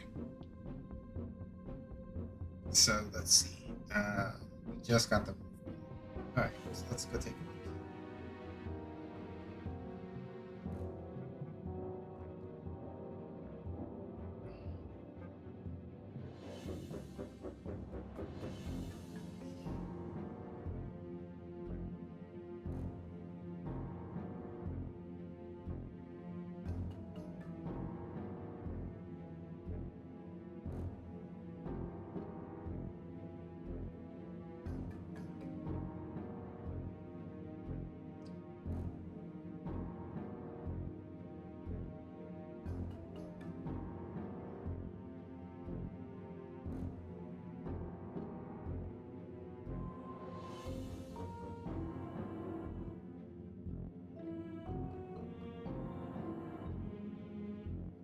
Ah, okay.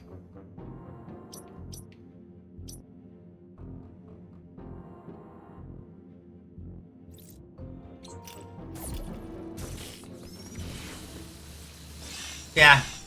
Now I think my memory's jogged a little bit.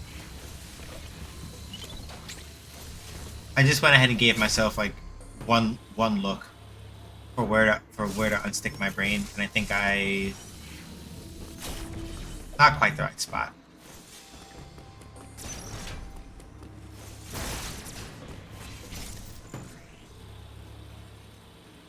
Anyway, TLDR, Redditors are insufferable, but I at least got the answer to where I needed to go. Alright.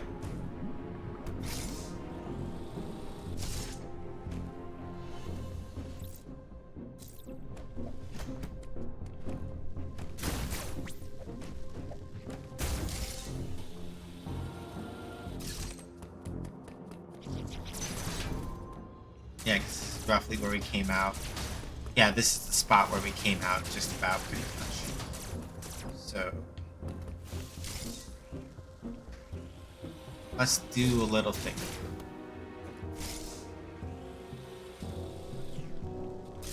Alright.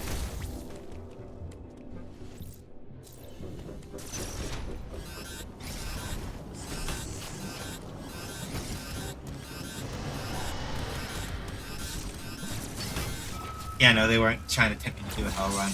I did not anticipate that correctly. Okay, cool. I was like, hey, is it time for a hell run? No. No, it is not. So, for context of what a hell run is, so that's my fault. I misread that sign. But I think now, having done that, I think I understand that theoretically I did this backwards. Anyway, to explain what a hell run is, in some Metroid games, it is possible to make it, albeit with incredibly precise timing, and this is mostly a Super Metroid thing. It is possible to make your way through superheated areas before you are supposed to, in order to get, unlock, or otherwise have fun with certain things. As a general rule of thumb, really, hell runs are mostly like a Super Metroid thing, where you go darting through parts of Norfair without the Varia suit in that game in order to get certain things done. It can be pretty cool, but also extremely painful.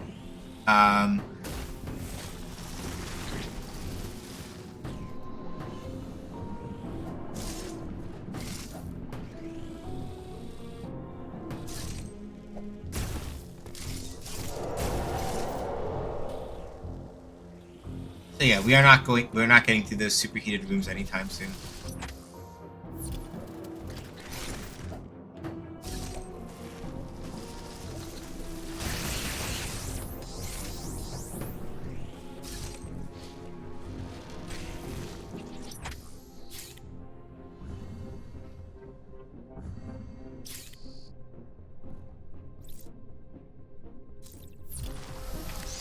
So I'm gonna yank this real quick and go back around and about, because I think theoretically, even if you'd gone backwards in guitar and I was referring to just ignoring the enemies and dashing through the room. That's the thing in Dark Souls that is even a dedicated rule for game adaptation needs to play Dark Souls. Yeah. And it happens a lot in some kind of action games where it's like, right, if you're doing a run back or otherwise, you're just like, man, fuck it, I'm just gonna ignore. Yeah, I've been there.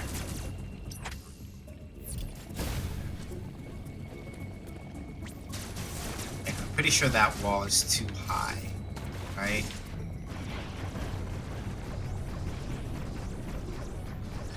Or, oh, okay.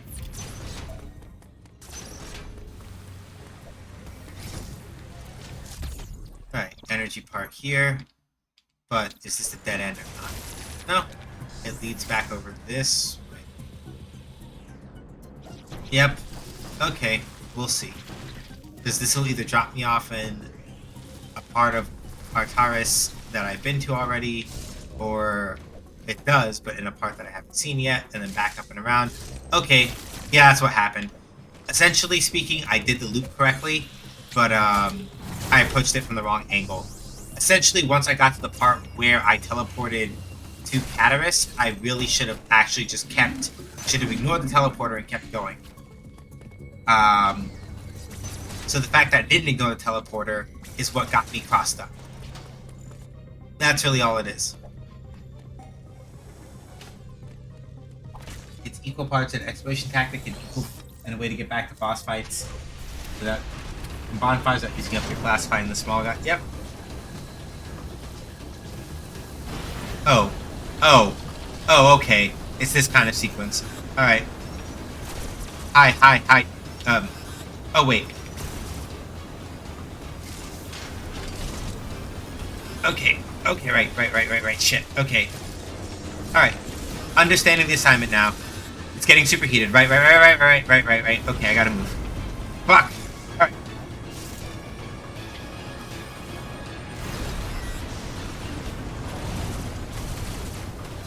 Chinga tu madre. Alright.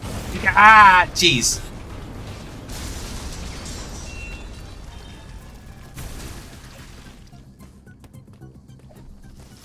And now all of that is superheated. Okay. That's also superheated, so we're not going over there. Alright. Oh, hey! Would you look at that? Now that I finally understood where the game was pointing me, I have stopped missing the obvious part. Alright, we're set now.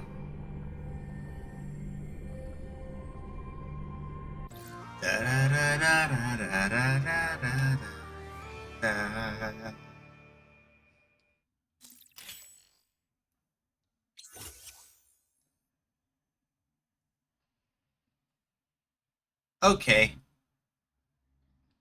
I guess they changed it in Dread a little bit.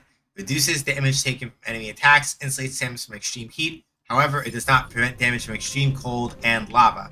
Never mind. So, haha, oopsie. Yes, that part is still a concern point, huh?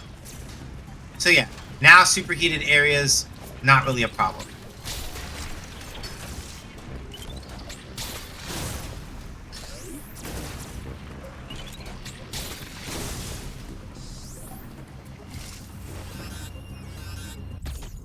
If I'm fast, I should be able to get in and out before getting cooked. Whoop! Alright.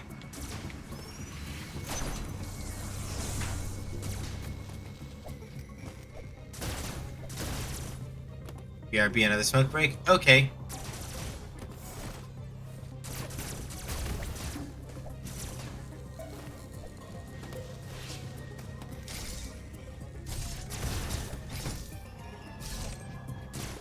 But yeah, the reason why I was saying Redditors are as annoying as ever is because I was looking at part of when I went to go just Google very quickly where I was supposed to go. Fuck!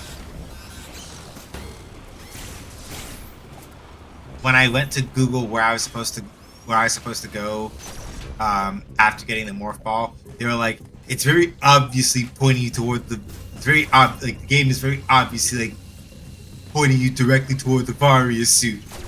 Blah blah blah, and it's like, yes, geniuses, it was, but I was missing the part where it was specifically pointing me to where the Varia suit is supposed to be.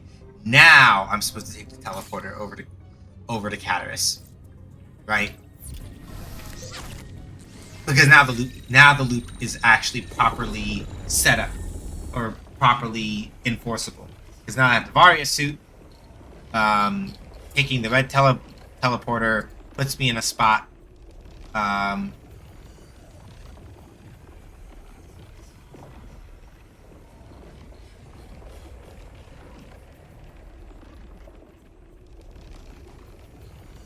Now the teleporter puts me in a spot where I can actually go investigate.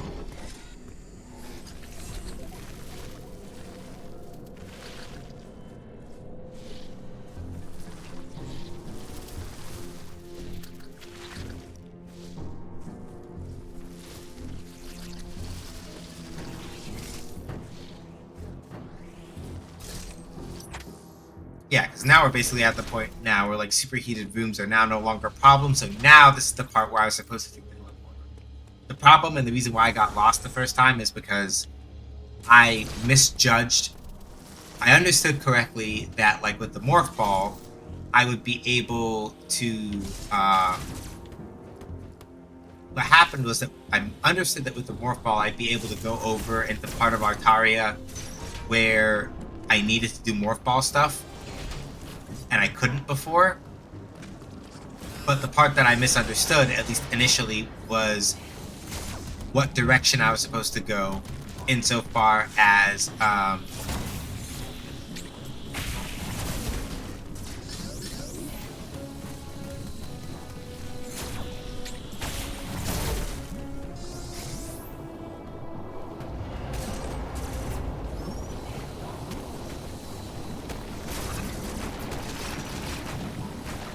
okay, I need to actually pay some attention to that.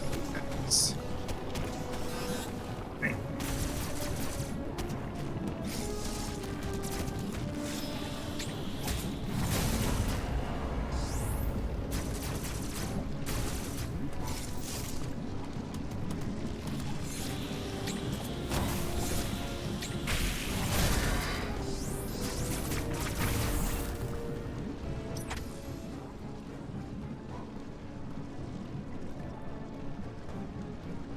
So yeah, that's sort of like the major thing that And now that I'm looking at that loop from the outside, I recognize how I missed it, right? Like, the main thing that wound up happening. So I was explaining this a second ago, and I stopped my thought halfway through, so I'm going to pick up my train of thought and go with it.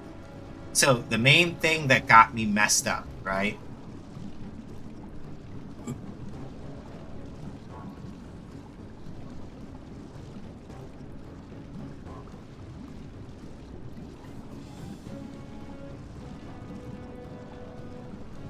The main thing that got me messed up initially with this part of the loop and why I was stuck in a holding pattern is because, like I was saying before, I understood correctly. I understood correctly that I was supposed to use the morph ball in some of the lower parts of Artaris in order to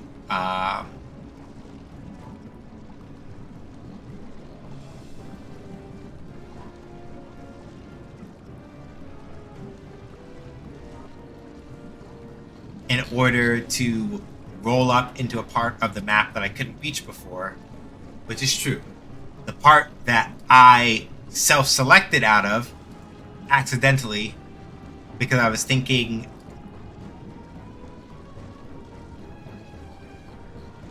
the part that I self-selected out of because I was accidentally thinking too hard and got a little bit too clever, right?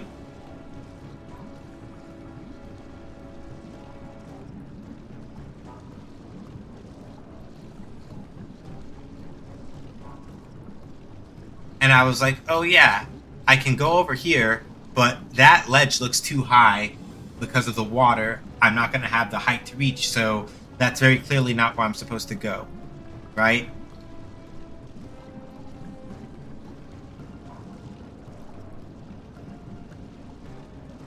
And that was something that very clearly I thought at the time, and that's why I didn't take that bait. That's not bait, that's not the right word. That's why I didn't bite on that.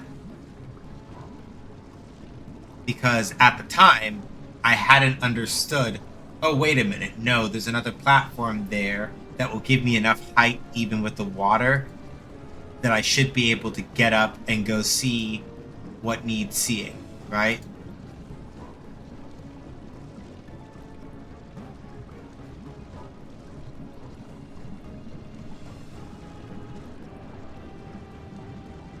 And like that was the part that I wasn't catching, and that's why I was stuck in a loop for a while until I stopped and went, "Oh, no, actually, that is high enough for me to go take a look and go jump into."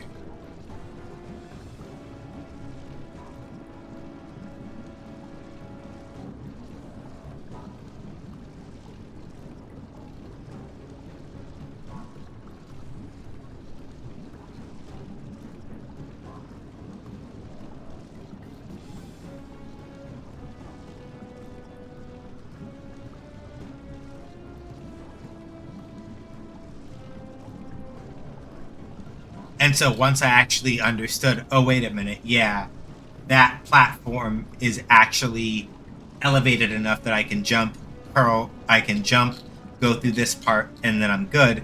That's how I figured out. That's how I got going where I was supposed to go next.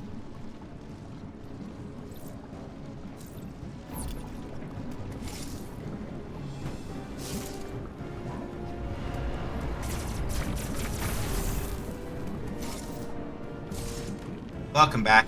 Something continues to roar and shake the walls. Oh. Hey. That's a boss store guardian, isn't it? Alright. Well.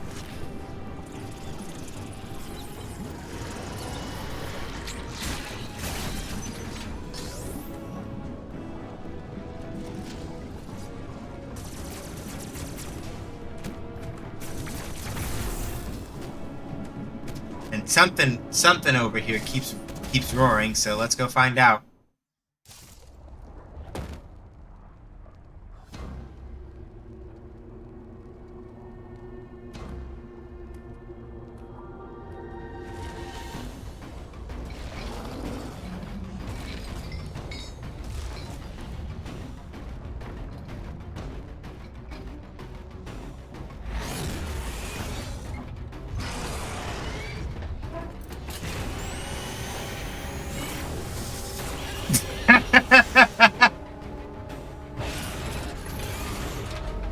buddy. What's good? What's good, Kraid?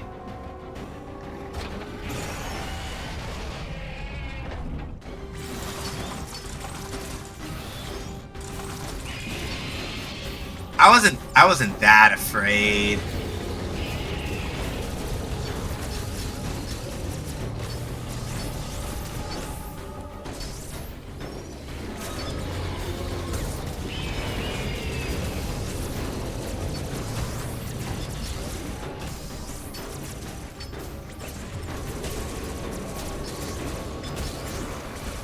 So, for people who have never fought Kraid before, traditionally the thing that you do is, hang on.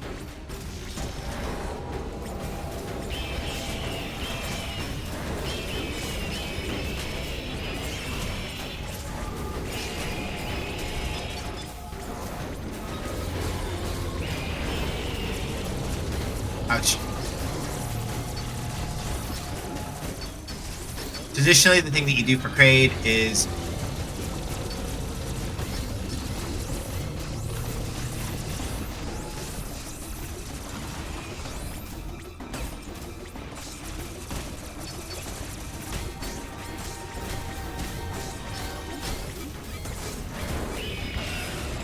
missiles.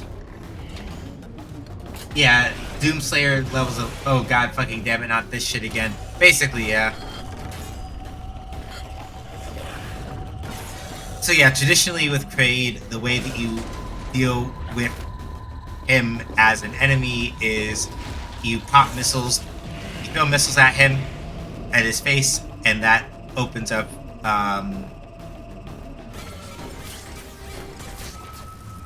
fuck, I messed it up.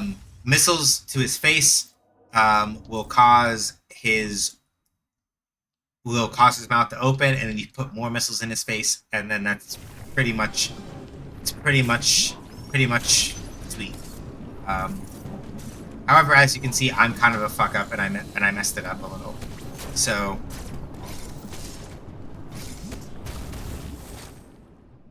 we're gonna watch Samus just shoot him in the face again because it's funny. I'd like to clear Kraid, and then I'll call stream after that, I think.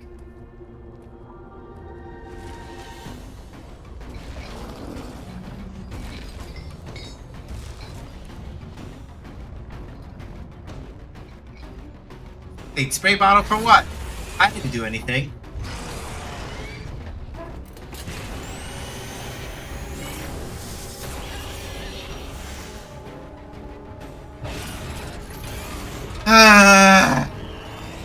Okay, fair.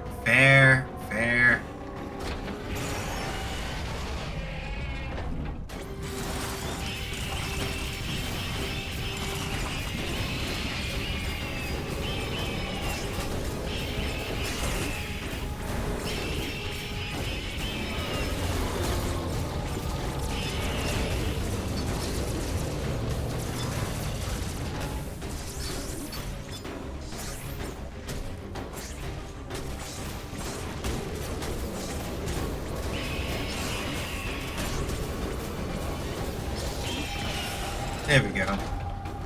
Alright. Yeah, buddy, I get it. You're upsetty. And you're doing whatever this is.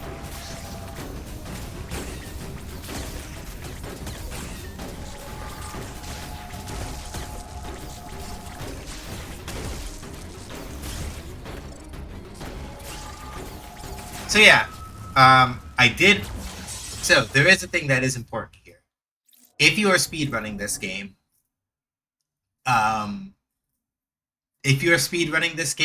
there's a very specific skip that you can do that I do not know how to do, where you can get the bombs early, and it means that you auto-win the second phase of Kraid's fight. But you have to have the bombs before you come fight Kraid. I do not know what the skip is. I did not care to find it out. So we have to do it the old-fashioned way.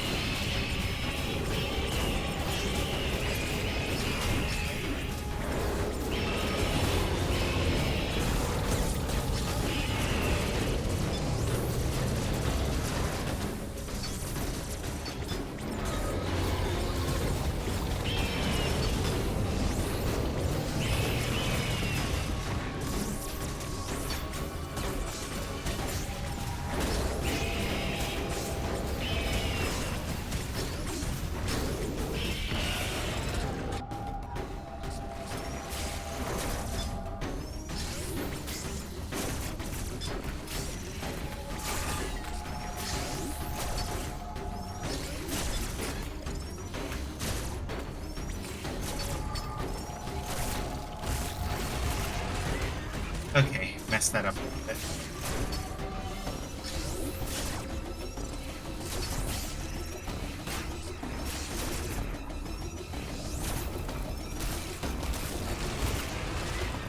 The main point is that I need to use those, the part that I'm messing up is that those, there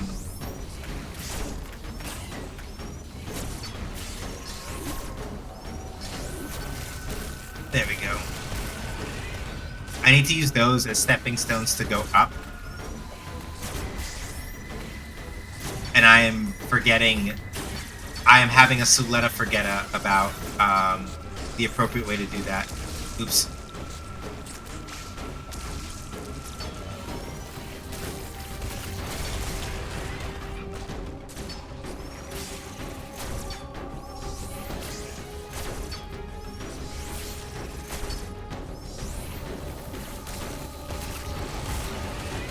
Yeah, I'm trying to remember how you're supposed to do it, and my brain is absolutely escaping me right now.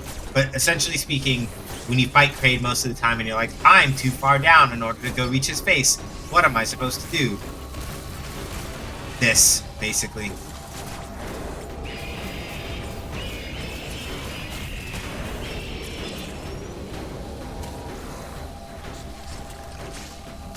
So yeah, that part that I just did, that's what you're supposed to do, basically.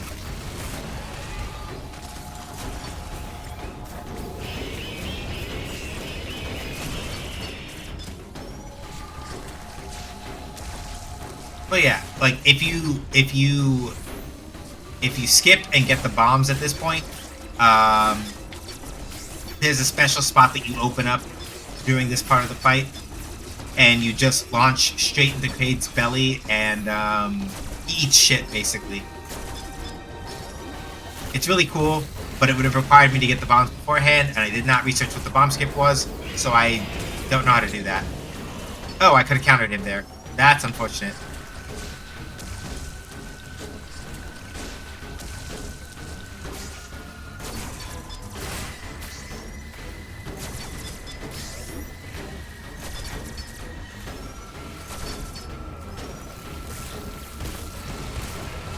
Alright, buddy. Open up. Ah, no, I messed up. I missed the counter! Lol! Alright, it's okay. Now that I'm actually awake and I understand what it is that I'm doing, I think I can clear it this time. If I'm careful. I almost said another thing that would have gotten Cosmo irritated at me, so let's not do that. And let's say instead that if I'm careful, I should be able to do it correctly this time.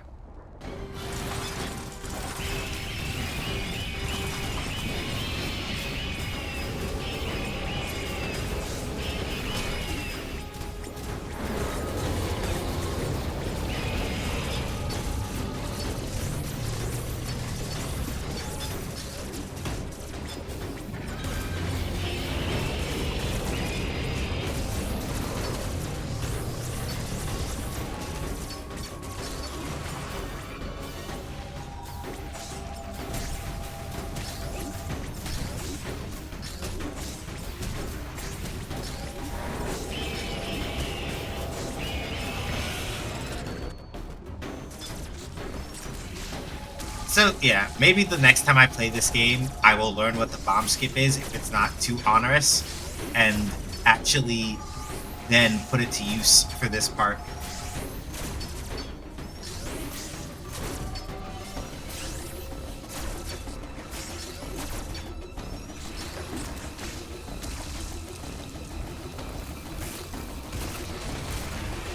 Alright, buddy. Come on, open up. Medicine time.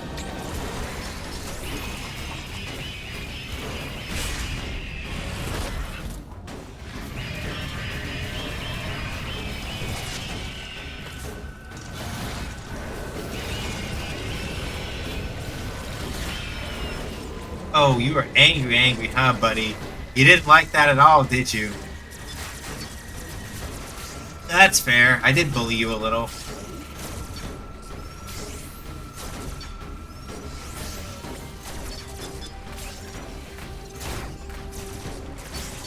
I know, Kraid. Big Samus is being mean to you.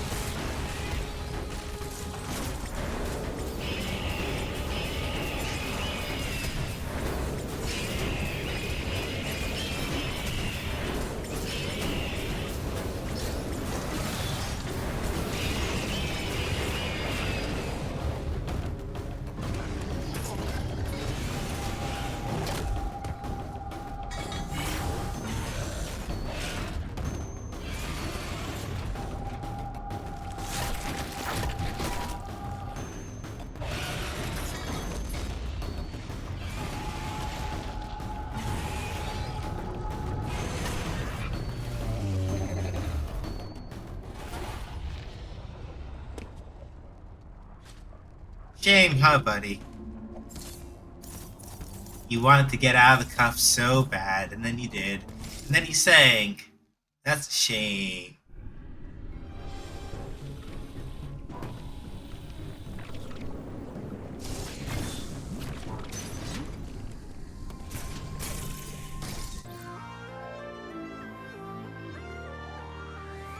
The fusion beam acquired.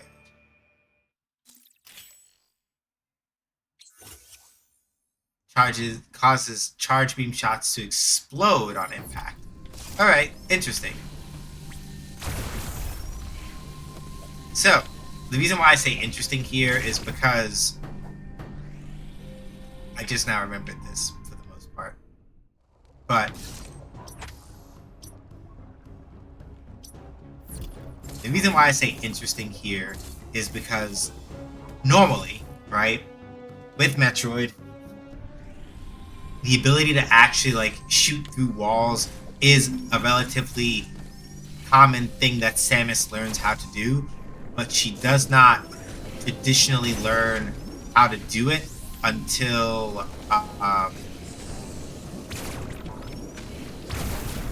she does not traditionally learn how to do it until after she has gotten the wave beam, usually.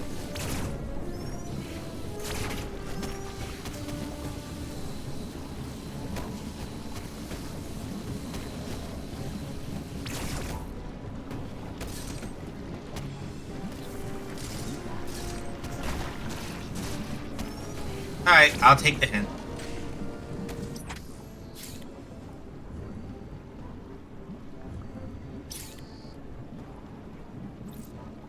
That's odd. Why is this speed button? Alright, let me find a save point. Because I am tempted to keep going for a little while longer, but I said mostly that I wanted to hear trade before we ended stream tonight. And I do have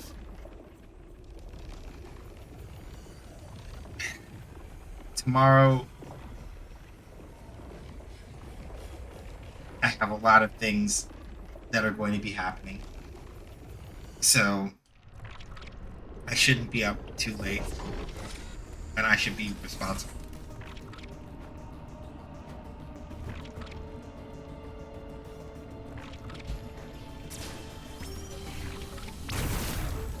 But yeah, traditionally in most Metroid games, Samus does not get the ability to start shooting through walls until she has like the wave beam normally.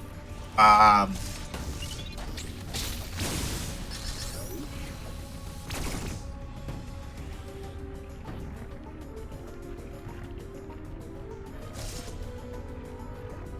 tempted, but I don't have enough health to survive a dip in the lava, and I think I don't have the jump height to get myself up if I drop too low.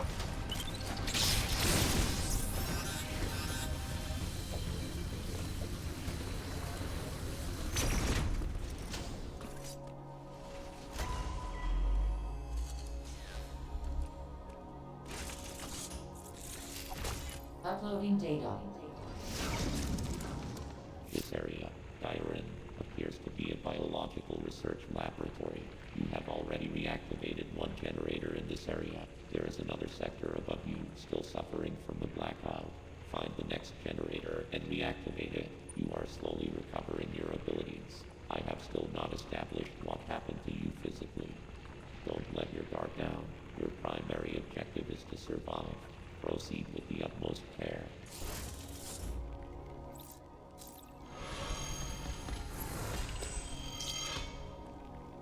All right, and we'll let that be the call spot. Honestly, I'm surprised. I thought that with me getting the feed directly from my capture card, that there'd be a little bit of lag, but no, actually, the capture is pretty nice, pretty clean, and no stutters or anything, which is good. I was worried about that for a while. So, all that said and all that done, I appreciate y'all coming by. Thank y'all for doing the thing. I'm gonna go look up what the bomb skip is just to satisfy my own curiosity. Just to sort of feel it out, and then we're gonna go from there. But thank y'all for coming by stream. I appreciate it. Probably there won't be a stream on Wednesday because I think the thing that is mostly happening is that with the way that shucks, with the way that my schedule has been turning out, with GDFL and everything, I think I've just not had the time or the energy to like come back on a Wednesday and hit y'all with like a good game dev stream. So probably this week it is unlikely that there will be one on Wednesday anyway. So I'll probably wind up seeing y'all again on Friday. We'll see how things go with Street Fighter probably around that time and see what's good. And then, of course, next Sunday we should be back with more Metroid Dread. Thank y'all for hanging out. I deeply appreciate it. Deeply appreciate that you all have been here.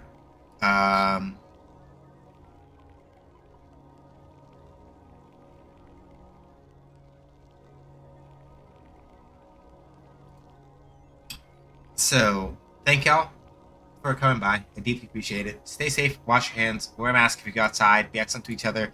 Please, if you can dress warm, please dress warm. Make sure that you are otherwise taking care of yourself as you can and all that other stuff. Palestine, Sudan, the Congo, New Caledonia, and Haiti must all be free. None of us are free till we're all free. However you take care of yourselves, just take care of yourselves.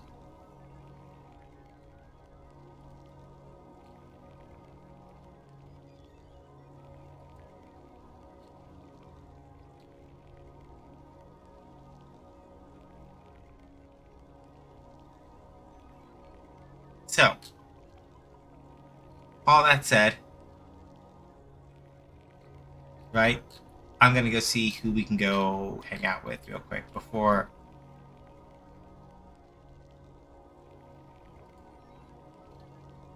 I didn't repost.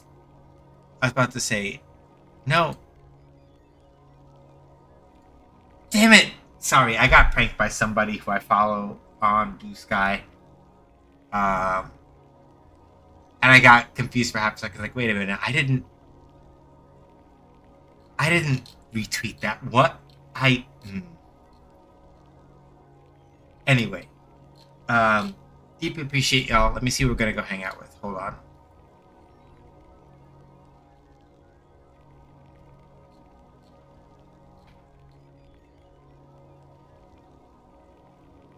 I need to go to Twitch. Who's still on? I think we were. I feel like we've been to the next level recently-ish. So don't want to. Let's see.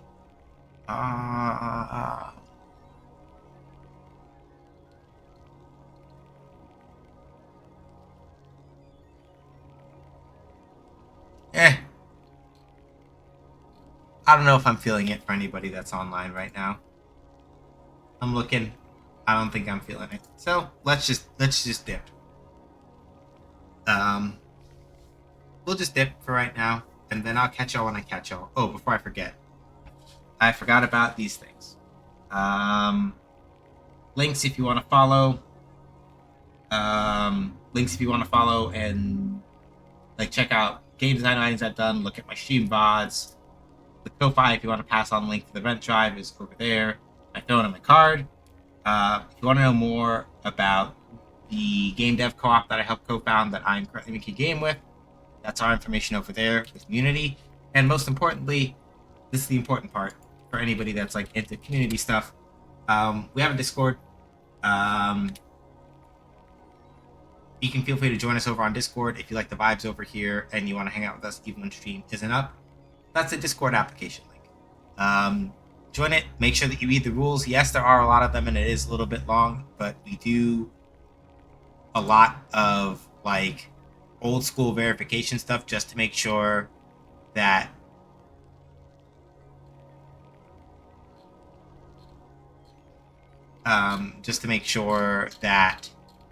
nobody is getting in that we haven't like at least gotten a pretty good temperature read on. If you're in like 6 billion discords and you don't want to join ours, that's also entirely fine. I get that. At any rate, thank y'all for coming by. I'll see y'all probably on Friday, maybe on Wednesday, but most definitely on Sunday, if not in addition to Friday.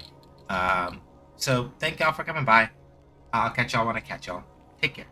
Deuces.